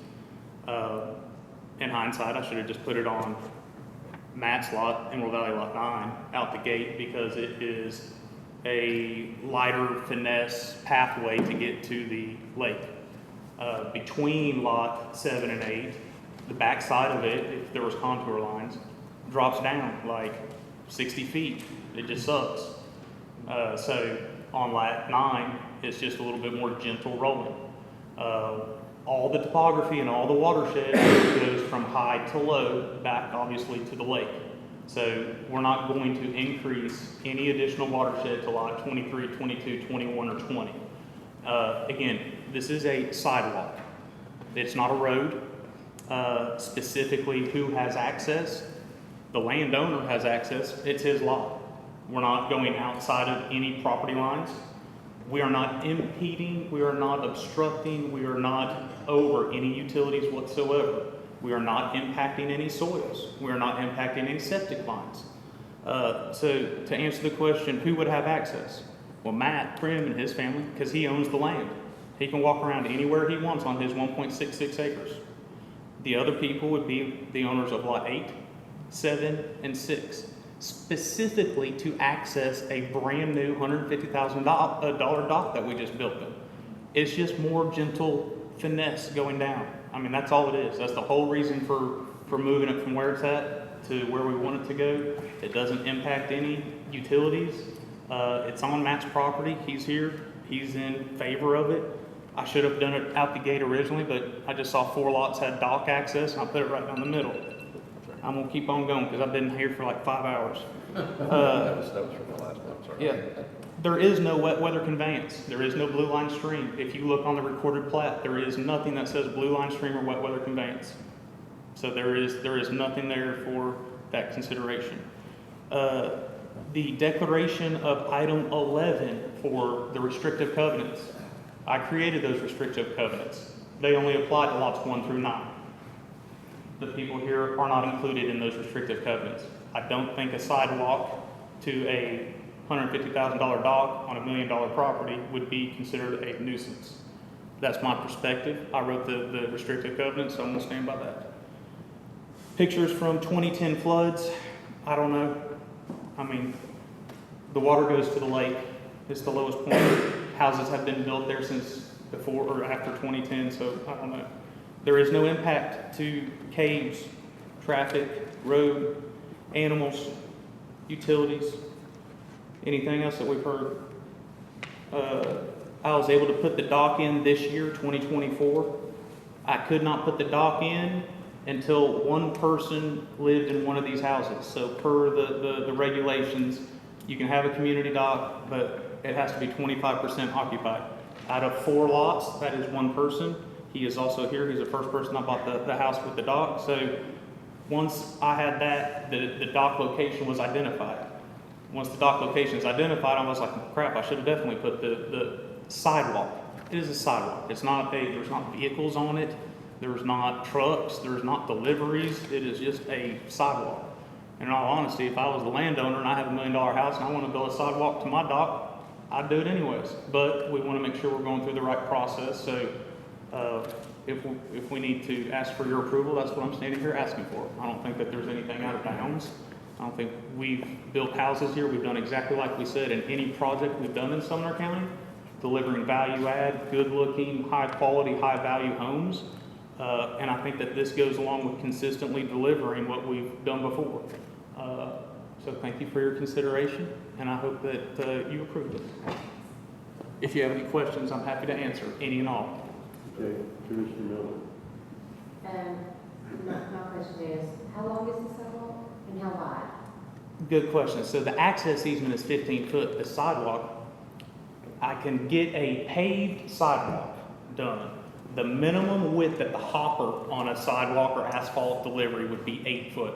I wish I wouldn't have to do 8 foot because it's more money, just to be honest with you guys. If I could cut it down to a 5 foot, I would. But the hopper, whenever you get asphalt's cheaper than concrete.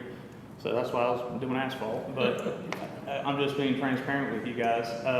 So if it would be asphalt, it would be 8 foot as the minimum because that's the smallest amount that they'll deliver and actually roll out. The length of it does not go down to the lake. So the length from the road frontage down is around 600 linear feet, I would be guessing.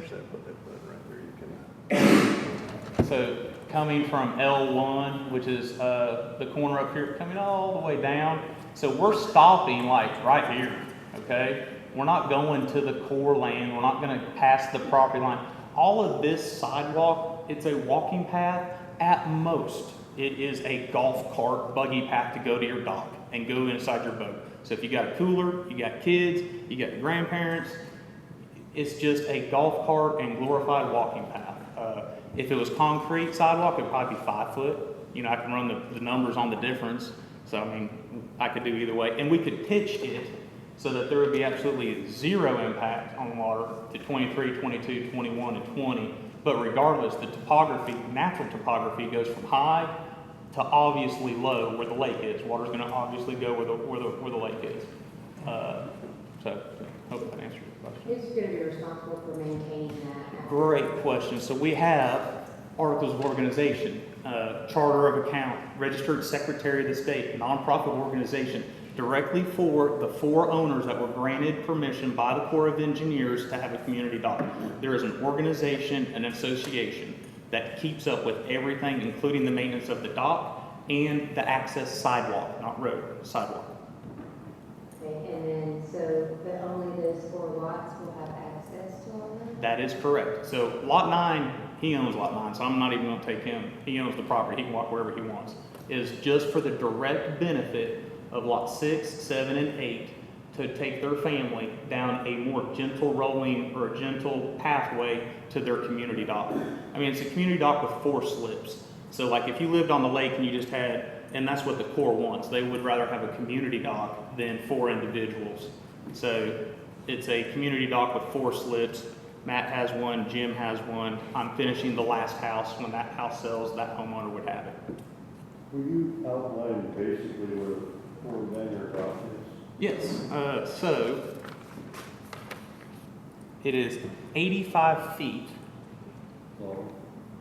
from here. So the property line ends for Matt right here at the very triangle point, and then 85 feet is to where the water bank is, and that's where the beautiful aluminum dock is located right there. So the dock is right here. And does it go to the right? Yeah, it goes into the water. Yeah. Okay. Yeah, so it's a dock right here, and it just goes right there. And So, how long is the dock? gangway is like 4 feet, and then the dock specs, I'm gonna say. Oh, 68 feet exact by 34 feet. Here's a survey exhibit if you want that. So, I wasn't done, so. Huh? I wasn't done. Oh, I'm sorry. It's okay. This is more of a comment. I mean, you know, when you have 3 people come in and speak on, you know, you're asking for an amendment, a plat amendment.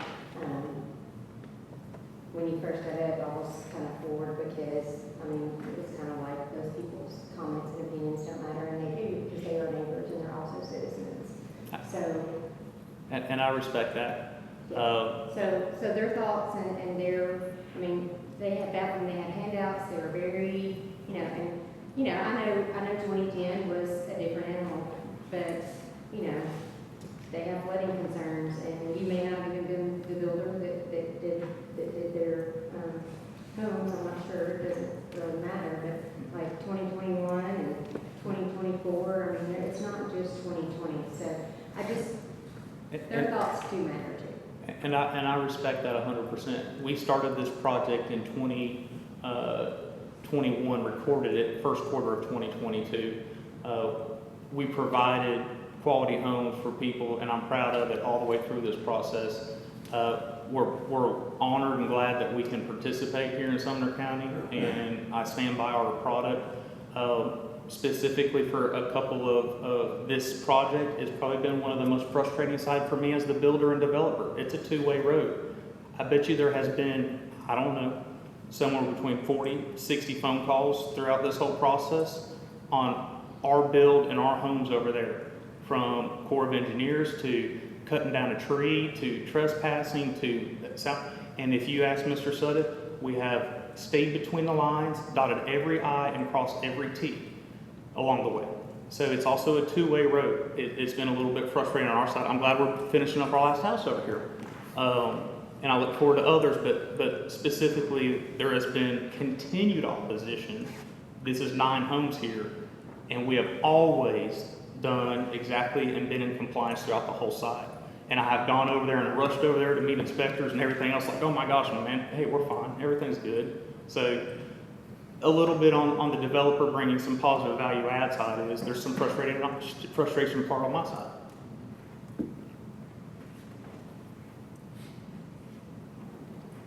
Go ahead, Mr. Strong. As an individual that lived almost on the lake, right next to the lake, and had to walk through 3 or 4 other properties to get to the dock, I definitely understand why you've done it. That's an added benefit. Yes, sir. For the homeowners. So I got that. So basically, we're looking at possibly bringing just electric go-karts up and down through there. 0. That is it. That this is no a noise whatsoever except the laughing of kids as they're going up and down to the house with a boat. 3 adjoining property owners that have a dock with a boat. Yes, sir. And if you explain that to these nice people that have come, that's basically what's going to happen. 100%, guys. It is not a road. It is not a delivery. It is a access pathway for just Matt Krim, who lives on the property, and then the adjoining 3 families that are your neighbors that would love to be friendly with you guys. And just for them, you know, if they've got children, you know, then or their grandparents. But that is it. It is a glorified sidewalk. It's not a road. It's not being built to DOT standards. It does not have any base stone, asphalt, topping, binder. I mean, it is a glorified sidewalk to go down to the docks. That's a beautiful dock, and I hope you guys have recognized that the houses that we have built have been good quality and tried to do a good job for you guys. I know that y'all are frustrated and seeing it throughout the process, but glad we've got some finish line inside.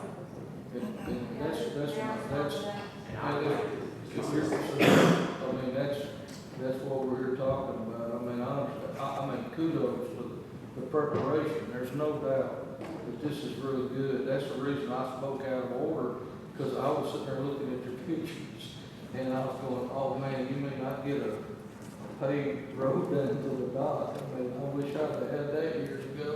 You would believe how many times I've turned my ankles, and then you can't get the boat to the hospital. Well, and I told these people that I was going to deliver a walkway, and so I want to fulfill my.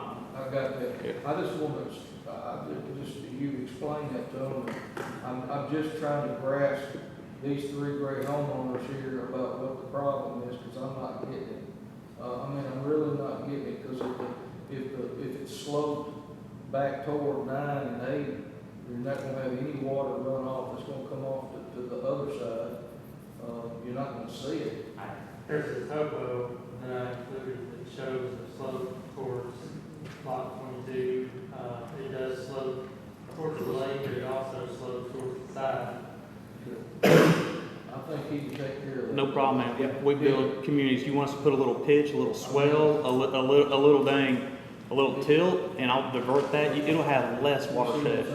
He can make that happen. Really, he can. Is that acceptable? If that's going to happen, you know, that's what we're concerned about. Okay. Is that He's going to be required? He's going to make that happen. I would put a tilt and a pitch to make sure it does not impact 23, 22, 21, or 20. Yes, sir. I mean, if it was really good, he'd decrease it down to 5 feet for concrete. That way you can't drive the field on. You don't want to be a golf cart. Yeah, currently, if I can speak, you know, I got pictures numerous times. Pickup trucks that drive down there, other vehicles drive down there. It isn't just parts, you know, and I don't think that was ever younger, you know, then. Anytime I've heard anybody talking about it as it's coming down to the dock, it's been called an access road. And we've had pickup trucks down there. And when they turn around, I don't know how you turn around in such a small area. Sometimes there's something to the door, you know. But it is more than just a sidewalk as far as the way it's been maintained right now. 100%. It's in construction, so when we have to go install a dock, and we have to have a survey team to make sure the property lines and the offsets are there, you know, we leave from the office and from our shop, and we have vehicles. So I don't have golf carts staged or warehouse over there, so we drive our work trucks and perform our duties for surveying and for construction. The intent is not, once this is finished, but to be a road or a truck pathway at all whatsoever. But as we built the dock and had to have survey crews go out, yes, we operate out of a moving vehicle. No more questions. No more questions.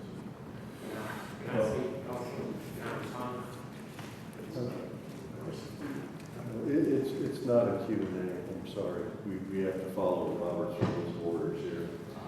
I would say that I live on a 5-acre lot and I drive my truck around it all the time. I don't know if you could ever stop anybody from driving a truck on their own property. But the fact that he's going to slant the sidewalk towards lot 9 rather than towards 23, 22, 21, 20, I think. Anyway, is there any more discussion on it? Mr. Belcher? I'm getting the mic closer. So the sole purpose of relocating this is because of the slope. Did I understand that correctly? Lot 9 is way more gentle. It's a much easier slope and approach.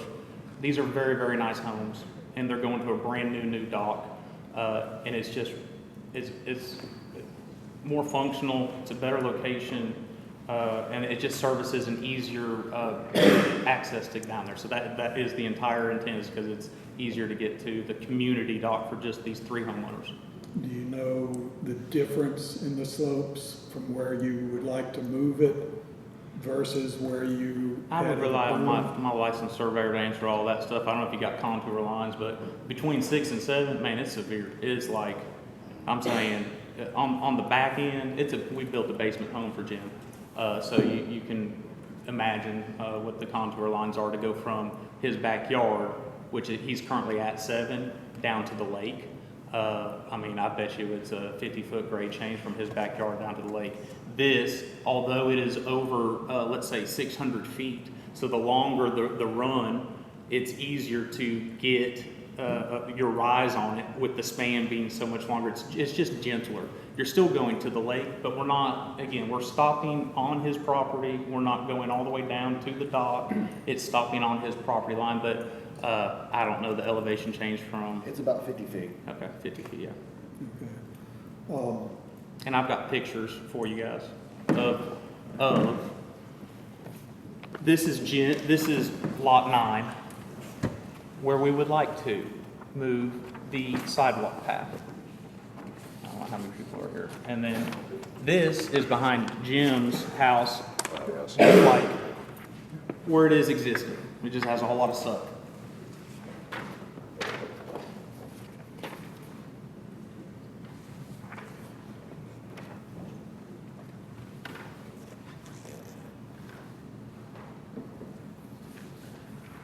That's the nice, gentle, you can walk down with flip-flops. Yeah, on a sidewalk would be nice. And then the other one is, dude, you better put some like lace-up, ankle support, hiking boots on. My mother and father-in-law used to live on the lake, and it was, actually the slope was worse than what's shown between, what is it, 7 and 8, that you show in this picture. I'm sorry to bother you. That's where the hard slope is, in Yes. 7 and 8. And Yes. that's the real slope. That's lot 9. Yes, Yeah. Just so you know. Understood. Thank you. And we walked up and down it all the time, and it would have been nice to have had a paved one. Yeah, I guess it would have, but we somehow still enjoyed the lake and got down to the shoreline and did our thing. I guess the biggest heartache I have with this is that you got it approved between 7 and 8, and now you're wanting to move it directly behind these other folks' homes. Yes, sir. And apparently, based on their comments, they take issue with that. And maybe since we painted the picture that it's not a road, I would actually put the ball back in their court and say, guys, it's a sidewalk for not even the landowner, but his 3 neighbors. It's just a sidewalk. Well, I'm the over also, and so I don't have to comment about state law. But now that you've heard like who it's for and what the material and the location, is there still the opposition and Well, yeah, like I said, we have to stay within the Robert's Rules of Order. Is between 8 and 9 not an option? So it sounds like privacy is the issue here. Yeah. The landowner, I no longer own lot 9. Matt Krim does, and so I'm here trying to complete this based on what everybody would like to do. So that's the position of the easiest and most finesse and gentle rolling access point is along that side that's circled in red. So that's what we're asking for. Again, it impacts no utilities, it impacts no soils or anything whatsoever, and it's on his property. Right, I understand. I also understand their concern for privacy. They don't want to build a fence. It's a big open area. Who owns 8 at the moment? Is that you? No, I do not own 8. I don't know. Jeff and, Yeah. Heather Brigstock. Yeah, they just land banked it, they just bought it, for a lot. Oh, so you haven't built the house? No, sir. Would you be willing to put bollards up at the road at the entrance to this sidewalk to prevent some vehicular traffic from getting on it? I'm yes, sir. If that's a compromise that would, a concession, I'd be more than happy to have a bollard up at the road frontage, yes, sir. Would that be allowed by the HOA rules? I think I could definitely push that through, you know what I mean? I mean, we're in control of it. That Yes, would sir. keep vehicles from. Yeah, easily accessing it, Yeah. not that they couldn't. I think that's fair. Okay. Any other questions? I think it's good. No, thank you. Thank you for your time. All night, you guys have been on. Mr. Chair, we had a couple more folks at OAG, surveyor. Hello, everybody. Bo Agent, professional land surveyor, 110 South Company Street, Livingston, Tennessee. Really, Jordan kind of laid it all out perfectly, and Josh's presentation was great too. I just kind of want to reinforce some things that Jordan mentioned. We're trying to put as less impact on the neighbors as possible. That's why we have it drawn as a 15-foot wide access easement, so that the center of the cart path is right down the middle. So we're not up against the property line of this path. Like I said, we're intending to pitch it so that the watershed runoff is negligible. Lady mentioned earlier about the septic lines on the lot 9. We've already had that approved. TDEC's already been involved. They've already approved the soil amendment that we offered this. We're kind of doing like 2 things in once with this plat. So I just kind of want to reinforce that we are, crossing our T's and dotting our I's. So if you all have any questions for me. Questions? That just raises a question, just from what you said. So there's a home already on 9, correct? It's under construction, yes, ma'am. It's under, and it has a septic system. Yes, ma'am. And so you're going to put a sidewalk over top? No. Okay, that's what. No. I just wanted to reinforce that we've crossed our, we've done our due diligence. We've actually had the soils area modified by plat so that the access easement doesn't encroach it at all. So yeah, we're good there. So what he's talking about here is if you look on lot 9, you see how the soil there, very well, almost all the way to the lot line. One of the comments we had was putting that car across that was going to be an issue, or the path rather, was going to be an issue. So they actually did another plat amendment a while ago, prior to this, to modify the soil area. The easement itself is a separate issue.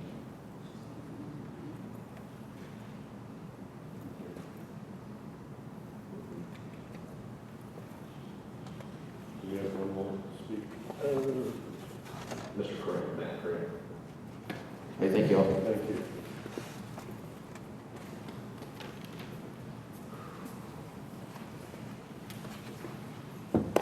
Good evening, Matt Crim. I am actually the landowner that we've been talking about, and so we do appreciate you guys' job. I asked the deputy, I hope that title's right, this is typical, and he said, hey, no, it was the first day, so maybe now you know what you're kind of getting into at 10 o'clock. So, here's my deal. It's private property, and like I said, I actually sold a big farm in Macon County to move back to Sumner County. We have 2 daughters that were raised in Sumner County. One went to Merrill High and graduated. She's a lawyer now, and she works in Nashville. And my other daughter works for me. I work for a large pharmaceutical company, and she does what I do. And I have my first grandbaby. So we do have vision about walking down to the lake. We have a boat. It stays on the dock. And so I pride myself because we've talked about Long Hollow a lot tonight. I lived in Somerset Downs off of Long Hollow for about 10 years. And so I really just want to point over to you guys. Sir, you have to address the issue. Okay. The folks that are sitting to my left, we're going to be neighbors. We're going to be neighbors. And I really, honestly, 100%, I'm a Christian man, and I really pride myself on my beliefs and my faith. And so I want to be very clear. If my neighbors have a problem with me, they know where I live, and I'm more than happy to talk it out because I'm not trying to disrupt it. I know they've lived there for quite some time, but we're just really trying to make it better. I'm trying to make it better for my family. It's why I'm building a house. It's why I sold a farm, a thing that I didn't think I'd ever do, and moved back to civilization, so my wife says. So I really am cautious about development. And I know we've cut trees, but I bought that lot to see the lake. And I have that lake lot so that I can get down there. I have older parents. I lost my dad a couple of years ago, but my mom's had both knees replaced. So if I hop in my Ranger and I want to drive her down to the lake so that we can have a fun day, my kids grew up here in Sumner County on the lake, and so I really want to enjoy it. That's why we bought it. So regardless, it's private property, and I want to do the best for the neighborhood, and we are trying to make it better, and that's really the brunt. So there's been a lot of slurs, and social media is there. So I just caution folks to what they say, behind the scenes, because other folks see that and messages are passed on. And speaking of specific neighbors, of underhanded comments, or the things my builders had to stop what he's doing and go answer the phone or have an inspector come out and ask him what he's doing. So we've got our permits in place. We're just trying to build a nice home and trying to fit into a new neighborhood. Yeah, we're the new guys, but we're trying to make it better. That's really all we're trying to do. So thank you. Thank you. Any questions? I actually have one more question, I guess, for Mr. Fleming. Is that fair? Yes, ma'am. Just so I can get, it's hard to envision what this is without putting my eyes on it, but so are all of these lots in the same HOA? Are they all under the same subdivision, the same HOA? I know So Emerald Valley. Lake Estates was recorded of 9 lots, not 9 home sites, was recorded, I believe, January of 22. Lots 1 through 9 have restrictive covenants on it for square footage, material usage, mailbox, and no nuisance and anything like that. Only lot 9, Matt's, Jim's, lot 8, 7, and 6. Those are the only 4 lots directly allowed to be part of the community dock benefit. Specific to the community dock, we have guidelines we have adhered to, which we created an HOA, registered with the Secretary of State, and have chart of accounts for just lot 9, 8, 7, 6. So of Emerald Valley Lakes Estates, lots 1 through 9, specific for the dock is just eligible lots 6, 7, and 8, and 9. So I guess that would pose my question, like lots 20, 21, 22, 23, they're still part of the neighborhood and under the HOA rules? No, ma'am. No, ma'am. So those homes were built way before I recorded those homes. Like 20-something years. So that's where the confusion for me was. And a couple of those houses were built recently, but it's 2 separate time frames. Yes, ma'am. Thank you. Yes, ma'am.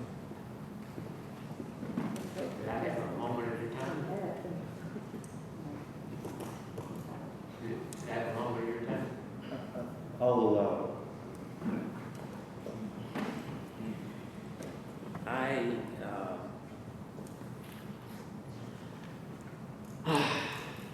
I didn't want to take too much of your time earlier, but I'm the CEO of Davey and Associates Properties. I'm a builder also. I have developed land, the natural drain flows, which Mr. Belcher, our previous meeting, and I mentioned also, we have to abide by Tennessee state law, and I personally have had to move several homes. We developed 10 acres, has natural drain lines. We want to put a house here. No, you can't do that. You've got to move it so far away from the natural drain line. In my opinion, that's the same exact thing that they're going through. This is a natural drain.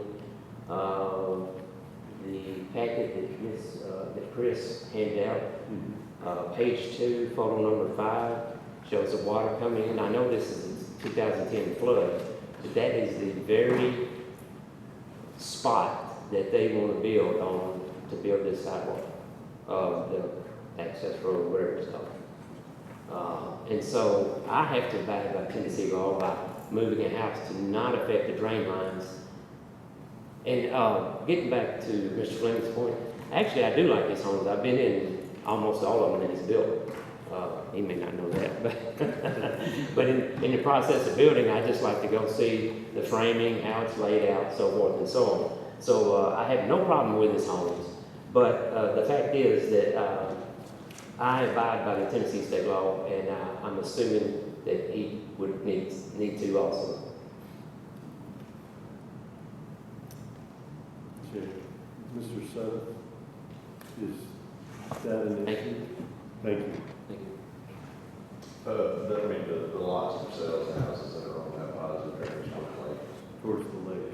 And this is, as far as I know, I mean, this is a driveway, it's a small driveway, so we don't do water quantity assessments and quality assessments on driveways that are 20,000. And so, the drainage impact, something like this is negligible. If Joe Phillips and Marshall Boyd said, and ensure that this golf cart path is graded properly, I feel confident that the impacts on site are going to be negative. And that will be following any state civil engineering law. Are we done with public comments? Pardon? Are we done, are they closed? Are public comments? Yeah. Public comments are closed. I'd like to make a motion for discussion. Okay. Do we have a second? Okay. Actually, I have a question for Mr. Sutter. I know you said that you don't think there's going to be any impact, but just hypothetically, what if they build this sidewalk / travel, whatever it is, I'm going to do different things, but it's the access to get to the docks, that's what I'll call it. And what if it does impact lots 23, 22, 21, and 20? Like, who can they go to? What do they do? Like, can they come to the county? Sure. You can say, hey, this is an impact, and they diverted water, and will have to be fixed. Will it be on the homeowner? Will it be on the builder? Right. I mean, it may not happen. It may be fine, but, they're here, they're concerned. I get, he's a builder. It sounds like he's a reputable builder. Absolutely. But it's just a question I have before I can make a decision. Sure, yeah, and so we do that lot, this lot 9 has an active land service permit right now, and so we do regular inspections on it. And, when they cut this, we'll have Mr. Fleming, whenever they decide they're gonna cut this path in, reach out, and make sure that we're out there to have a look at it, or come look at it when they cut it in, to make sure it's, if there needs to be a swale or something like that cut in, Mr. Fleming's indicated, he's okay with doing that. And so that would take care of the stormwater issues. And then, prior to the final issuance of the permits, so you have all that stuff on the house, your stormwater issues have to be taken care of, that's to be stabilized and all those things. And so there's checks in place, on this kind of thing to make sure that something like this can become a problem.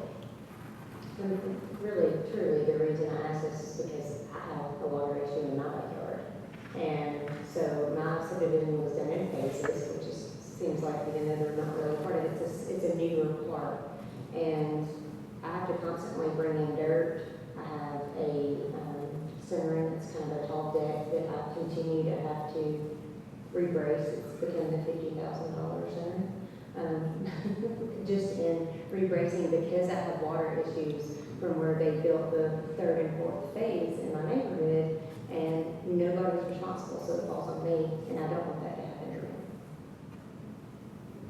And one thing we might do is to have, I say that might have an impact on the septic system. I was going to say we might have this as a drainage easement, in addition to being an access easement, but TDEC has a lot of regulations on that.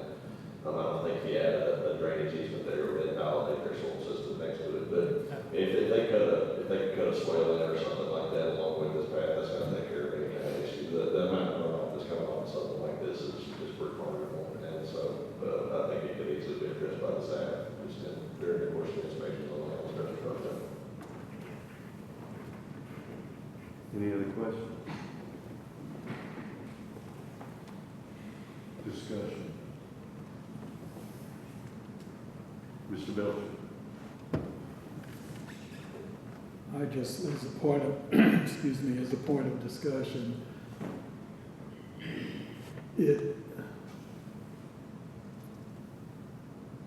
moving it to the west boundary of Lot 9 impacts existing folks, more so than leaving where it is or moving it to, between, as you suggested, lots 8 and 9.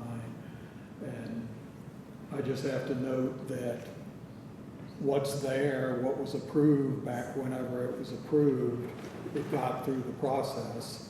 Don't know that these folks were aware of it, whether they attended the meeting or anything, didn't oppose it. Now they're showing opposition, and I can understand why I would want, and I understand the reasons for moving it too, completely. But I can understand that if I lived, I would not like a walking path, to be put just outside of my back boundary.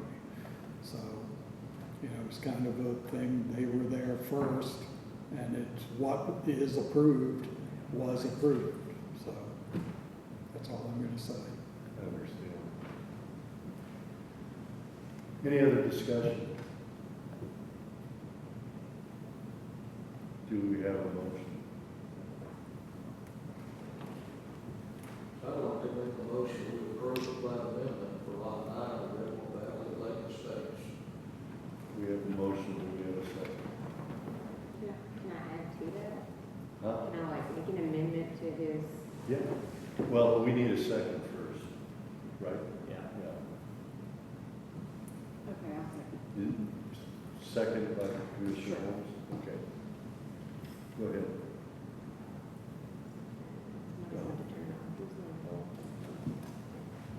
I would like to add, what Mr. Sutter recommended for, the, what do you call it, what do you call it? Swale. That. I'm tired, I'm sorry, it's just work, 3-4 days. I do appreciate you guys being patient with us and staying for the direction, but, to add that to protect the other residents. Okay, so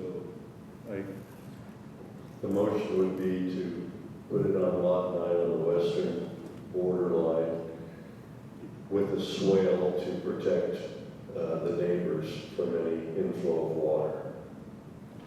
Okay. And the second is, With- can I second that one? Yes. Perfect, she's okay. Okay. Yeah. you do. So we have an amendment to the motion, and go ahead, do the roll call, Catherine. Yes. Mrs. Holmes? Yes. Mrs. Miller? Yes. Mr. Belcher? No. Mr. Straw? Yes. Passes 3-1.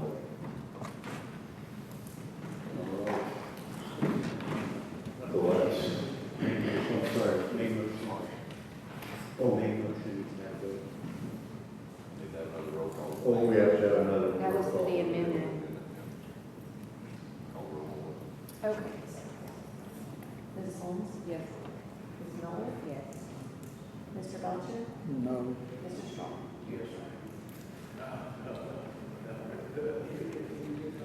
Okay, now item 5. Yes, sir. Last item on the agenda is,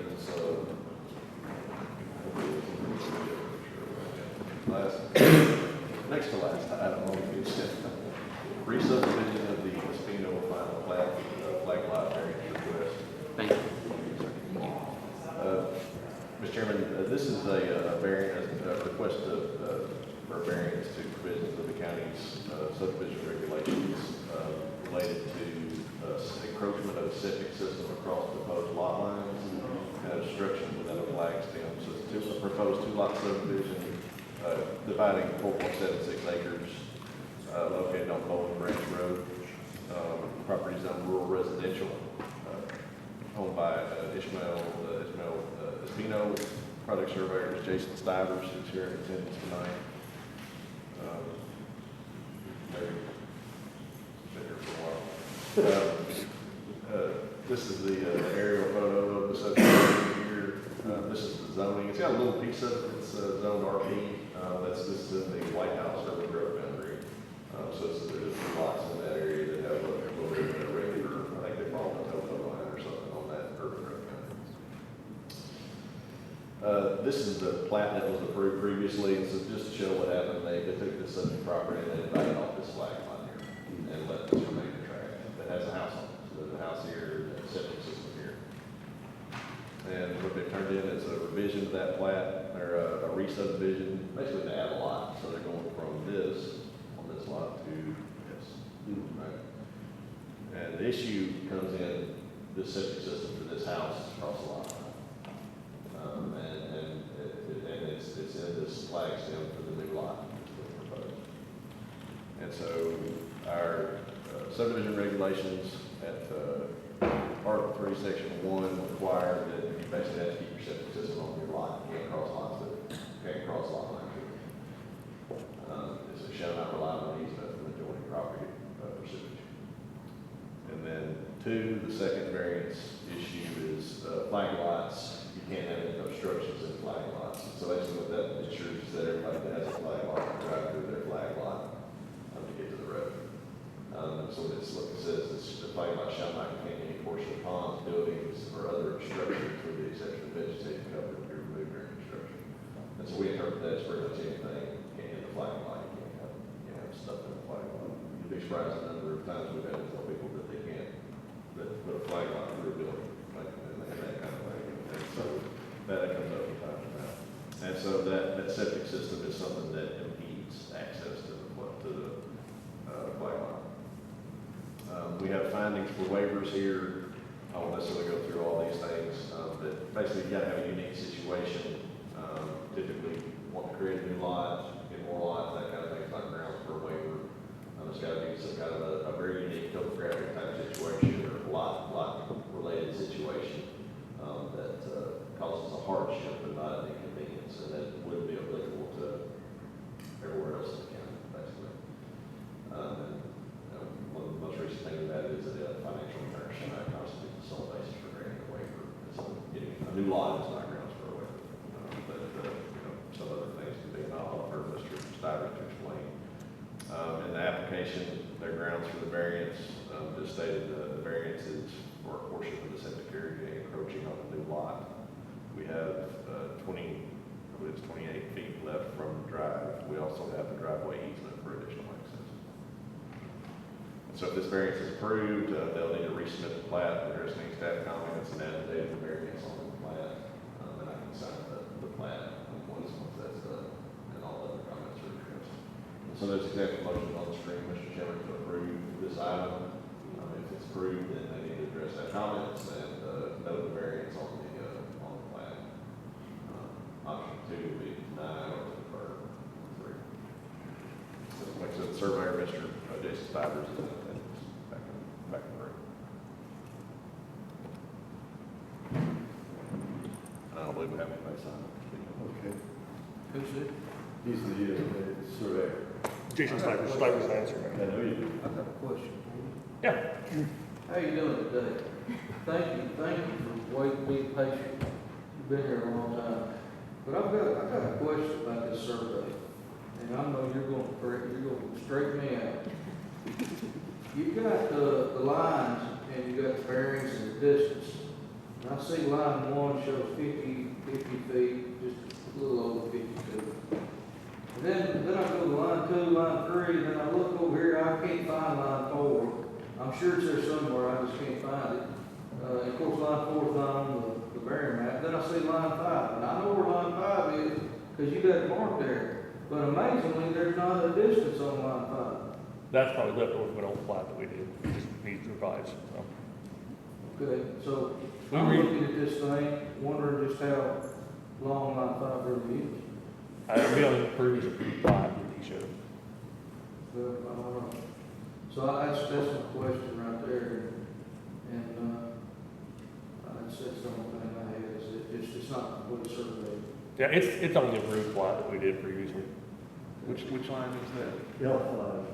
It's, see, L4 and L5, I don't know where L4 is, but, I'm sure it's there, I just can't see it. Yeah, I can't see the map, so. Right here. So I'm kind of looking at an incomplete survey here. As far as, because, now, I'll be honest with you, I'm not trying to be hard or nothing, but sometimes lines, distances go bottom. That distance bothered me that's left off because, how do I know it's not 49 feet? Because it was approved plat previously. Yeah, it's still 49 feet. You come back second time, it starts all over. So if that. We can revise that to where it shows it's corrected, and it is 50 feet. It looks like L5 is 50.34 feet. Is that what you're talking about? Yeah. L1 is, according to this, not L5. Unless you're looking at something I ain't. Yeah, what I'm looking at, I don't see an L5 line on there. But anyway, I'm just bringing that up, you know what I'm saying? It's the same distance, it's only approved plat, the previous approved plat, so that's, nothing changed there. So nothing's changed, we still have the existing soils area across the property line, right? Yes. What you want, okay, that's a problem. You agree. So you're asking, okay, that's all I have. Mr. Belcher. Maybe I missed it, and I apologize, I'm tired. What is the purpose of subdividing this? Was that mentioned? There's really another home on there. It's all family. There's 3 family people living there, so, or 2 now. They want a 3rd family member living there. So what we've done also, they have an access easement going back on the previous plat to go back. They're gonna use a shared driveway. They're gonna have shared access. They don't want a drive on that lot line. They're gonna do a shared drive. So we've already got it on the plat. We show an access easement to get back to that new lot we're creating. Okay. I went out there this past weekend, and since you're familiar with it, there was a gravel drive. Is that through L5, the existing gravel drive? Yes, So and that's the access they're gonna go ahead and use. So this flag stem then would be obviously to the east of that. Yep. And as you just said, they're not planning on putting a driveway through there? No, we actually have on the plat, it shows an access easement to get back to that other lot, the new lot we're creating, yes. Okay, so They don't actually want to use it, they don't want 2 drives in there. forgive me again, and like I said, I'm tired, I could have missed it. I'm gonna make a fool out of myself for asking this question, but, so why do they want the flag stem access if they're not gonna put a driveway there? That's how we have to have the lots. I'm sorry? That's how you have to meet regulations. I mean, we have to have 50-foot road frontage. Oh, okay, yeah. So that's just to make I missed everything. it, right. Okay. And if we, I mean, they still have 28 feet between the property line and the actual 10-foot easement around the septic line to get through there if they have to, so there's room. Yeah, the question always is, what happens when they end up selling the 3 lots? So they have 28 feet between the property line and the actual 10-foot easement around the septic lines, which should be more than enough for a driveway, unless you're building a highway through there. I would think, you know, those driveways are 12-foot wide, so. Yes, they would, but there's always a fight. So, I've never seen anybody extend or modify a septic field, a leach field. Have you? I've seen them extended. Yeah. We still do it all the time. Extended a lot. Do they? Yeah, you added like another road or something. Yeah. Try to come out like an Have extended. to give a failure. Yeah. Sometimes you have to, Fix it. 100 feet of this. I mean, it doesn't look like this one is encroaching much on the new lot. It's very rare. Yeah. And, you know, there's probably no concern even of running over it, but Well, it's encroaching 22 feet. is that 22? 22 feet. They need to Well, make no, you've got 10-foot easement too around it. So, and that's that's, not it 20. is important to remember that that's approximate. I don't think anybody knows exactly where the lines are. We've got 10-foot around it also, so you're not, it's not 28 feet to the septic area. We did have the septic area marked, we had it located, so. It's 28 feet to the outer boundary to the. Of the easement. The easement. Yeah, of the 10-foot easement, yes. But And we did have the previous, that septic was located previously before we did. okay, that was going to be my question. Yeah, it I was just located. heard that nobody knew where the lines were. We located, we had it Okay. located, so we actually had it physically located. Yes. Okay, and they are within the inner rectangle? in Yes, this the solid, drawing? yeah, yeah, they are. Okay, which means that a portion of them is overlapping. But it's not, it's very little amount, yeah.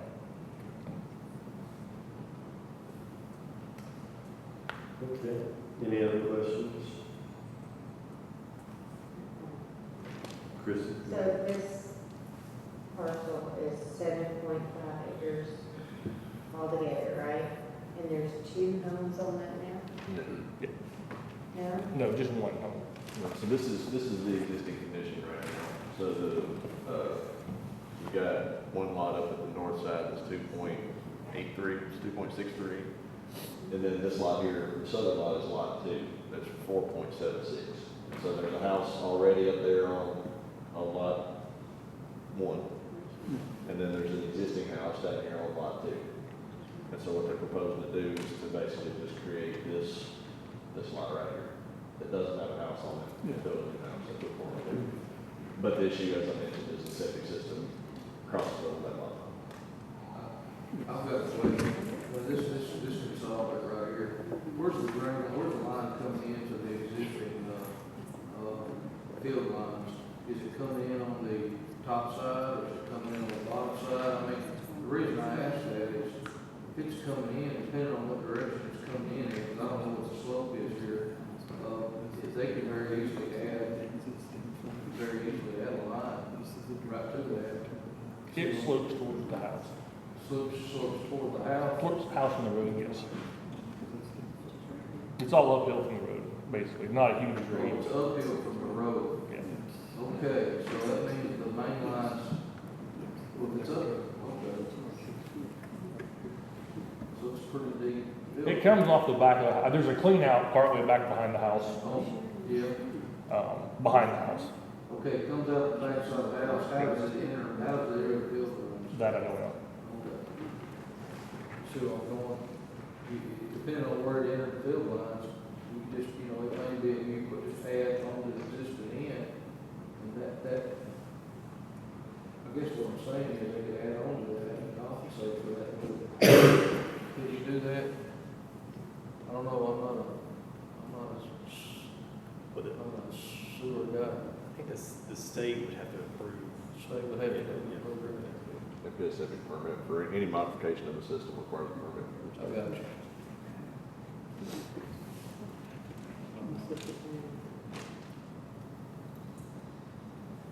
I don't have any more questions. I have one more. Go ahead. Thanks. Thanks to my neighbor here. Go back to the proposed flag lots. So the septic field that is encroaching is for the existing house? Correct. Okay. And the new house to be built will then utilize the other 2 fields designated on that new flag? Yes. That one. Okay. Yeah. And then there's actually a backup system for the existing home too, which is here. So if there is a failure, then they have then they have a backup. Yeah. That's approved. Yeah, it's one of the big issues here, I think Mr. Straw mentioned it, is and Mr. Klein, is the future sale of the property. You've got a septic field that crosses the boundary, which is not good. But we have an access easement getting back to the lot also. True, but you still have a septic field that's crossing a boundary that if the new flag lot is sold, will be owned by somebody else and not family. But the access easement will go with the plat, so it will be with that property, because it will be platted. With an easement. It never been approved on the front.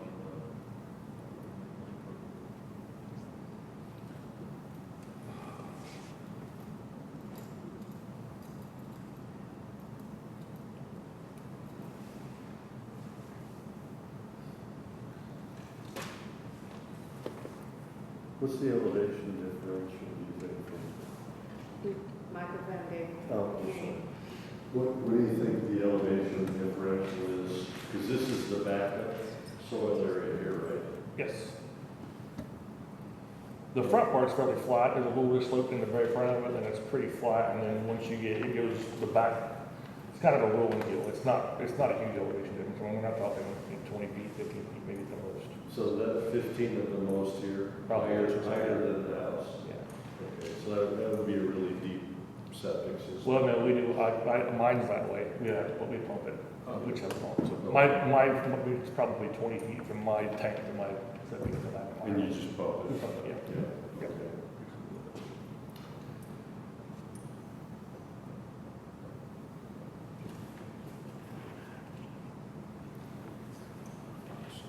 I don't think we have any more questions. Okay, thank you very much. All right, do we have any discussion? I'm sorry. Was that public comment or was that just? No, public comments are done.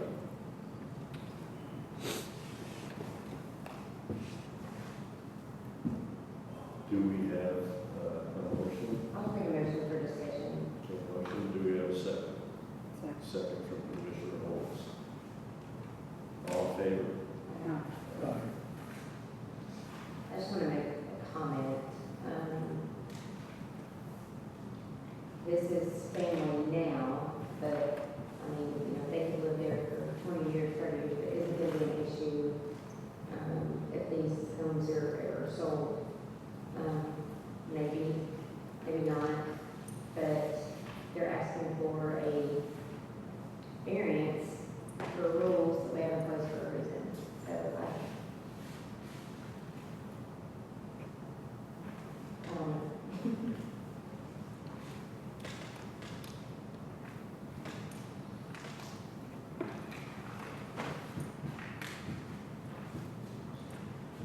Any other discussion?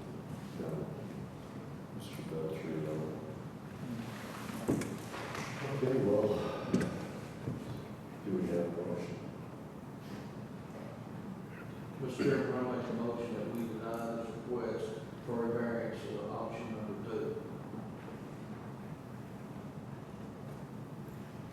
We have a motion. I'll second. Second by Commissioner Glenn. Any discussion on the motion? Kathy? Commissioner Holmes? Yes. Commissioner Rea? Mr. Belcher? Yes. And Mr. Strasburg? Yes. Okay. It's denied. Mr. Chairman, the next item on the agenda is the 2025 plat submittal and meeting calendar. Planning Commission Resolution 2024-04.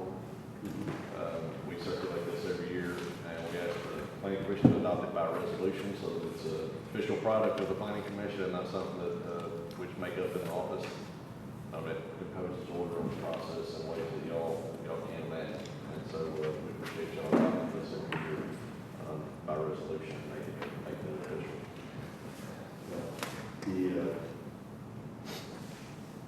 Are we sure we're not interfered with by holidays? No, we, that's, Kathy, checked it and double checked it, and then we sat down and reviewed everything, and I think we're good. But if we're not, we can always. We can always, It's right, it's not the end of the world. So we need a motion in a second.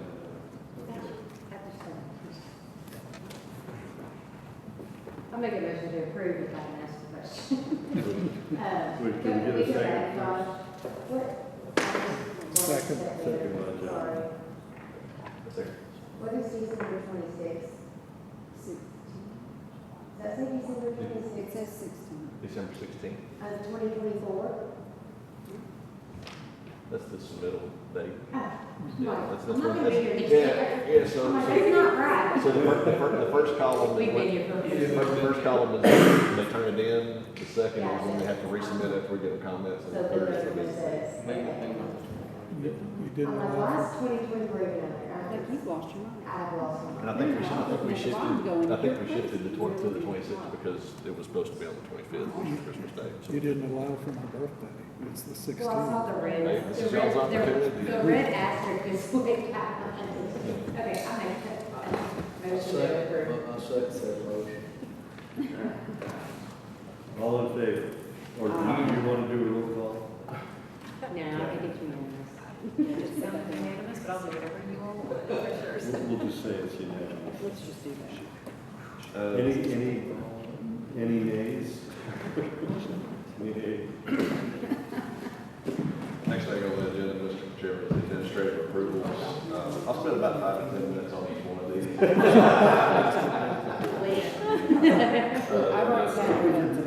So these are the ones that nobody cares about, that don't inflame any public anger. And so these are very administrative.